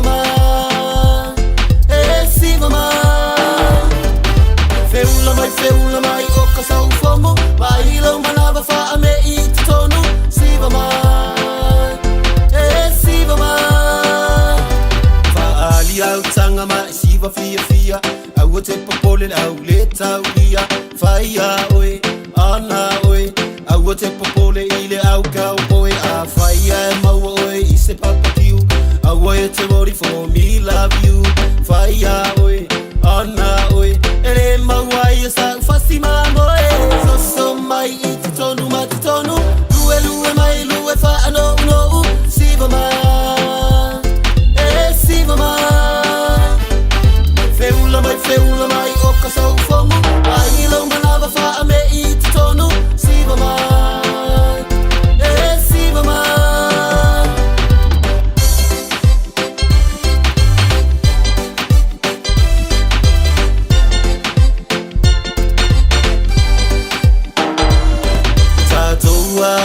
ole atamale happy ele fia vai mai mino ori vai lo che le fongi kongi I se papovi o a ulai o che le koe fo ta koka uma fai me I kopong wala vanga se ai fai ni me amoi mai laia e follow mai ya o TikTok Facebook fangu kumwilo ulu so mai I tonu matonu lue mai lue fa no siba mai siba mai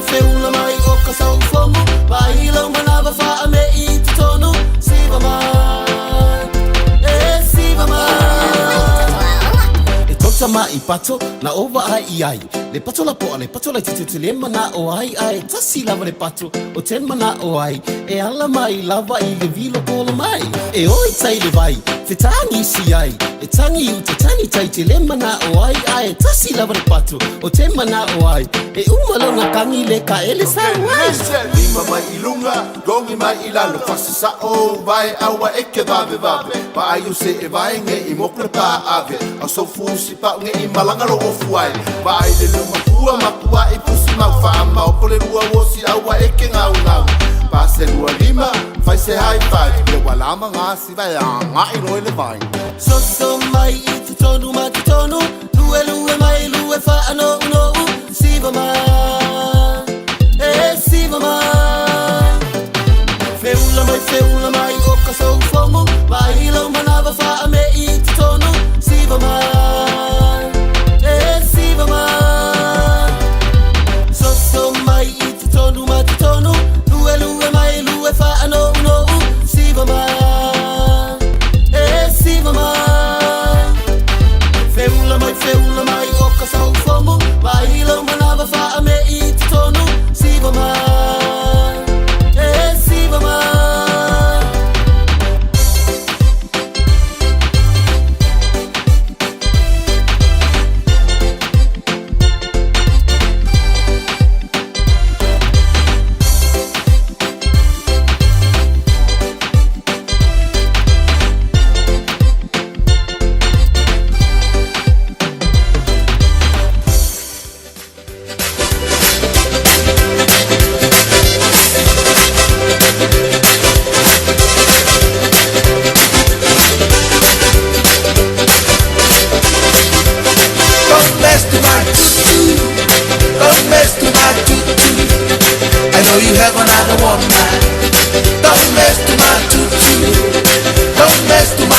Fulmal valu minuto lau te nei le tu las fulu ile tau tu bla udanga si fonga video samo ta sini mo tolo amo le fo tai ao le aso tofi le aso se fulmal suma lua le nei o le masina no na lua ya o le nei tu sanga lo tantu yai o le vinga mal fa tai le tu lo na lo famolo na nga le lei o ma fai foi no tatu tu e mafuta mo tatu tu e feiloi le nei tai ao formal ni aso au le lei ni aso matango fiele lo fo le tua o fa popo lo tu se fu ma so matu wola ya wa foi ma le nei aso ave se aso faita wina i o tātou tiu te mo tātou whaiva. Ia e maise ia aso le nei o langa lo tātou ola, ma tātou o auna i le atua mo lo whingalo, e maise tātou tiu te ma whaiva, pe o na wala ui nei tātou lunga le nei whaifunga ele ele po le nei lau langi le tu mau. Ia whatalo whatu ma le nganga whaaftai, ma le nganga whiawhia nei tai ao, i le wau maulunga le tātou watunu maua mai le tautua ma le nganga whiawhia mai, whatalo whatu nei ta mamtira mātua i mauta malawa, mauta o tangata mātutua, mauta ngase ngase, ia whatalo whatu i sunga whaafengainga mo i tau whalitua, whatalo whatu le loa le tātou watunu. Ia o lo wa penao na mafuta mai lunga o tātou pokalame, mai tawhai whia lau langi, ai mai se fole nei atunu o lo tātou iai, whatalo whatu ma le nganga whalalo, ma lolo se fua lau de lei. Tātou pokalame le nei tau la stofi pe ana iei tātou pokalame masani. Tai au ai o le stofi mwhai on tātou fsota ia tu lei Amerika Samoa le tautua foi ma le unanga le sunga le fomai.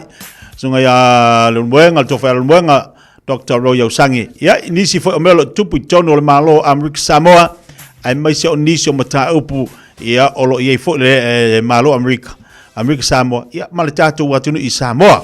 Ia malatu lea o leo fatsimai ia le sunga le fomai, le tofai ia pau, Dr. Roy Ausangi. I le tātou pokalame le tai au, le nganga whiawhia ma le nganga me le tai au fau, whatalo whatu lau sunga, Dr. le nei vaenga le tai au, malo se whamoria, malo fo ilangi mama. Whatalo whatu tia, me se whawhanganga, le tonu ma tapaanga masani, ia malo le stoi whamanui nei tai au, ia whaftai wa maufole avanoa, ia e mawhai ona tu na toise report, ia ai o se whaasoa fōi e mea lo tupu i Amerika Samoa. Ma lo vi ia leli, leua, ma whai ona toi whaau le tāpo kalame mo lona vai aso lona lua le nei. E o le nganga whiawhia ai le nei tai au, ia o lo maua lo seifua manuia, lo maua le malo si mai le li, e whaau ai a tiu te mga luenga i tono le malo Amerika Samoa, ia whapea fōi le osi o singo a inga, ia mai se fōi le ngā luenga le tua, ia le li, ia o lo manuia mea umai lona whaatasi mai. O matou nei o lo manuia to telefon tātou watunu, o lo manuia foi ia ilanto o lo whengai tiu te mga luenga, e maise le tapo inga maua nei tātou te mamtira mātou e mo te malawa. Uinga le tau o lo i mātou, wa a mātou na tau maruru, ma ia mātou saua le maruru, le anga lea fu o tāpena mātou le isi suinga o le tau, pi ona iele nei atu nuu a doktor.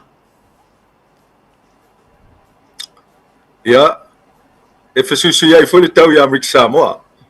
E pawale se senga ia o vaenga ai wha o le tau i masani ei lo tau tunu ma New Zealand ma Amerika ma isia tunu wha pena ia a o Amerika Samoa pila vol tau i Samoa ia timu i isi teimi ia vevela le la isi teimi ia o masani al tatu tunu tia vane wha fonganga ia i le tapenanga al tangata lava ia pe a o ina fsusu ia i le tau ia pefon tatal noi se temi o sola ia wane ia vele susu ia i o tau ma mea afia ile ma fau o tangata oi ai pole ala val tu lang o tau ia to ale le ia mai ia file mu lo na finangalo mai ia mautino e anga i saulo na finangalo ile tape nanga i manui ai le ainga ia e wane pule ile susu ia ingo tau le finangalo tangata ia masuia koi fo ima mona winga ona suinga o tau Sa ore le saunuanga, ma na ia telefo ile tulanga ia ile nei vaenga le tai au mala mtanga le tapo kalame. Ia maswinga le tau pe ona e saunua ia i o tatu tangata matulanga lo ia winga le tau le aso male aso. Ia ilia vaitemi male vaitemi. Ai na mai el tapo kalame le vai aso o mai lau sunga le foma. To tele la tona fa so mai te telefo la tona vala mai tulanga pe ona iai ia le manino male matango fi. Male tuan lalo, ia e batu le tatu malo, ia wala vale whaale leia o onanga ma vaenga, e te tau onanga iai ia le tatu watunu. Mori pui ngā lava le tūlanga i le aisa, o le vaenga telelea na la walunga le tafa soare lava yaso. Ina ima whai ona ngā ruru e whaatasi, ia atunu e lua, mo le pui ngā lau tele, o le vana iala, ina mai al tafa soa. Tele alai la tūna comments mai, o la tūna vili mai, ia li tāua le tua lalo. Ia Antonu, e aluai, tauai ia le mafau le malo, ia mai se foi ia tātou Samoa, fa pena fo ia mo Samoa la fa so sani atu ta fa so ta pena nei vai nga uma ina ia ki lia me uma I fe malanga inga ma ua le to ia isa ta pena fe aviai ia I atu nu ia lua pe ona ia o le tau na ta fa so le vaso ta tu nei ia lo mo ia moni le leile saunanga te tia sau vai fo I maltoto ai se tasio reporti le son nafi ia no se tasi fo o tangata I Amrik Samoa sa malanga mai le vaenga le FBI ma pu e no tangata ni whainga luenga le matou falemeli ia mantuala al falemeli le nei Amrik Samoa o le falemeli al malo federale ia tangata la le sa whainga luenga ile falemeli o tangata fo le whamale le falemeli mai folinga mai la ile reporti ina ua pueina tangata le nei le tausanga o mawai ia e peise I sa mate tu la vaenga ale FBI fatasi ai mai la to so ina mata poe afi ai le mele o le drug trafficking o lona winga o le au mai fa so tu la fono fala fa sai ne tonu o se tunu ia mai sa poe nai tangata le la no vai ton nafi ia e folinga mai e se fulu afe le payol po le tupet tongi na e tala I tu al tangata le o te le tal tonu tia mele na uva ia nafi ia ona o matau pu fa pene e te tau ana tau fiel tangata se ia o le teimi o lona whamsinonga ai me se lava pe a fai o lea e masalomia ma afia ia I ngai o inga lo o mai e whasotu la fono ia whalau whasai nei tonu o le tonu ia mai e tā ua le taunu unga o le whamsinonga lea a wā whai e mā ia le whasalanga e whatinoina le malo Amerika le tangata lea o lona winga o la tūsau noa foi la tangata e whai ngā ruenga I Amerika Samoa mafsotai ma tangata I Amerika I le whaawala mai o whalau whasaina te tonu o le territory ia mai e leo mawhai o na alo foi le vaile matau pulea ia wai toi a whea foi staff a soi lumanai ia pe a whai a tautalangia ia ma te tu matau pu whapea o matau pu te whaingoina o matau pu tu ngā e a whia ai ia le file mu o Amrik Samoa whapea ia Samoa mana ia ole taua na ole toe tato amanta ia I le tapo kalamel tau nei ono le tūlanga ma naia fo I le whaasoa I le ngata ia tato I Samoa ai whapena fo I Amrik Samoa o le asau tau tilo o le a fo I se sila a tama whanau mau tato tangata I Amrik Samoa I le tāua o vaenga I olo au mai ai wala au lia I Amrik Samoa ai ei se mea I te tono le malo Amrik Samoa e tāpā le wala au lia e watu le wala au lia mo Samoa ai ei foi se mea e whaatinoina I te tono le tātu watunu I Samoa e a mai le wala au lia I Amrik Samoa peila ona iei le wala au lia lele mamao tu nei ta sina vaenga tāua peona tilo o le lava ua te lele wa matua I te le ala le so tanga Amrik Samoa I mea e whai so se mea whaatino o le ama wala wala ulia o le asau tau tilo iai ai mai se fo I le tūlanga o tauno pia I o tau I Amrik Samoa tia vane le whaafonga anga le tonu o Samoa I sasae ma Samoa I sifo e peia o na sauno fo I le li pale mia o lauli le mali toa I temiuma o le ainga ai sa masani fo fitalai to file to ia lolo le sa tu la il foil to kovana o Amrik Samoa o Samoa na lua o le uso o lona winga po fe lava e au mai ai le vala ulia le malo mai Samoa mo Amrik Samoa au se vala ulia foi Amrik Samoa mo Samoa ia e te tau lava o na whaatino le tali atu le vala ulia ona e le o tava vaea Samoa na lua tu lou al whaafonganga le tonu o I tātou le ainga o tātou le uso o tātou e tasi ia mai pe foi la ina ua vala ulia le mātou kovana le fionga ia Pulali Nicola Pula ia le pale mia o Samoa le fionga ia lauli o le male toa I le fontanga le sa faia I le masina no mawai Ia o se tasi o fonotanga tāua ua o le mea moni lava tiatia. Ia se teimi foi na ta whaasole ai le anga i lumo o le plokalama. I le tūlanga e te tau ona iai Samoa i le malosi o penga ta whailangi. O le mea moni.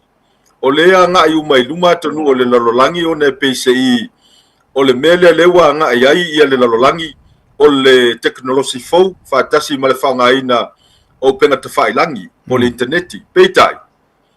E matua e se le mele iai Samoa. Ia mai o le mea moni lava. So se tangata e malanga mai fafo. Ma tau nuu i Samoa.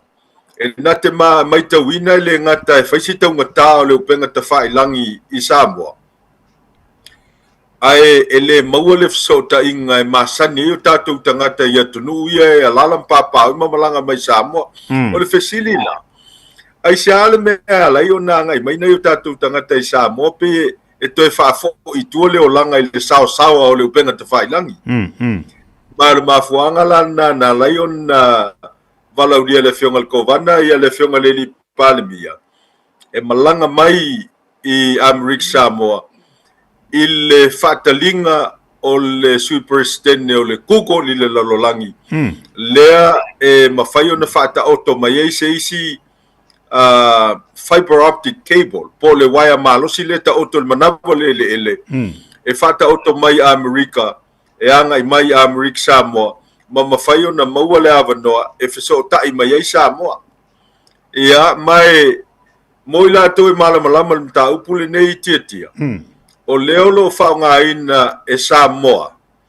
Ia le malosi le aluatu nei i le mātou foi waia leo lo whaungaina i nei e tau le Hawaiki. Cable. Ia leo lo iai ia le whesota inga lea ma Samoa. Leo lo whaungaina nei e le vaenga le Vodafone.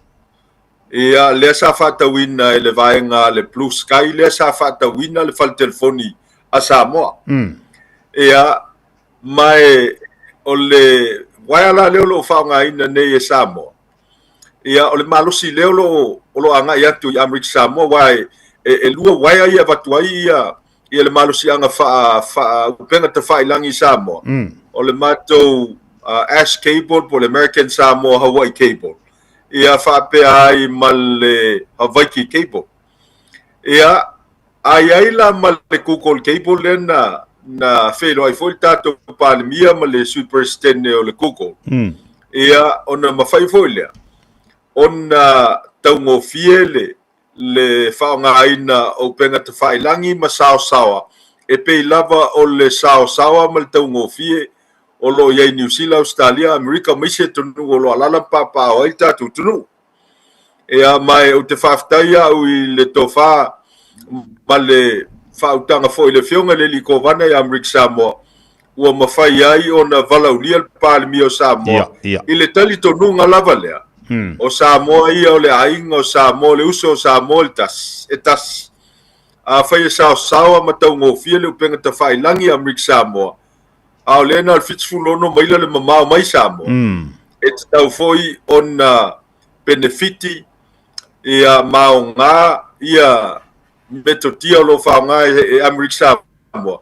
E le lei mo o Samoa. Ia mai te whaftai foi alu finangalo le whionga le ni palemia ma le kabineta. Ina ia talia le valaulia mangai mai. Awa ele o se me whaia mo le palemia ma le kabineta. Ai o ati na e manui ai tātou tunu mo le anga i luma. Ia silfia tia i nei aso. Ia telefoni uma le tele o nei o tātou tangata i Samoa e fso tai e o lātou aingai. I New Zealand, Australia, Amerika. O uma me fone tau o i whale komiti e whai ai telefoni. Ia au tengile nei. Ia po whea lava le vaenga o Samoa o lo ia i tangata mwhaonga mai telefoni e whai le fso tainga. Ia e vilia tua maua. Ia fsosoni mai whalawelawe, fsosoni mai me whai. Ia ai le teimila foi le tas. Ua ia i le suinga i o tātou tangata me tupu. Aso ia le malawa le i whaleolo. A whae le tangata e lua pe tolu pasi e oai. A wae le lo pe to i se fsota inga lumanai. ia petai la waso nei ia wa umal tala no telefoni na si fonga tangata e fa fonga ia alo vai sa wai la tal tangata la tal no mai pe la tal no fa sa nga isa mo po New Zealand Australia ma Amerika o le mela le ta wai ia le malanga le ma le so tanga le sa mo na lua e ma fai o tatu tangata isa mo ona mo le fa mo ni nga le mo e Amerika sa mo ona so ta inga Amerika sa mo ma Amerika o le vaso le mea sa fai ele fono al matou vaenga o senate sa felo iai ma le pule o matou fal telefoni ia fatasi foi ma le fatono o le official kovana mai folinga mai tia e to tele lava nei o matou senator tu lou o latou masalafa e manatu e fata watu se vaenga o le waia lea le lo whaangaina nei e Amerika Samoa e fata watu mo Samoa ia mai oina e tau mai ia tau ia le nganga fif so soni o nei o matou foi tangata i Amerika Samoa mo Samoa ia mai se o le talitonunga lava lea ia nauna ese au whainga malo ia ai tutusa Samoa na lua i mea umalava ia ua uma foi lao na avele tu alalo le fionga le li pale mia i le vaso mavai ia faia lole so ta inga matei tai o Amerika Samoa le fionga kovana ma luten kovana le fionga le fong ftalai ma le sui fong ftalai le fionga i le presidente del senate ma le sui presidente ina ia faanga yoi loa le ngayo inga le ai avatu ia le se vaenga o le waia o le Hawaii ina ia faanga ele malo Samoa ia manayon tangata ina ia tau ngofie ai le tau le faanga ina ole upenga tawhailangi ia mai sawa ma lelei mo tātou tangata. Lalo mo nga, pau, a whapea neila a bela le waia lea, a whapea vave whailoa. A velo isi tātou atunu i Samoa. Lalo inga la, o la ate lele swinga la i ai le whaanga ina o le internet i tono le tātou atunu. O le sa ole a. O le mea moni ale na, o inei Amerika Samoa e se lava le fal telefoni ale malo. E se le fal telefoni le tau e tātou o le company tua. E o Samoa la, wale o to e se fal telefoni a Samoa, mantua foi na nofo i atu le, e pam whatau e se le fal telefoni a Samoa anga i le Blue Sky. O le teimi la le nei, ia o lai wapu lea e le vaenga a le Titi Seon ma le vaenga al Vodafone. Ia wapu le foi la tau ia la tau tau tia. Ia ai au na tupul melena e sau no sao ai nei. Ia e mawhaio na toi fatu langa se fal telefoni al malo. E fata wina ai al malo yo na tangata se capacity. Ina ia tau ngofie toi sawa. Mol whaonga ina tātou tangata upenga te whailangi. Ele me mana ia leu te tau whalongolongo mo tau pue atu lau a saunuanga. Ole pio upo e whaia tātou Samoa, ia i Samoa. Ole mea lei sava i upolu, lei fo i sava.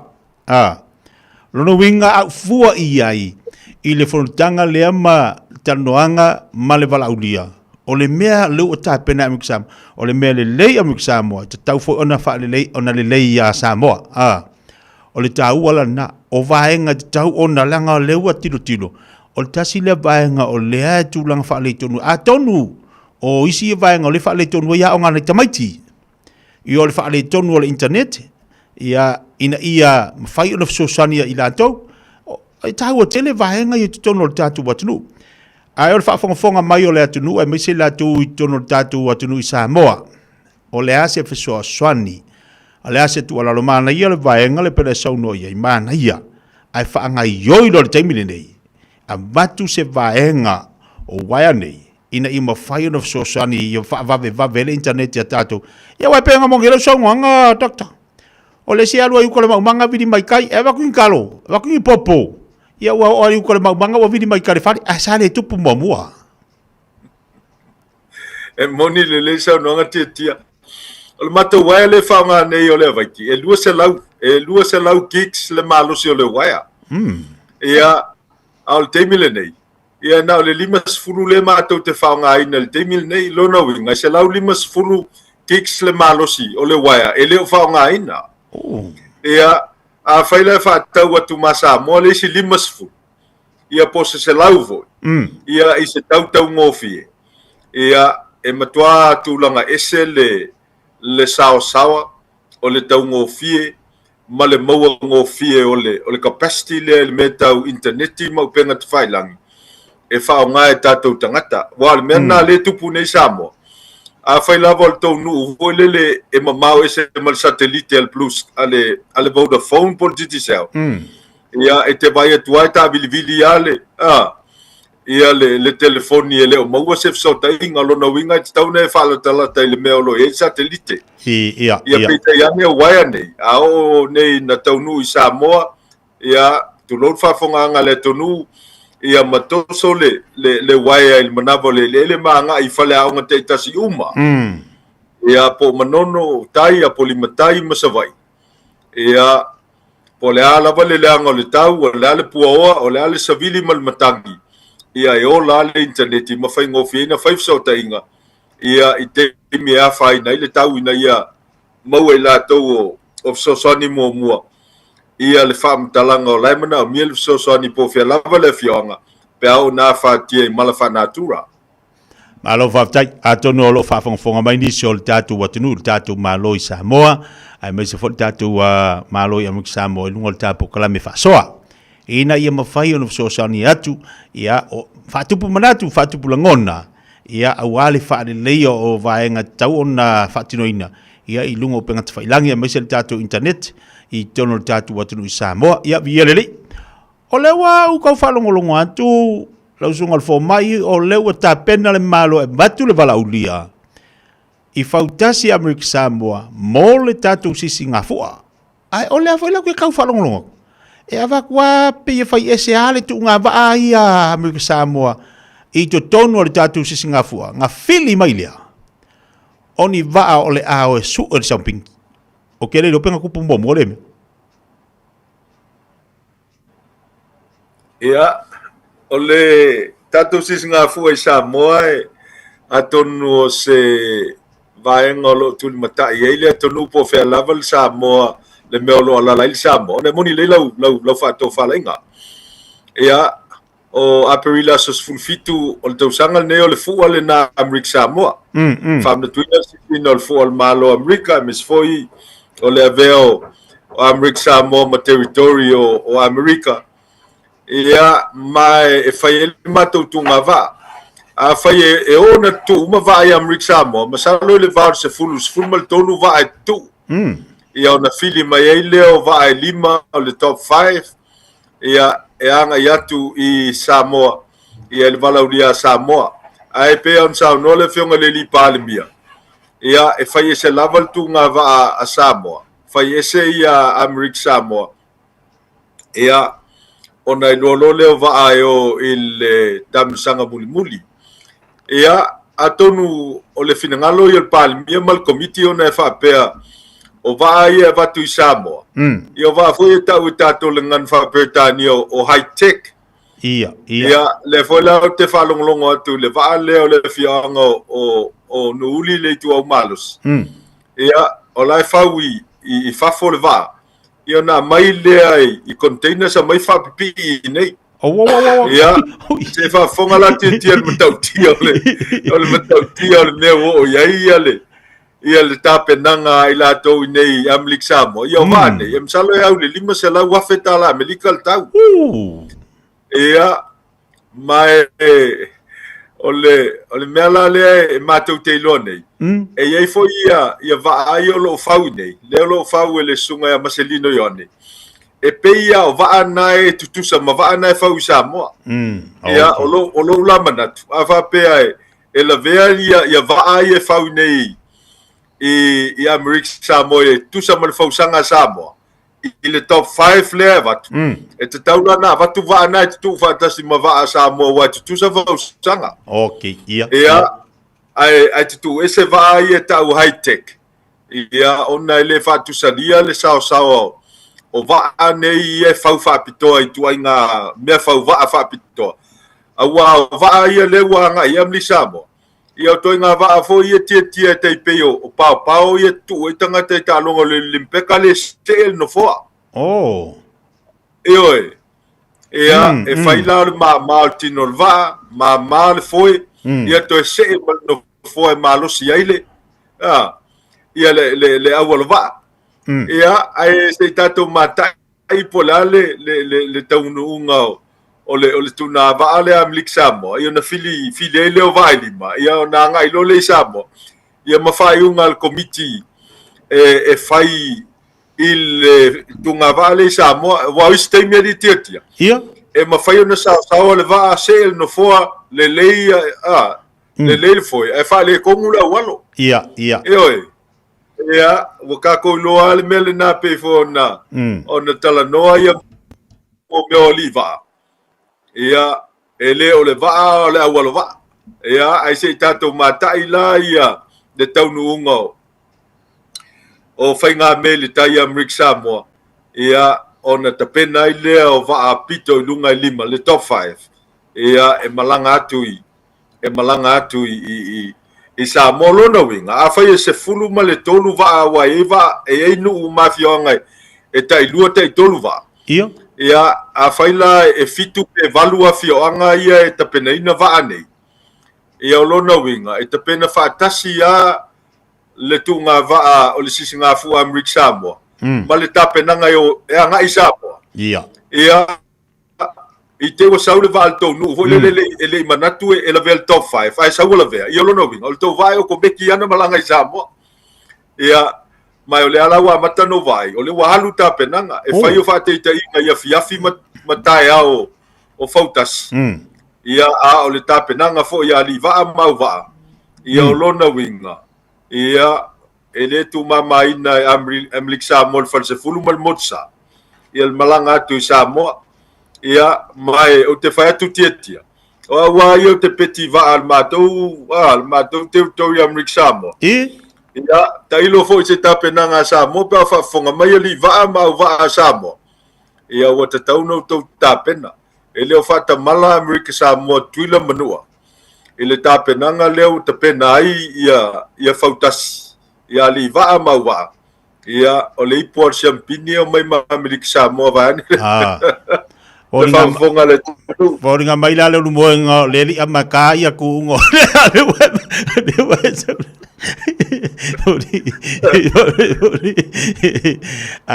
ola sa ko kilo ola sa tau tilo po se sila la sunga fo mai i le umio va wa o le wa sila fo i va i fautasi am Samoa le fo wa sila i va ata to i Samoa ola sa o la se tulang e fausanga e pe o mia ku va Amerika Samoa ia tato wa ia o le memorial na tia ia awai masalo a fai saulo matau ia e umia va ai tele na fau mai i Amerika ia mai va fo ia la va ia e fua tu funga ia le tau mua male fauina le tau muli o le va ia a va ia wo wilo le wo fau le sunga maselino yoane i ne amlik Samoa o va fo e masani na fa ngai tunga va fo le e tu ona to ta milo la ia le fa uma e fa uma tunga va le la e va ne fa fonga le tunu e tipila al pito tu fo pe o pito tu lula ina ia fai ngo fia ina mimilo ia mato foi le va le mena na mata mal tu nga na fa pena foi tu nga va ia amrik Samoa isi te a so le tai ia ona le tu dia le fitu mai la sa le sa ol fitu mai la ia ai anga itai le tolu mala fa mai la to li liu mai le to tini uta mena mata to tu nga va ai ole mana ia la tu nga va ia fai Samoa ia ole alo e mata tu fale ula ia e fitu mai la fo e tau e nga tai opia ia ole me monia pe ona fai lo atu e uia na ese le umi male o va ia ai fuala fo le malosi ole ole au va ia ai ele o ese tu la fo no amrik Samoa vo le e fuale umi o va ia wai pe ona fai atu ia e mafaina na umi le va mamafa ia ai manu malo pe pito tu al tu ia fai fona pu le va ai malo losi la va ia faifono latou siampini maman malo se fainga mel tai ia ala tatou mata tuina pea ia tapenanga ia e mesel fa mo le ngata o le sisinga fu Amerika Samoa ia ai fa pe foi le tali vala au ia ele vala uria le fionga le lipal mia mal malo Samoa ia I fautasi 5 mai Amerika Samoa o le tau alulo mafau le ko inga skairi le wai Amerika Samoa o mantua foi o vaasa o fautasi sa yasola e ma ai luma ma ai pito tua ai peila le o va longolongo atu o kama foi longo winga nga piko luma lo mai a ua moku la piko ikua ia ese foi le hata mai male potole o le tufunga lea o lo o ia fausia ina va Amerika Samoa ia e mafai ona fai ngofie o la sau kau sisi wa le fa nga Amerika Samoa ia ko nga skadi fonga o le se orngofoa o le se orngofoa le o le tangata le alova ia mingo iluma mingo ikua e mingo ia le alova ma mingo ia ko orngofoa o la sau tau va vai o la se ngol tama na le wa fo nei ne vai te mi mal tama tu ile sai ai e maule le ia le alo al tangata alo la tau ia pa wal me mingo ngo kingo mal nga foi ia alu o la se nga e fōringa mai tia o le mafau fonga o lau fau waa na lei o na fau le fau sanga fau le minoil na foa. E fōringa mai e malosi atu le alo ia to le leile asu ina o le foi. Ia o no le se ele no foa. Ia a tonu la o le tunga fautasi le la tatou vavai ai. Ia I taimi fo I e whaatulanga ina e mua ile vaa lea e se el no foa. Ia male fautasi le mau no foa. Ia o kai e loka la ikiki. Ia sa mo le avanoa e aloa I vaa al matou nu fo leo sa matau. Ia vaa fo e mau no foa. Ia. Ia au kua inga foe le e a foe la au Samoa. Ia e whaiol mamafa. Ia ai la witi ia le. E la witi le foe. Ele peira foi ia leu te vai ai nei telo o fautasi Amerika Samoa ele ngata mamale le foi ao o foi euna ia ai toi lau telele le vai ngol foi le e asuaile tu no wal fa fonga ngale tonu ia ai ele I faia ni sai linga mau tu foi lele pole ale se senga male sao le va ia e whaonga ia foi Samoa mau ia. Ia toi mau no foa. A wai pei au na whailo atu. Ia e tūlanga e se ale au waa e malo nosi. Pe alo ala ile fautasi voi le Samoa le masena whau le plai uti male whau. Ia ma whaonga foi tuaia. Ele lope o mai ko unga muale e muale pa kasilenga ia fai mea tu le wali ka high tech ia po vai o fau I toinga me fau va fau ia le e fai o mama ia ai matua se e o le va eu foi lá isi va fau ia ma to le no vai ia le vai so le nei o la fai fa tei ia e ai fau tasi fau e papa ile tau mua ile sami voi lele ia ai foi fautas e pe ko tiki alua mika o tau moele papa ile sami e pe eu pe ai lunga o fau sanga la fau va oio ia o le ala fata ai lo ne la matu tu ngale la faia pelila e foi lele tulanga ese ia wa me fai fonka ko fa mo fau sanga ia fa le tonu foi la va ia e pe ona fai atu titia ia se mate tu wa e fakai lo ale le au lo le afi pe o poleto no ile kai me ilo ai I fai nga me o tai male asol tu nga fautas mana ia a pe lila fai le tu o le sisinga fu Amerika Samoa o yuni fai ai le sisinga fu a Samoa no winga ole o apelila e loa la le va Amerika Samoa e tau ona mua pe ata fua ia I fa le mafa kuso ka o le fua fa le mafa fa o le fua fa ia langa o ele sa e alu ia o tangata mata ata fua la ia wa se foi mafa fa ngol kapteni la tu o le la fa ia langa ia va ia atonu ola i si swinga ai pe o apelila la ola ai loa lo ina fautasi pe ona ta ua lu moenga ole a ta pena mai mo tatu tauwanga po tatu fa se Singapore i le fai unga le matanga o Yuni ola sa oe vai walenga ia lo mo le va to afionga ola se tulanga tapenanga i kapenga me yo wa o kapenga o Singapore i tatu tausanga ni o ke va longolongo aku ba o ke va vai atu o se tapenanga ese ia o te lo fa pena mi ke sa mo wa le la to tele la tu o le la anga ia tu e moli ma wina se Singapore tatu nu wa tatu atu nu wa o le la tele fautasi o la anga ia ti ai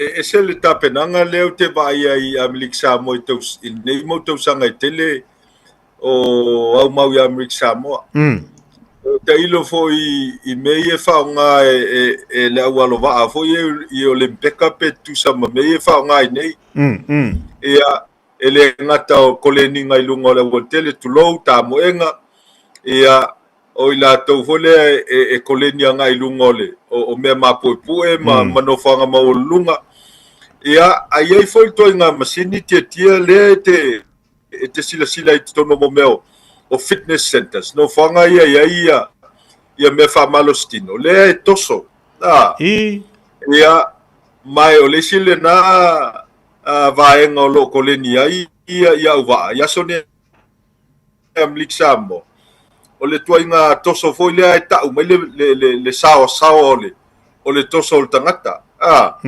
ia mai o inala e tele na ftuna ia li va ia la tu tangata lo ia awa e pese ia e longa alta ngata ia malelele o la nalo mal fatulanga ina i tonu o no fall fautas pe foi mua ia fas ko solo toi lava le ia o le tapenanga foi la le fai nei ia o tatou ia i Samoa ia so ia pe fole o le vai al matou nu o le o tama mal no o le lo fai samtau ia o ko nga me foi le lo fatu mo tanga o ne ona toso la ia le ia ele o ko ia ngine fa pe nga Amerika Samoa le toso tanga o none o le wa mai sa o masini toso te lo ile sa o lo toso ia a fai ala fa mel masini fa si fa le ko lo toso le malo sil sa a voile ia lo na winga ke le alo le va ia ai pe o ina e fuai ia lo na lua o le mea fua pau na voi lea tu lo al whaafonga lea tonu. E fua ele mamaka o tangata.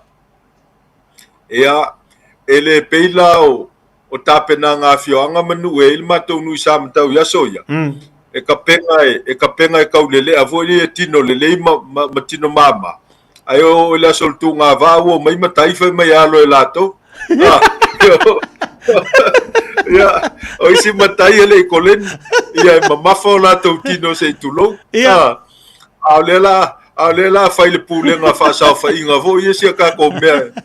Ia, au le tūlanga la leo te vai e i tāpena ngā Amerika Samoa. E le o tupula le mea na, e alo ana o tupulanga e mama, ia e sao al toso, le leile manava. Ia ua fili fa pena ua foi le toe fa mala fio anga tia vai ani alfa fonga le tonu e fai o le tele o le tapenanga ia ai ele toe o lai turi matai uma ia fio anga ia muama ma sapini la to va o lona winga wa ma fatinonga ia e matua tua to ai le finangalo nu e foi lai le tapenanga le tau mafa ia o vai isi o vai e koleni nei ia sa le ulaula faile sa le nuava ia e o foi le tau sami la tau ia o matua a ngai ia fioanga ia mautino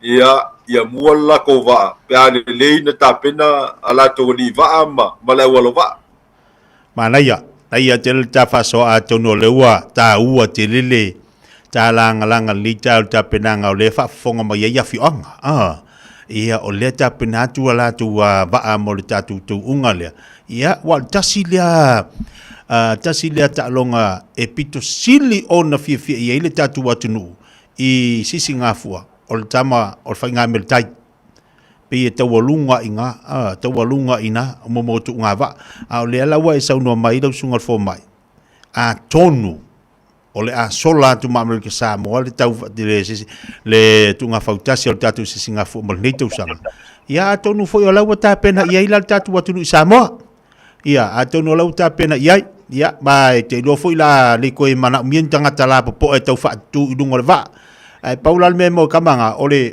ku le ila sa mama alo lo wa mama fa wa ko la buri ku le ila lo la po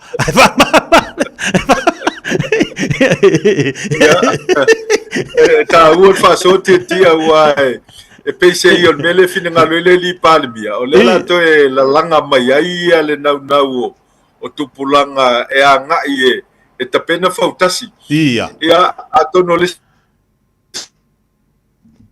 tina me ai tawa wa oloina ina samsama no le mafau le televo ia o nganu le fai me se a fia i ma fai ngo fala fasaina ai a fai ai fa pisi koleninga o leo la mautinoa o tunga va ya Amrik Samoa ya pelila o tunga va o sisingafu ya union tunga va a foi le sa molte wila o lona winga ko ki full time le tangata alo ila ia ta penanga ia ai le tau foi o le ta penanga foi le soifua maloloina moni ia mafata ue tangata lo lato soifua maloloina wa e fialo va uma tangata pe ia le tangata uma e malolosi uma lo va ia ai faila te fialo va ia ese foi la le fuata o lunga tau na o ia lo malosi e te le to inuava e te le to ulaula wa e pole ala vol fai na meanga e makwa maua ke mi e fai ele tunga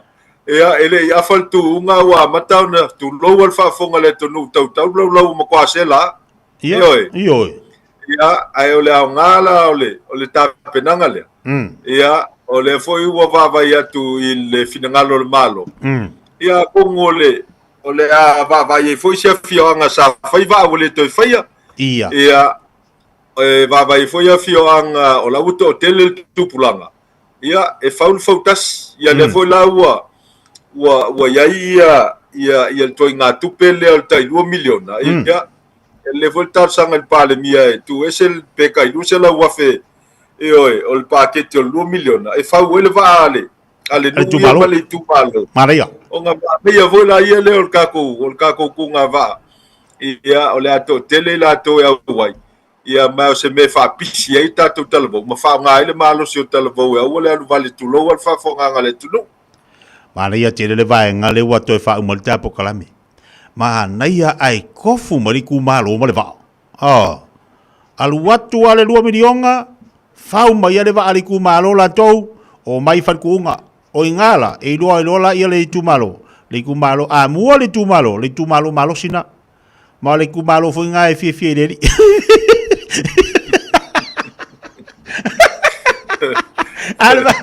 ale manga ia le vai ngale wa mai le manga ia ai kofu mai ku malo fau mai le fautasi le tu malo mai lola ia le pingi le sami yo o ingala lo le tu malo o le tu malo e fie le sami ma le tu malo e fie le la weleli ia e tau fo ile fa nga mai tu pulang talo ai se le manga ia kalo sia ia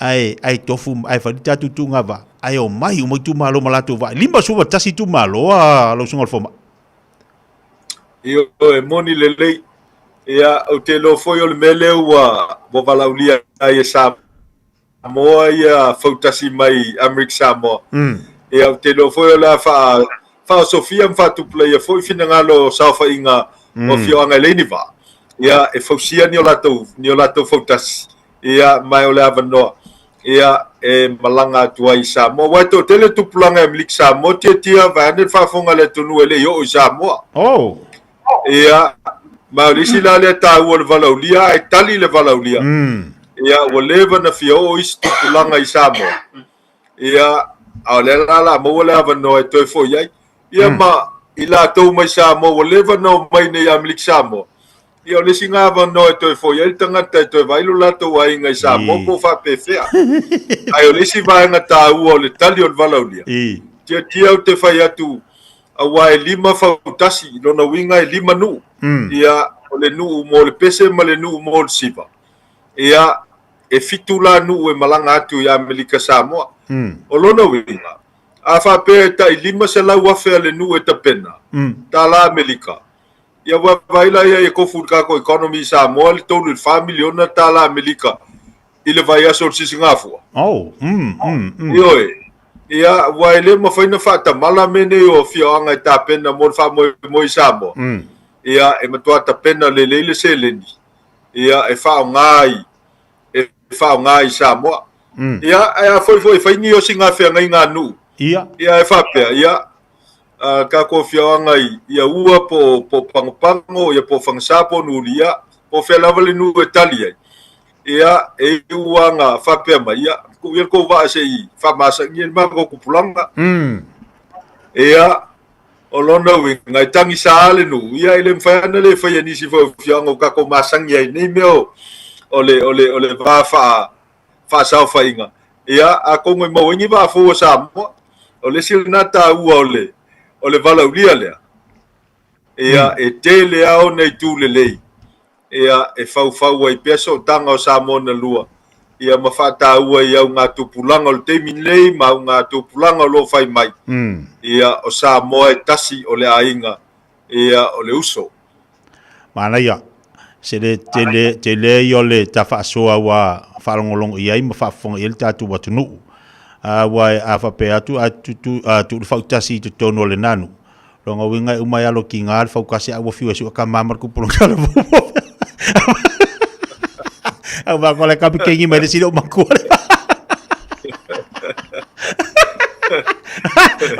lo i ko le si do makua ka le uswa kale apa la ko la ko le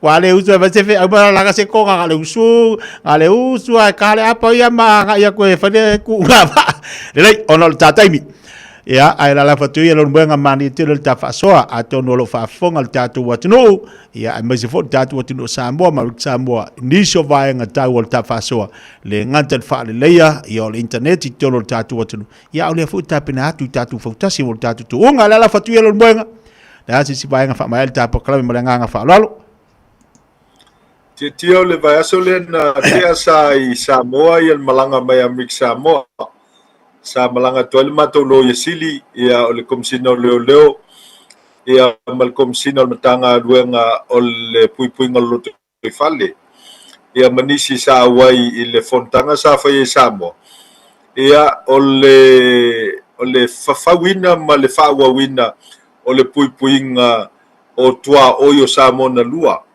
ia ai mese lava ia matau po fe malanga inga o matau po tute ia o le va o malo ia fa pe foi ia le official le lo yesili o lo winga ia o le ua nga lu so tau au la mato kovana ma le fionga le li palemia i me umalava e fa ngo fie ai ia le va na yo tatu tangata i Samoa na lua ia mai o te fa fitai lava i te tai o malo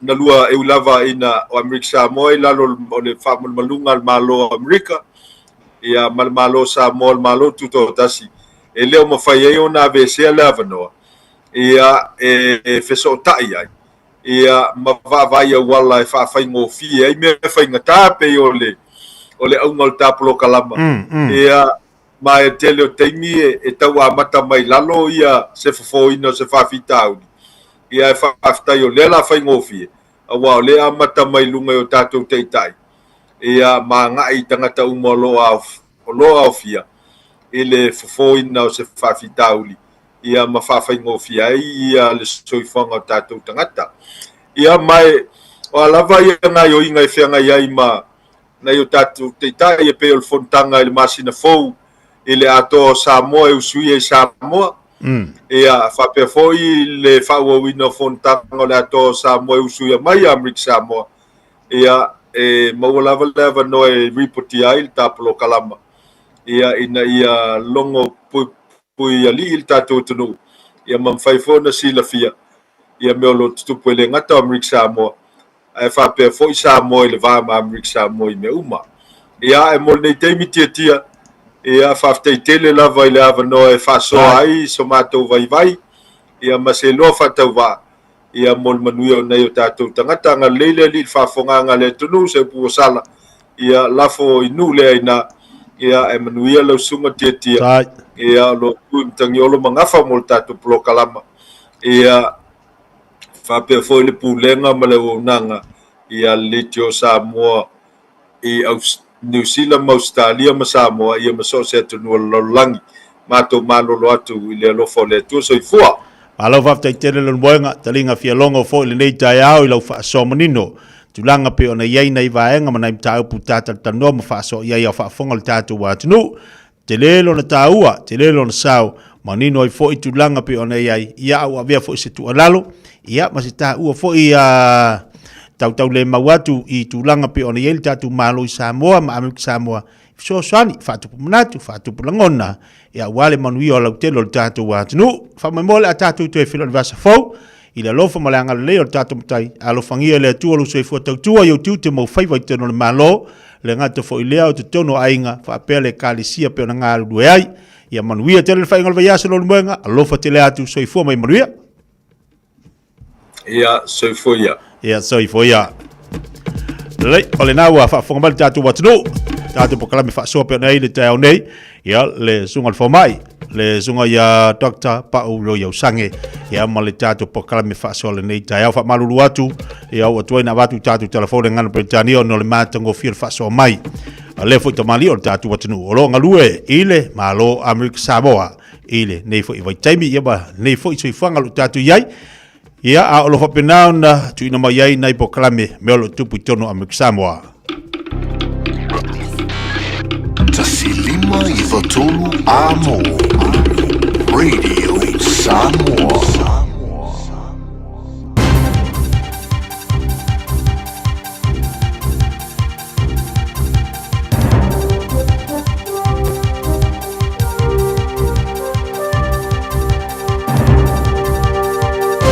In this update, the Finance Minister's applauding careful government spending as she addresses academics. Nicola Willis has been delivering an address at the University of Waikato's annual Economics Forum, giving a glimpse into Budget 2026 being delivered on May 28. Willis says we need to focus on smart investments to lift productivity. New Zealand does not grow by taxing more and investing less, and our government is choosing a better course.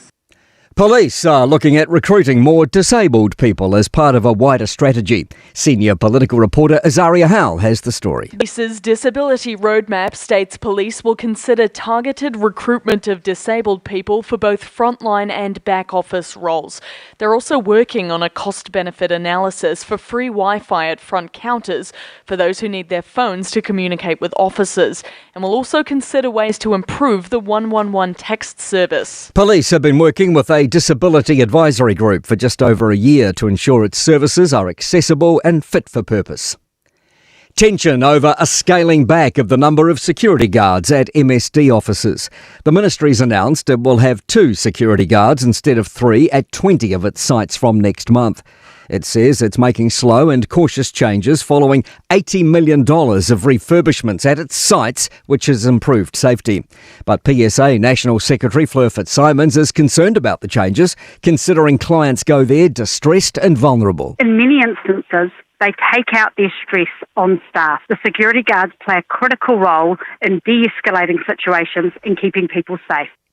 Xero says its survey shows nearly half of small business owners considered quitting because of stress. And Gore's 9-metre trout statue is finally getting a name 40 years after being erected.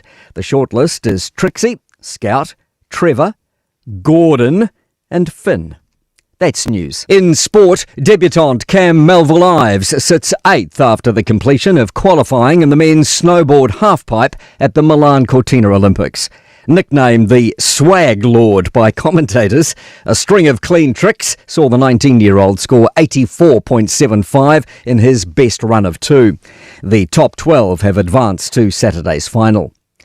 Is former gaffer Harry Redknapp a chance of coming out of retirement to manage Tottenham Football Club after Thomas Frank's sacking?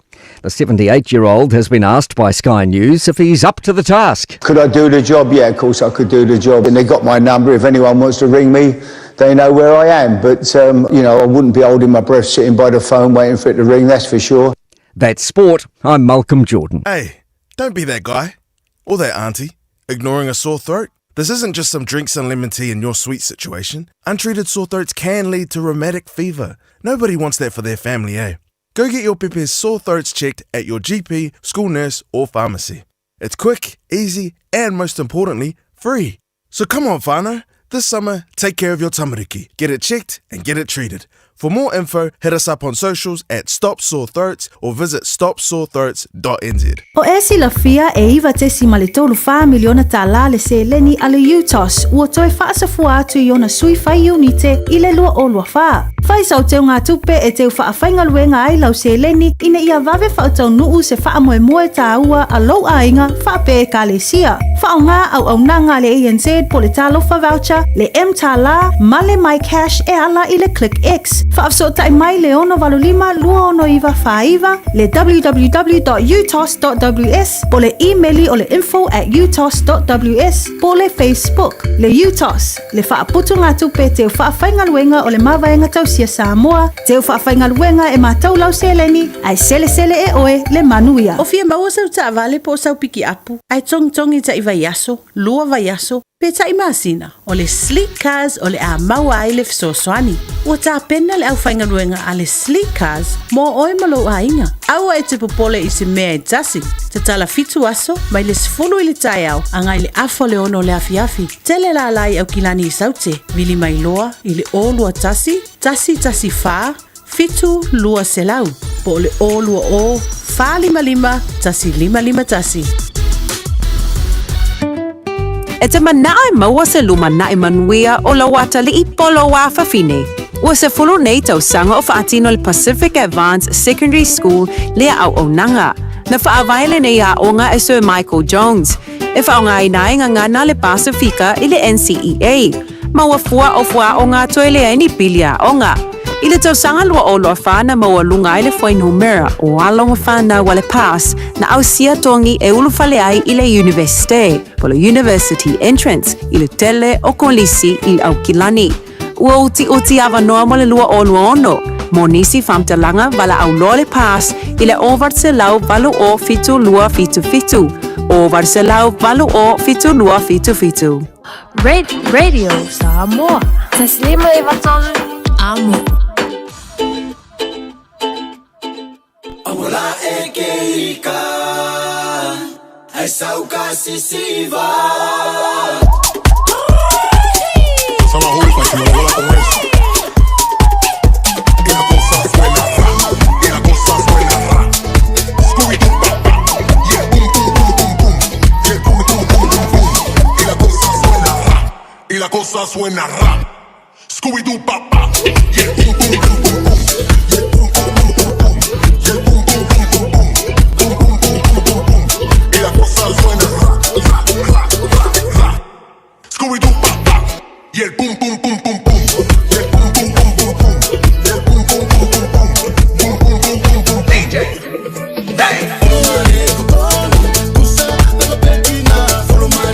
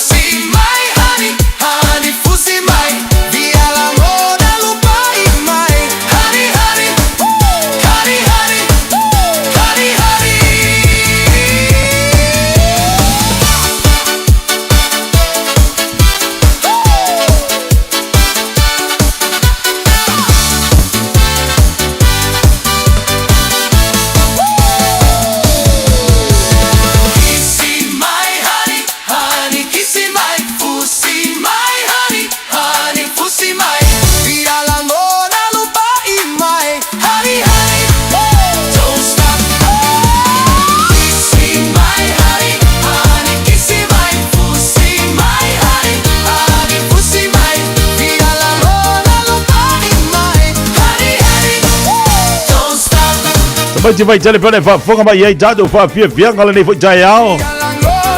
Luas fut family to nei late July se football jazi lungal tau tua marsi fonga red Samoa. Ko kala mel fia mai to join al tatu wa tunu. Ia mana tolo solonga le manu ia nei tai ao. Yo fai valo filima yo tiu te mangaluenga masani pe ngalu ai tono lo fa fingaluenga. Pa malo tua ia te la to umala valo mafuta mai tono tatu wa tunu Samoa. Ele au nama tau tua tasi ono tesi mal tasi FM. Ia mal tasi ono tesi mal tasi famo. Awering aliat oi. Afa pele ma ua to ainga tatu tau tua le na bili yai fa fonga vai tasi ono tesi mal tasi famo. Le na ono mfai one fa longolongo mai pokalame au kilani. A fai ele i mau tatu ainga sa mo lo no winga. Nga mau ala samunda tatu o musika mai vanga po kalme fifia mai tau e olo fatu e mo tatu watunu. O por pese kiss me honey. Kiss my honey. Ya esa o lili e ka o fu di kiss yo lau honey. Ka o lau fu si lau honey ali al finga lu benga. Kiri do me ke o kup. Ia le lau honey e finga lu benga ala wa fu si ai. E ke wa la ku o fa pe e la uhani la le wo ale nga wa e fusi ai Pajalo batu so isi api Nati William alo fatu so manuia tele nga duenga ni tayao wa Leslie Jane fatalo fatu talu pokalame pa malo ati ale nga uputomoli malo se fu manuia Pajalo fatu ni so tatu pa nga lungo tatu YouTube le ta nei fa malo atu ya tua zao malo se fu laude lei Tofi lau sulu fale ese fia mesi pai fatalo fatu tatu tautua pa malo tia fala fa ya kopo seki mai tatu le nei futai ao Jacinta seve malo se fu lau le fatalo fatu so si atau sanga lo fatu brother tasi le tanganta matua musu ai fusile hani Elena fatalo fatu ya Elena fa feu malo se fu lau le fa malo tia tolu Vale si la vea Amalotia miu amosa seki maitato Sina leo fatalo fatu lunga tatu YouTube Famalote fo ya Malia unungia fatalo fatu Anti lalo fatasi boy nai Samoa Fatalo fatu ya Rachel Moni malo si fo lau de lei fatasi boy nai Glen Eden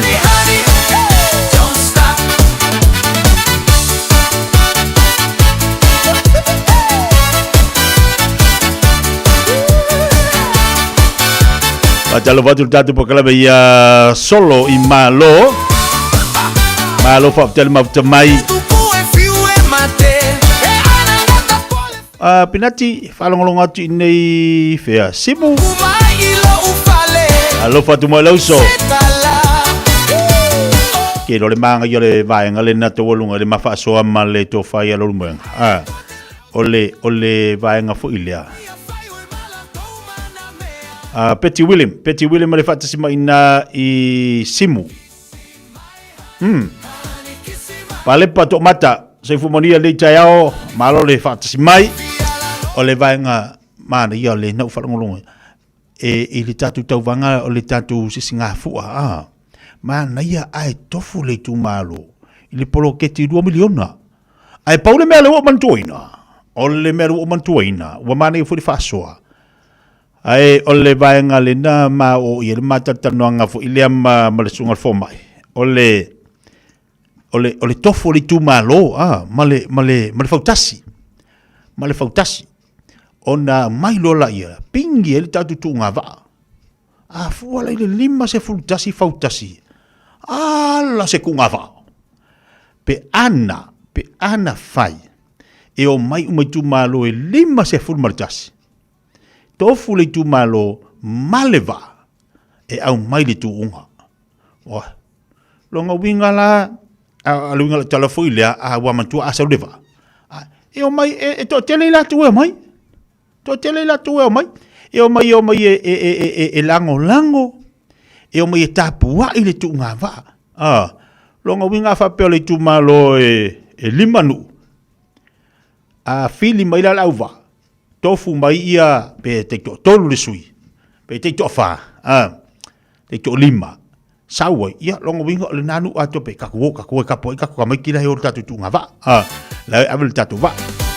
Ka se tumu apia. Tumu. Ai langa o lewa to taura ma fofau. Ina ua mai alfa tatano nga tu stalama le afionga ila li palimia por te ele malo. Le wo ye fa ilo ai. O tu malo e te. O tu malo e te fainga fa vai al bloqueti ale malo. Ele avese miliona. Ele avese 2 miliona. Ele ave ye se fa morianga. Peila o fasale le angalua. Fasale le angalua. Le awa umau atu. Ele ave ye se 2 miliona. Taluai. On lo te i fainga fa vai. Ale malo e winga ile poloketi 2 miliona. Na manino la falongo longo sa nuanga te tal malo fa pea. Le ai fa tali atu le malo e o la watu atu le bano. E o le tu malo e to e sole pule. Ma to e fa le leia vaenga o lo o fa le tonu. Na to e fo i mai le malo. Fai se tala ma le malo. Ai pe te iane. Wa esele me wanga iai ia nisi o matai. Ma faali ai lo la tu langona i lunga o penga te failangi. A lai fa te tari mari malo e va tu e 2 miliona. Ya wa ko ka wilo ta ma fa una wa awa manga ia fa so fu ile ni ta. Be manga ia ai lo e fa to fu le tu malo ma va. O mai e fa ile ka ko ke wila o le tatu si singa fo. Ve se manga yo. Ya ko o resi kausanga ko pa ua ku resi 2 miliona. Ya ko fa le ya kiri po le me nga fa le ko ngore fa kasi le tu malo ko fa nga me si se la ua fe pero se la ua fe wa mangku wa alu ku nga momua ya lo winga e uma le lima tausanga ma kwa manga yo se tu nga fa ya so ye la nga tu malo ya le o la tu te lo lango ina ya le malo ma le va tu nya le milion o le 2 milion na blocket le la u fa ngal malo le ai la ang sa o la auto ia atu le langolongo ina el poloketi vato le malo ia oro la ko su angin kupe fai se manguio le koku malo fai le koku malo po la me tu te mana ai o le ngala tala fuile afa pe tasile le tangata le e te e pe lu pe totolu le te ile poloketi ala afia tu i to tele o nisio na tangata o leo lo fia maua ia le fisoasani afa pe neila o lea e te ia le tu malo na o nai vaenga na o nai tangata a mai lo mal fa ngol malo lea ila a tu le fifira le me le vato malo tau fina ai tau to mai lo polo ke ti la to malo le la avisi tu malo la e mo le manuia a fa pe nei la na o la tu o le te e polo ke ti e la afia tu le to tele o nisi o afianga ma nisi o ila tu o le o lo fia mo le manuia le e tu tono i tu malo tasi lua tolu fa lima ono to se fulu to su lima luas fulu tangata o le tu malo tasi ai la fia to le fia se lau tangata i tono le tu malo ona o le lango ina al pologeti ia na nei vai nga fu ile wa taulo ta mafau fau ia onga o lenga wa alu lo ka mafau fu ni e ma ia ai ko fu le focus ko fu mal focus le tu malo ia le ke au ko fa mo lo ka mafau la le fa le pale bia a ke le tu malo salvia sembea ile sko 2 miliona e mau ia on sai o mai ka ko era ngolang e le afrika ke fia fa 2 miliona ka ika Tate fia fa 2 miliona fo EMF so so anelo ele fa pe ka ko ma ko pe uma ya le me abatu tadi sapaya awala ese mai fa manianga le tua mo tatou e o si tatou ai nga matau si tatou ai nga neva time Dai la wati lo lo se forma il fitu bilita talo tu la malua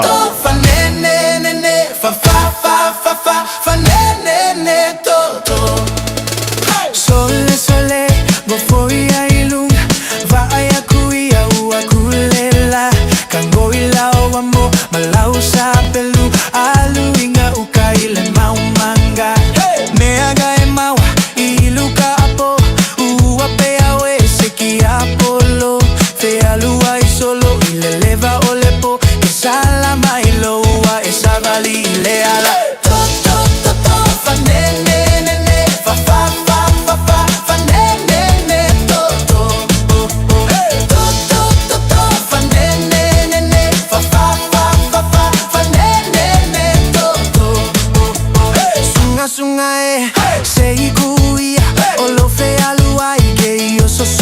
mai Whakau kalaku Ae whai mai Ole koe ainga ua o valuka po Le pepele e kangia e aka E mai o ua whai so o la ua mi o ua le mali e foi e I ua e ga e malo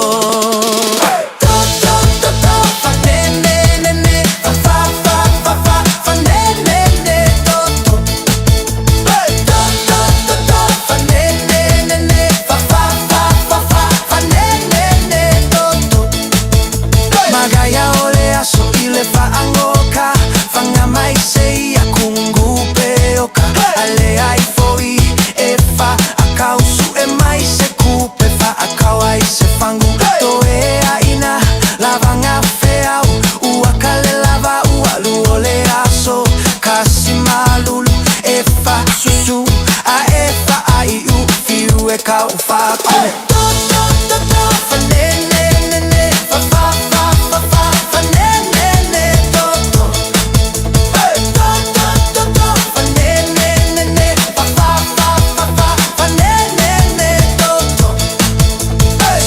Sungai lavaga feau sau ya kao ile binko pe mauai o selaki ile checkpot pe fukinga o lepo sole uso o fea o ua leva onga amaka o lepo o lo fai le sungu sungu o le mamo i male kama o pipi to fa ne ne ne ne fa fa fa fa fa fa ne ne ne to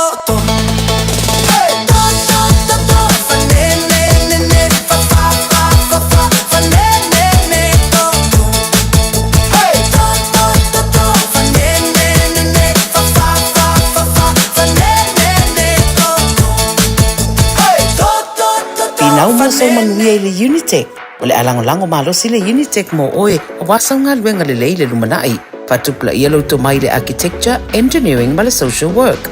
Ao tawina oe se matata fou. Pe o le pisinisi mauna baenga ese. Esi dia ma le se lau mata upu e pula lava oe. Tusa lava pe tele I mautonu po le asau mata upu e ave. Sila mamao mo sauru manai manuia. Le sitara nei loa I le Unitec. Tanga iane I le unitec.ac.nz. Alofa lava au te roa. O le tala fia ua whaititia nei tausanga mai le ona sefulu lima sefulu wal tausanga le matua le soifua. Ua whaatino I nai polo kalame o siaki ma wha ato ngā au po tau whale manawa. E le eise ngā luenga tele te whaia. E au lia lo le lima sefulu walu le lima iwa tausanga le matua o lo soifua. O le alafo fua atu I lau pusa meli ia le pusa mosu e suenga ma wha ato ngā au ma tau whale manawa. Ma wha amanui atu lo waso whanau.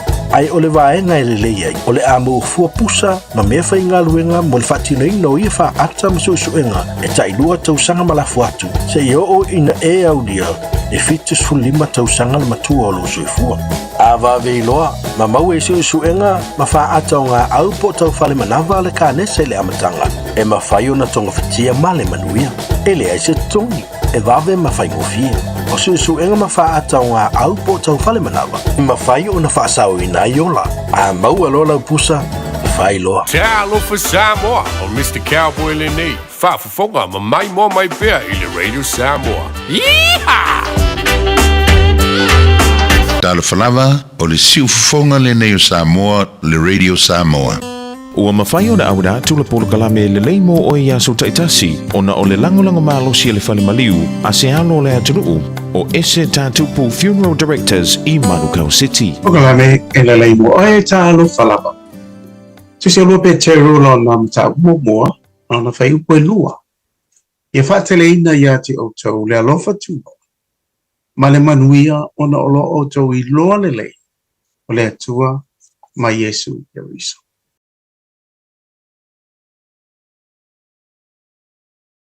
Ua umi se mafutanga o I loa le tangata le. Rona waanga I lua. Ona ua o oina masu esu e loto I le olanga ma le tala anga o se tangata. Whata ta inga o te iloa le lei. Lo ta mao tau tai lo longa Yosu. Lesi mai. Mo uroa le lei ave tabari. Ona na oa onga ia o iloa ave tapa o lo le leila o lo tama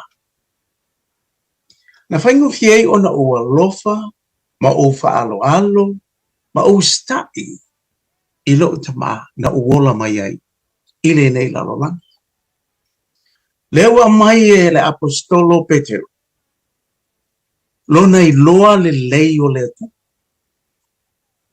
wasa ye tai na a fia ai le apostolo le faalo to lua ma na yai le masa salo ma le tali tonu fa maoni ile moni o le tua pa Yesu Keriso o le wata tino mai Petero le manuia o le iloa le lei o le tua o le tatou fa ia onga o ia nei o le nganga pa ia e a o wina i tatou ia tatou iloa le lei le tua o le moni o le tenero o lo iloa le lei o se tangata o le faingo fia fo ilea o na fai le filifilinga sa o loto pe e te alofa fa maoni i le natangata e le ai fo na te e atu tangata iutaia ia Yesu Keriso a wasa latou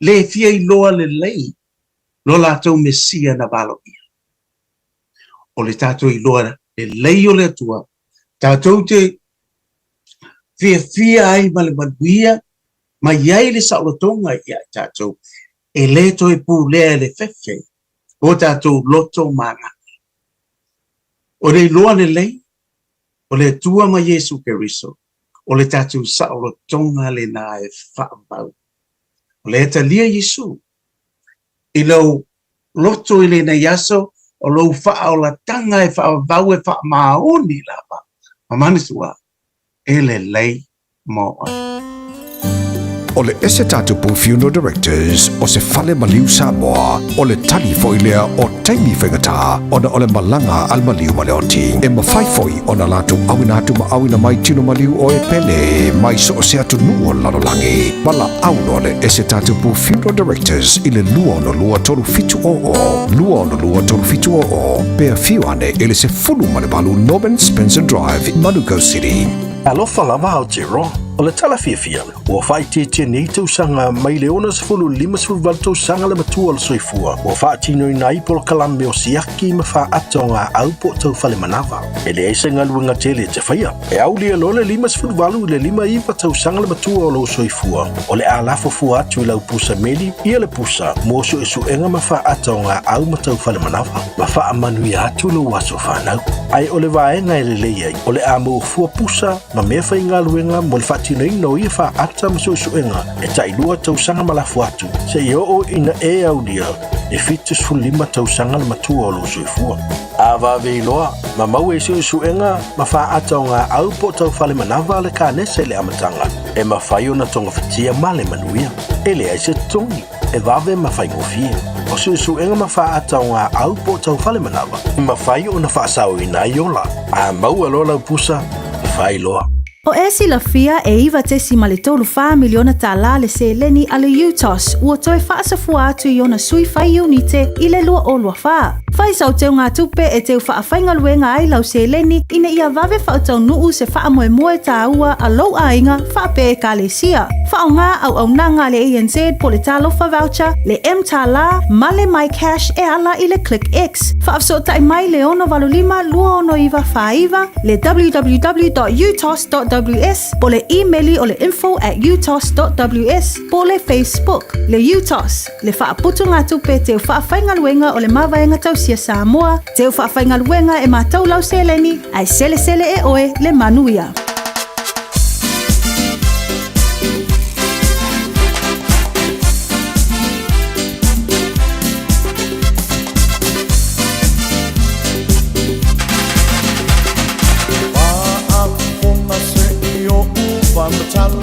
O le tala malama lama I lona mala awina Mai le pilipilinga wale o le tino a o le anganga Wa o ye o mai maa ai le loto le tangata E li apo a pina tapa e lona toru mai ai o sama Natani e lu le lona wha Wa tai ma o sena ese bomba mai e taulea tali ese toile wi e tavita e mana mia ele tua tole na luenga fama oni fama losi e mana mia ele tua tole na luenga fa wina fatu wina no mana e mana mia ele tua tole na luenga fama oni fama losi e mana mia ele tua tole na luenga fa wina fatu wina no mana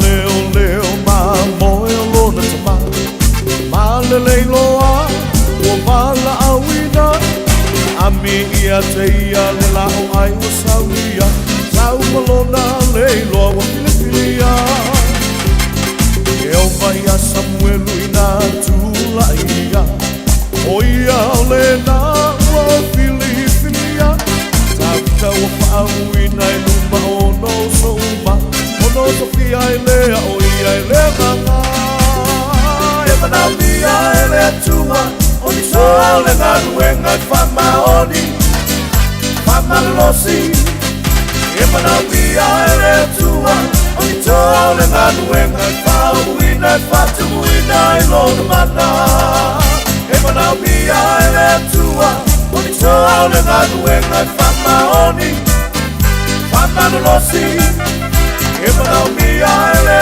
tua o ni sole na luenga fa wina fatu wina ilo mana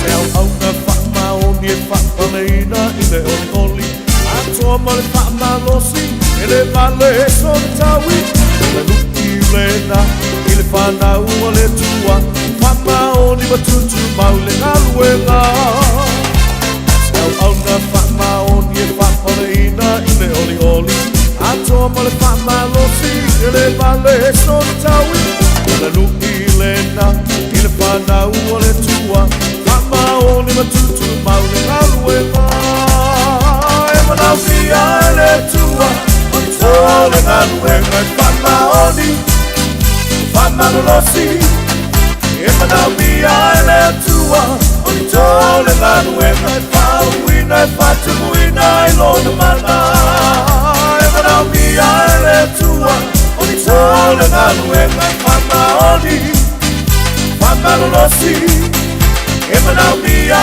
ele tua o ni sole aluenga fa wina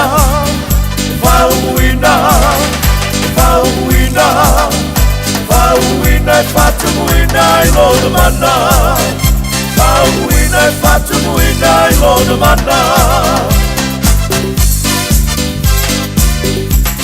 O sana Davida male tatu pesile nai mana umia ni toa malo losi o le ngalu ngalele i pene whafonga ma iai ia le pakalabe le ma o le whatawhiti fo ina o le tautuba na unanga ale sunga le whawhengainga o lea longa Yosua male tatu pakalabe whale nganga le na le lei mo oi upu aia le atua sua malie e le lei mo oi le lei mo au le lei mo tato uma au ngā tene le whiong pa ia le li mo tato le aso ia langa whai meo le suru le o tato vai ma le malama o tato wala o ame whainga tai malama me uma le upo le li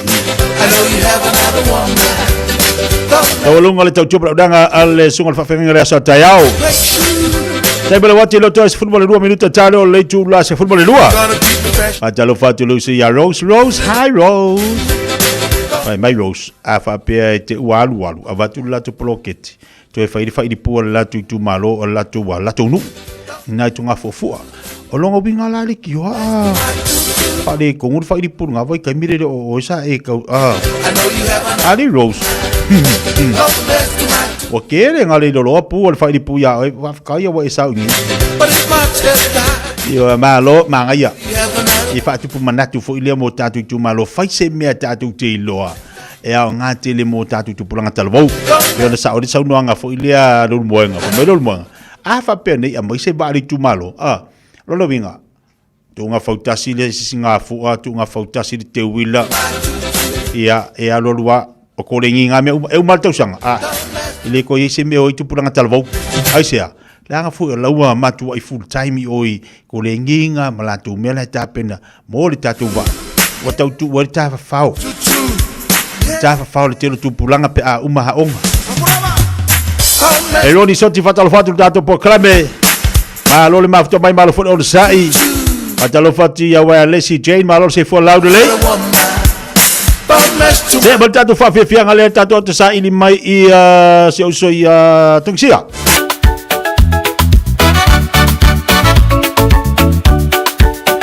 O por PC fai macaco wore vai. Ale ala ile tae vai o fuma tamo e fafo. Gallo gao ile vai. Balau mai. Ole atuai. Uamala au mai mamai ai. Taile mafufulu kutu ile vai. Tamo ele ai se fa logo. Pero vai. Poset ni apono. Vai ma oh oh. Ile vai. Awale sola. Veleta un fea aquí. Vai ma oh oh. Ile vai. Ta elelele. Y este malo si hay. Vai ma oh oh. Ile vai. Awala ugata e vai. Vai ma oh oh. Ile vai. Ta elele. Y este mano mi manaya ay. Ade alupeta loga ile ao. Afu male ino pete wow. Saule faleo soy le moeca. Susu au fule ai sekea. Sini wabala au malele hotele. Sole alui va poeta ele. Aina mole atama fate amai. Esile flori mawai le famai. Vai ma coco ile vai. Awale sola ele caufea y. Vai ma coco ile vai.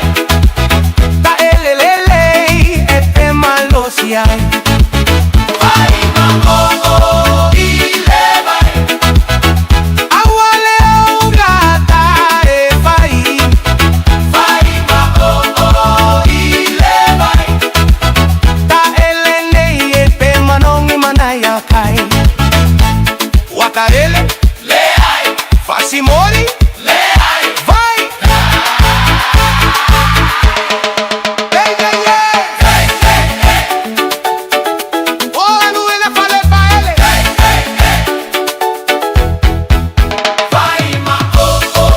Ile vai. Ia mama umalutino. Leo ato e valu minuto al talo le tula se football lua. Vai, eu leo nga yo por pesi. Fai macaco wore vai. Le nga le la fu la saluta maru lu ngale fa angoi mai mbede. Ole pula mono le ai. Fai maco wore vai. Anga de vai fa mole la. Ola ke de vai le ko yesi vai. Ya boleh tahu dekat malu lu ngau kusi fang. Oh, ya le bele la anga yak yai. Yay! Saya bela wati le u toy valu bulu talo le tula sima lu fata sima di sunga tok si edung tatu pokala be. Ile nei fo ya oli, ile tatu tu le tatu Omega Kans. Ya wa foi le au nanga mo tatu watu talo fata si ya.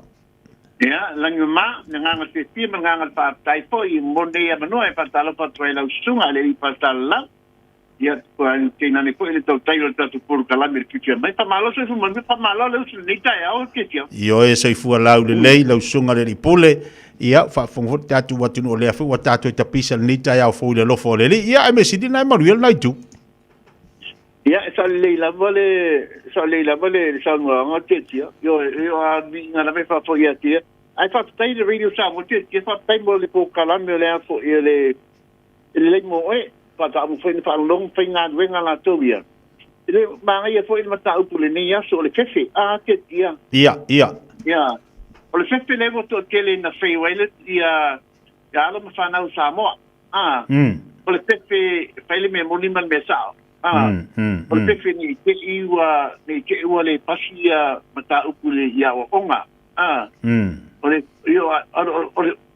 o le sa o le fefe o le fili marki apolo ton faso songa le fili marki apolo titi o la so la si pia le tu ia mara tua foi e le sisi mesi do ta ua pe atatu ele ava pe tatu te pipi ia ile i te o te mi mal te loaso ele se mela atatu fefe fua pe ona mo le so luanga foi le o le fefe o me mal te apolo o sa le ia langa fefe ia o ia me te tupo le olanga ia me o poli ai ia me o fa fefe ai ia o tau mau na mo le ia isa o matua isa ke le pe mga le ke fefe au ke tia esa le la masa wanga wala fu kale wala kale alu ka ke fefe ui ke fefe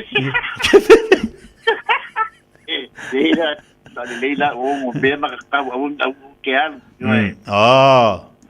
ma me fanga le a ia ke tia o ka fefe foi dele ni ke o ko poreno ma ko wai okay ia na po wa ko ale ko nga aria o nga o ngai madua no ngo vinga a fo e fa u farengeia de que mingi a kasi pe lu mingu ke karo o fa u fare a ko kuri ia me nga fefe fefe ke wa kavale a inga na to mi tulanga ba pe ia menga ke le ari tai ko mo fefe ke tia ia malisia me ala na fefe o le e ke isala mo nga kai eso le dia na mo so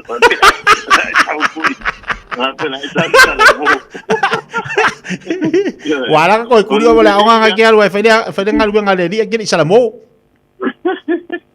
e a pe menga ia yo fefe isala mo ni ke wo salmo moni ale a fen salmo iskai ata me a iskai na yo ai kau ia me kau le fefe anga isala mo ia le ia wala le fefe ia ona tataimi ia la fatuela suga le pole le unanga mal tau al fata fiti mal leva yaso pa taitiri la mela sunga te mo ma to no fa alo ia e fatalo pa tu la fa anga Samoa ia me i tu William Manua tu no ta solo sonu i Samoa tu no ante ro po fe la tu fa ne ke lo pero a mawai ia fatalo pa la ba tu si la ke la ba man fa lo alo ia na fa mana tu atu sia Samoa ia tu no ta tu al te ro Samoa po fe la te a mawai ma fai fa inga en fai fa ia na na ta fa so o America en fai ta fa so en fai ta pena ina le ta vale a Samoa a tu ngi mai America tu langa fa pe yo se me po fe la ke au mai e ti la fa ta vale pi ave ta vale Samoa ia lo ele tu ta tu fa ta vale lo me ka kas e fa mo ia tu langa ai a fa pe vai fa ponga mai po fe la tu no fa ponga mai e ma wo men ni fa sa long fa business ia tu si fa la lula numero ia na para mai na ia pe text mai ia po fe la me smel ni la lang e pai la no para o que e pa mai ata tu pa sa long fa business o tu langa mana tua specialized tatu fanta male lo meka kas ile customizing o tatu male yo o youth o Rangers Toyota Hilux Nissan Navara Mazda PT50 o tatu Mitsubishi Triton tatu bringa tuki up so se tawale Vans tawale SUV pa la po tu la tu langa te mana oi su de lango tawale pai la no mato fatimo mai tu langa se tau mo fia tu se tau fogia I pensa lava sometimes foi lele e pai foi tu sia la to I tu langa ai foi ai nisi tu langa ki man mai e pai na ba al mai ja ai tele ta vel federal ki na pas tu mai man tala mai out tu no ta solo toa no ta tu family event se fu no for se fu no no for se fu tasi no for even no for I ta tu era ai e fa pel ta tu Nissan Caravan ai la matato minivans o dato Nissan Alphard o dato Nissan Serena, Toyota Alphard o Toyota Bellfire o dato minivans le tele terminate I fa solo me SUV to lolo SUV la porta I pitu no por ma SUV la it yo tele foi trabalho tamale ese e SUV ana mo tato langa laiti ia tamale eu po ispo kasia que tamale tuno tato tamale e pai lo tinga pe su mai mantala mai au ani si turanga timba mamai manatua tato tolu to sanga i tato nei al que vo tolu to sanga ia po il bato tele pistala ina lo tamale pai pu ma tolu to sanga a pasiina na tamale pengal wellness fitness e pai pu pa pe fo ila po il servicina na tamale tolu to sanga ia e pai pu e to sia le la vai ta tu fio inicia tu langa ti ma meta mo e ma pai da fa ma market le mi tu langa mala ta finance o fia la vai ma o ne fa sala un campistisi e pensa pa so vedi mai tu sia pe text mai e o se ni kule email pe te passo fa no te pon inici tu langa e o wanta tu ai nei sa mo ti avisi ta vale e na fai su mai ma mai ai le luz la che me distrae e nei pa tu i manucau luz la che me distrae para me forta tu le line o iva lua fitu lima balu ta sua o iva lua fitu lima balu ta sua para te foli pe bai o lua tasi pa no lima pa tasi o lua tasi pa no lima pa tasi pa tai ke lam te mo ma tu no pa mi le tua mo te nei pa tu pa se tua te tia Malo fa te tele lava te sia mo tari pote nei fo ya oli manu fo nei so fo mai manuia ta tonu le tula suma lo suma fa fonga il te fa salawina o tatu tala mai Samoa il nei fo ya oli 24 hours a day 7 days a week Radio Samoa streaming live on www.radiosamoa.co.nz Usimaya lau whaafofonga o le whaapoponga fo ele nei o talafau mai Samoa. Awina sa mai mo oe e lau leiti o whaalongolongo le Radio Samoa. Tasilima iwa tolu amo. Fifi fo e toi whātalofo i sio tātu utinu o nei so fau tala tau longolongo mai Samoa. Usimaya lau whaafonga. O fono whaawai umai tu malo palo tali atinu o ele langolongo ina. Malato le talia suinga fo o pasia le malo. O le alu lo ai le poloketi. O lona winga, e le toe la vea i le whaasolonga o tufutufanga o tupe o le atinae. Ai o le ana o fono whaavaya i tu malo. O lo langolongo ina le poloketi e masaa i ai tupe. Mo le whaatino ina o atinae mo le manuia o tangato i tu malo. O le awha ai unga le kapeneta ua mua whaia i le tu malo o whaasare le angarua. E mafua i le tu maupeo na te ena o le whiriwhiringa o le te fono. O le komiti o le fono whaavae. Leo botoe se e iai le sa avea ma whaipule o whaasale le angarua. I le paya inga taluai a le pāle mene. Le fio ngā mangele se kati fia ui. O le whaiunga la lewa iai le so, wa tau fia nei. E le to iai se whamanuianga, moli tu malo, o whaasale le anganu me la lua. O na watangia, o lato le savalia le tutuunga na whai e fo i mai e whai le tala. Ia matausi me uma mo le whaafile muina o le mataupu. Ia ua ngai loa ma whai upu ma mea e le tutusa. Ma le whaamoe moe o le tātou malo. E ala ia la fua ma mea uma o uma na whaatati atu. Ma o le nei whaiunga na whaamawina i le so. Ona o le talitonu, o le puipuinga, o le tamali anga, ma le tau aloa, o whaiunga whai a le tātou malo. Pe lava na fai atu sa mo le te musola. E tumu le ava ma le whaaloalo. Pe tai, ava ai atu loa e le ta la whea ngai ma ua liari mai whainga nei e fo ua le malo i ana whainga wawai. E leila se si mea to e alo i le malo al whaatino lora na whaiunga. O na rua ua o upu whaapea e whaamatau a iei se me lo loto. O atu lei savai. O upu nei wala lafo e fōlinga mai ua lato tau whaamataua o nei o le taitai o le malo. Ma ua lafo upu whaapea ua whatu saina o ele o au se salawhai. O le tāpua i o wainga, tāpua i o whasinomanga, tāpua i whoilo utu malo i le mta upu nei. Ma le whaupunga, a iei so loto, uno o atu leisa vai. O umana ua veina le mta upu i limo leo leo, whatino ai i ala o tu lafona. Whai uma mea uma nei, ina ia tau fia ai i tu a inga winga le mawhau whau nei.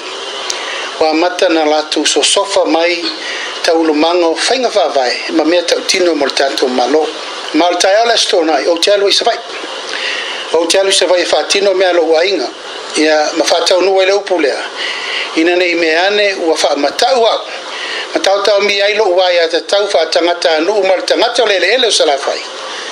ia se ia lui fo la po il tanate lui fo fatino le mele wo ia up male la to up male tala fai se me vave ola le me vave le ta pule va pe sa mo mala fa fo mai si se le mai le tunu o le lava wa tato wa ngai wa sopo le tai lele na sopo le pule au pulpo le fionga i le pandemia sunga la udi le mali to le wotea polate va fossi i le whaeloina i le vasenga o tu sitalo le whae unga le kāpeneta na taunu iai i lana whono tanga i le solulu o le nei vai aso.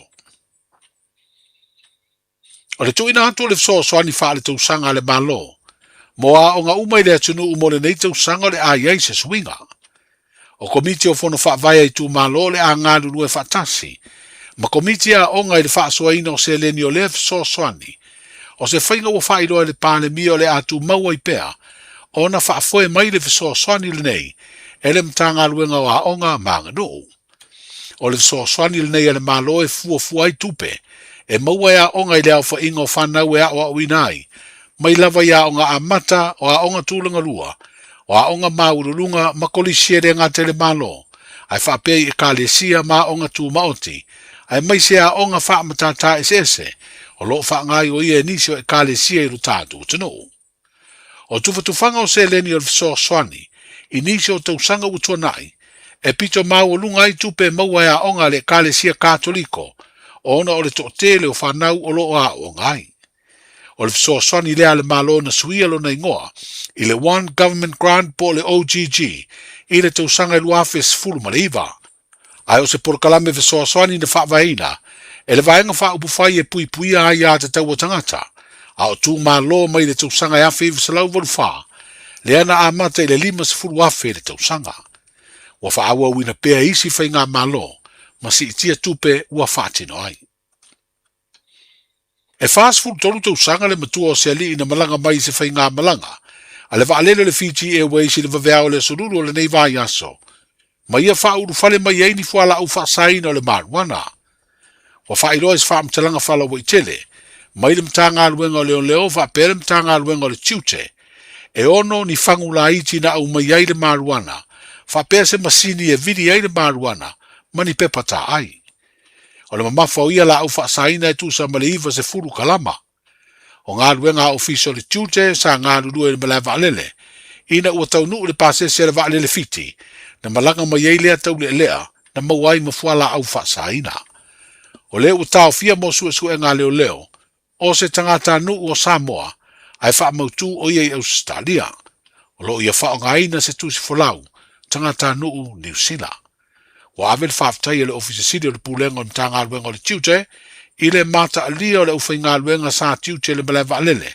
Wa mawhai na tau fi ai le sao atu i whafo ia la au whasaina i lo tātu tino.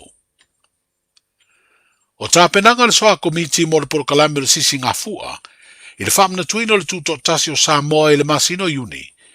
O le mai au le urua i whiroa i ngā soa komiti, o lo vaia tu ngā whautasi mai si fwoi tu ngā vaa i le amatanga o le vai aso. Wa whairo ai le teitai o le malo o le fionga le pandemia, wa fitu i le valu whautasi wa whamautu watu, i le soa komiti o lo teitai whono ai, le sui komisina o mtanga luenga o leo leo, whare pui pui mare toi fuata ina.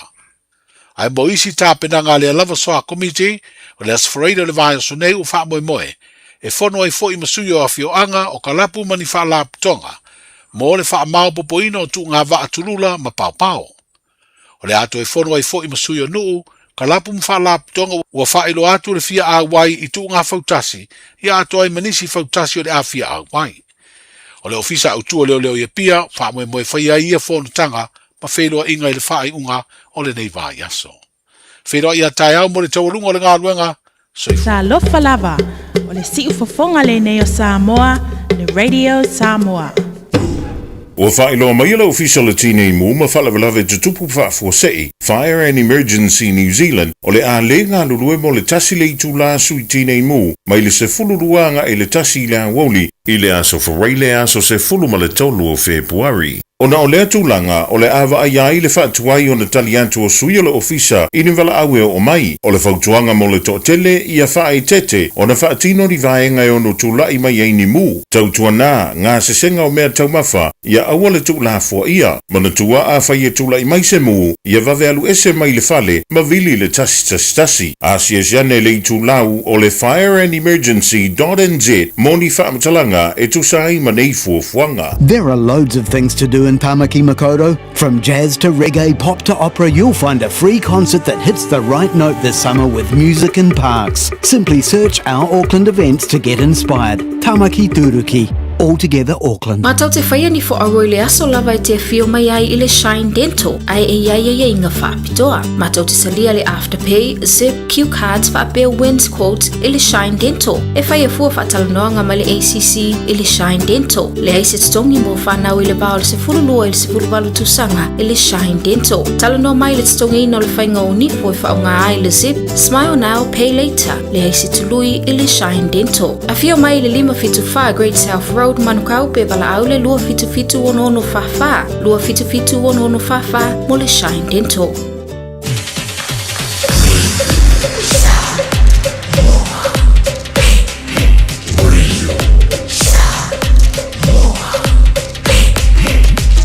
Tasi limoi vatu, amo.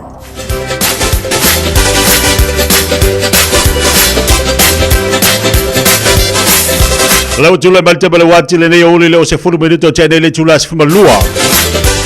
Te fasalawina o tatu tala mai Samoa pena ia ile unanga mal tautua le whionga ngal mal mana tipi au tanga baia. E le una le so. Tale tula fitu le whenane le mwhana te whafonga iai. Tau alunga fo i leo le tautua le tamali o le tatu wa tunu umo le nei a stofi. Le mo le si whapo ponga le asa tai ao, tale tula valu. Sulu matango fia mai o le tau le nei fo iaso. Sulu matango fia fo le la. A le sau o le tau la tau le sa vili mana ia mai. Pa malo atu o le tatu wa tunu ngā lurue. Seki mai ia winga o le tau. Mana ia le la. Mana ia fo le sau o le sa vili la tau. Pa malu mai ia le nei iaso. Ia tatono na uto tele la tau wanga ia tu te mga luenga. Iso la tau na malo lo le tali tu la se fuma tasi le uto yanga ia tu awale tu e whauino ngā luenga le nei ia uli. Ai la tole na ua tapena tu mo malo longa le yaso. Pe foi na tamamti na ma tu mo to malawa malolo tatu watinu le na lo mafta mai. Te vava ia tu ile tatu tamusanga te wila ile fa ngol va yaso. E lua se furu le lei au si tanga tu sa ili pesa. Lua se furu au le tapena tu mo te wila ile aso tona inei. Lolo winga, o le aso sumalfa, fa yel tatu tamu sanga le inai ngati paki o tara. O le awali, o le pool e o lo yel disciples, o le maata a, maunga o tama le ao, o le strong tower valwiva a, o le happy boys a, tama o le ulafala, tama o le laumei, o le copras ma le St. Paul's i o tara. O auna esfuru, Aunas furul pul a lo iai il disciples o le maata a o le maunga o tama o le ao o le strong tower valwiva a o le happy boys a tama o le ulafala tama o le laumei o le copras ma le St. Paul's a i o tara o auna a le pul e o le pul pi o lo iai ia le laula au o le fetu fou tama o le vaalele au o le liona o le Sand City o le happy boys pi o le strong tower P o le awa atua ma le Prima Pool ma le mata P ia o auna le pulpi esfuru lua esfuru au le ua wawa iatu i le tatu tamusanga le al te wila whaida si tele o au iwa ngai mal te wila o awa tamaitai o lo i le awa atua lua fa elima awa atua o le malama mai saute o le fitu fau teine o le valele ma le happy girls auna atamaitai.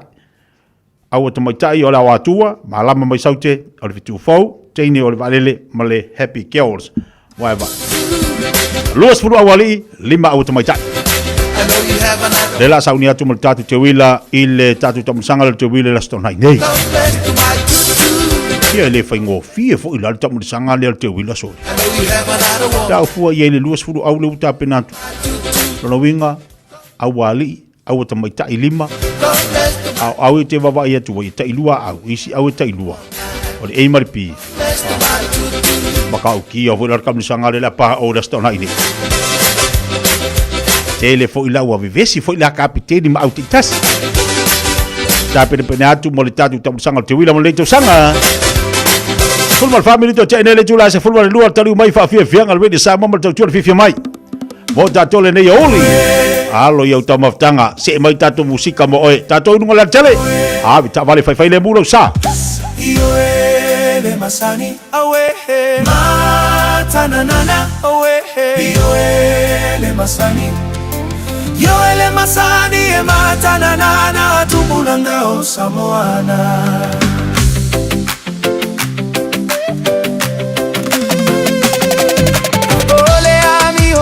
Ole faitala Ioele masani Ua masani ai o fafine mamala Ioele masani Aele mai fo ile alwa tamaloloa Ioele masani Alu lengutu mama tatoe alu malima Ioele masani Ioele masani e matanana tupulanga usamoana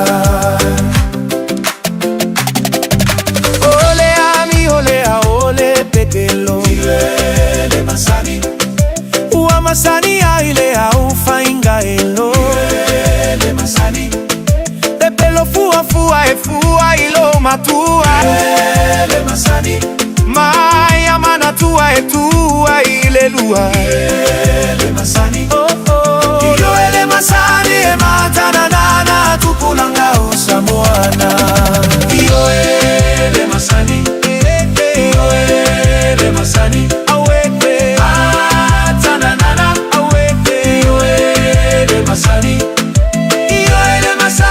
matananana tukunanga o Samoana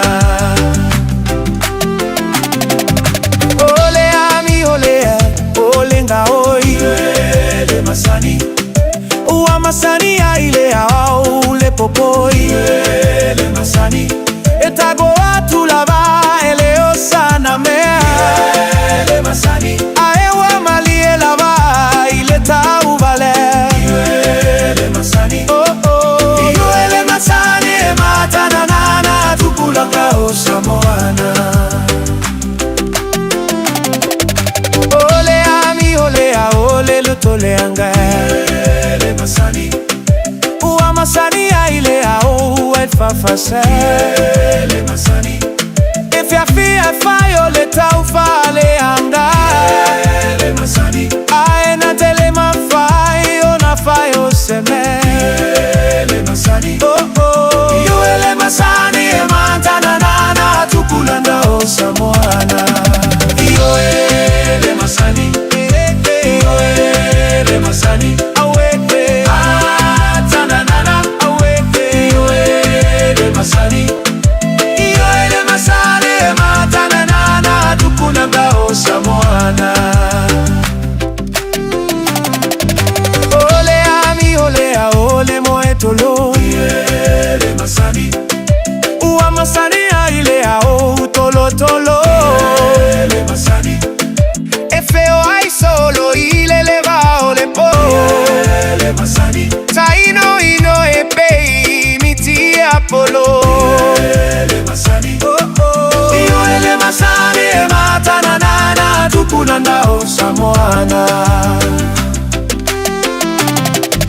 Ole ami ole mataitu Ioele masani E feo ai solo e pei mi aitu Ioele masani E tilo solo na io na fela Ioele masani E feo ai solo e fai uile tu pai qua Ioele masani Ioele masani e matananana tupulanga o Samoana Ioele masani Ioele masani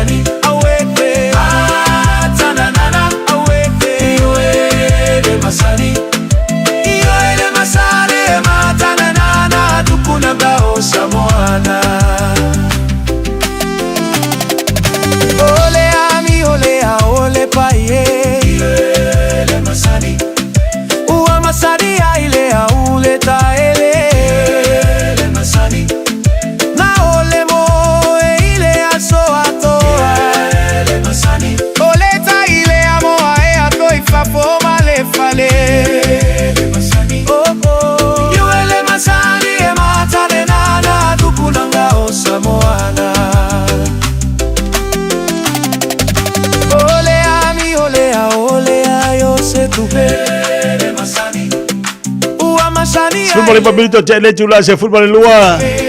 Babe vianga yo ele mazani. Ole si kaili leo ole ainga. Hey ai leo afasi ai fua matamaiti.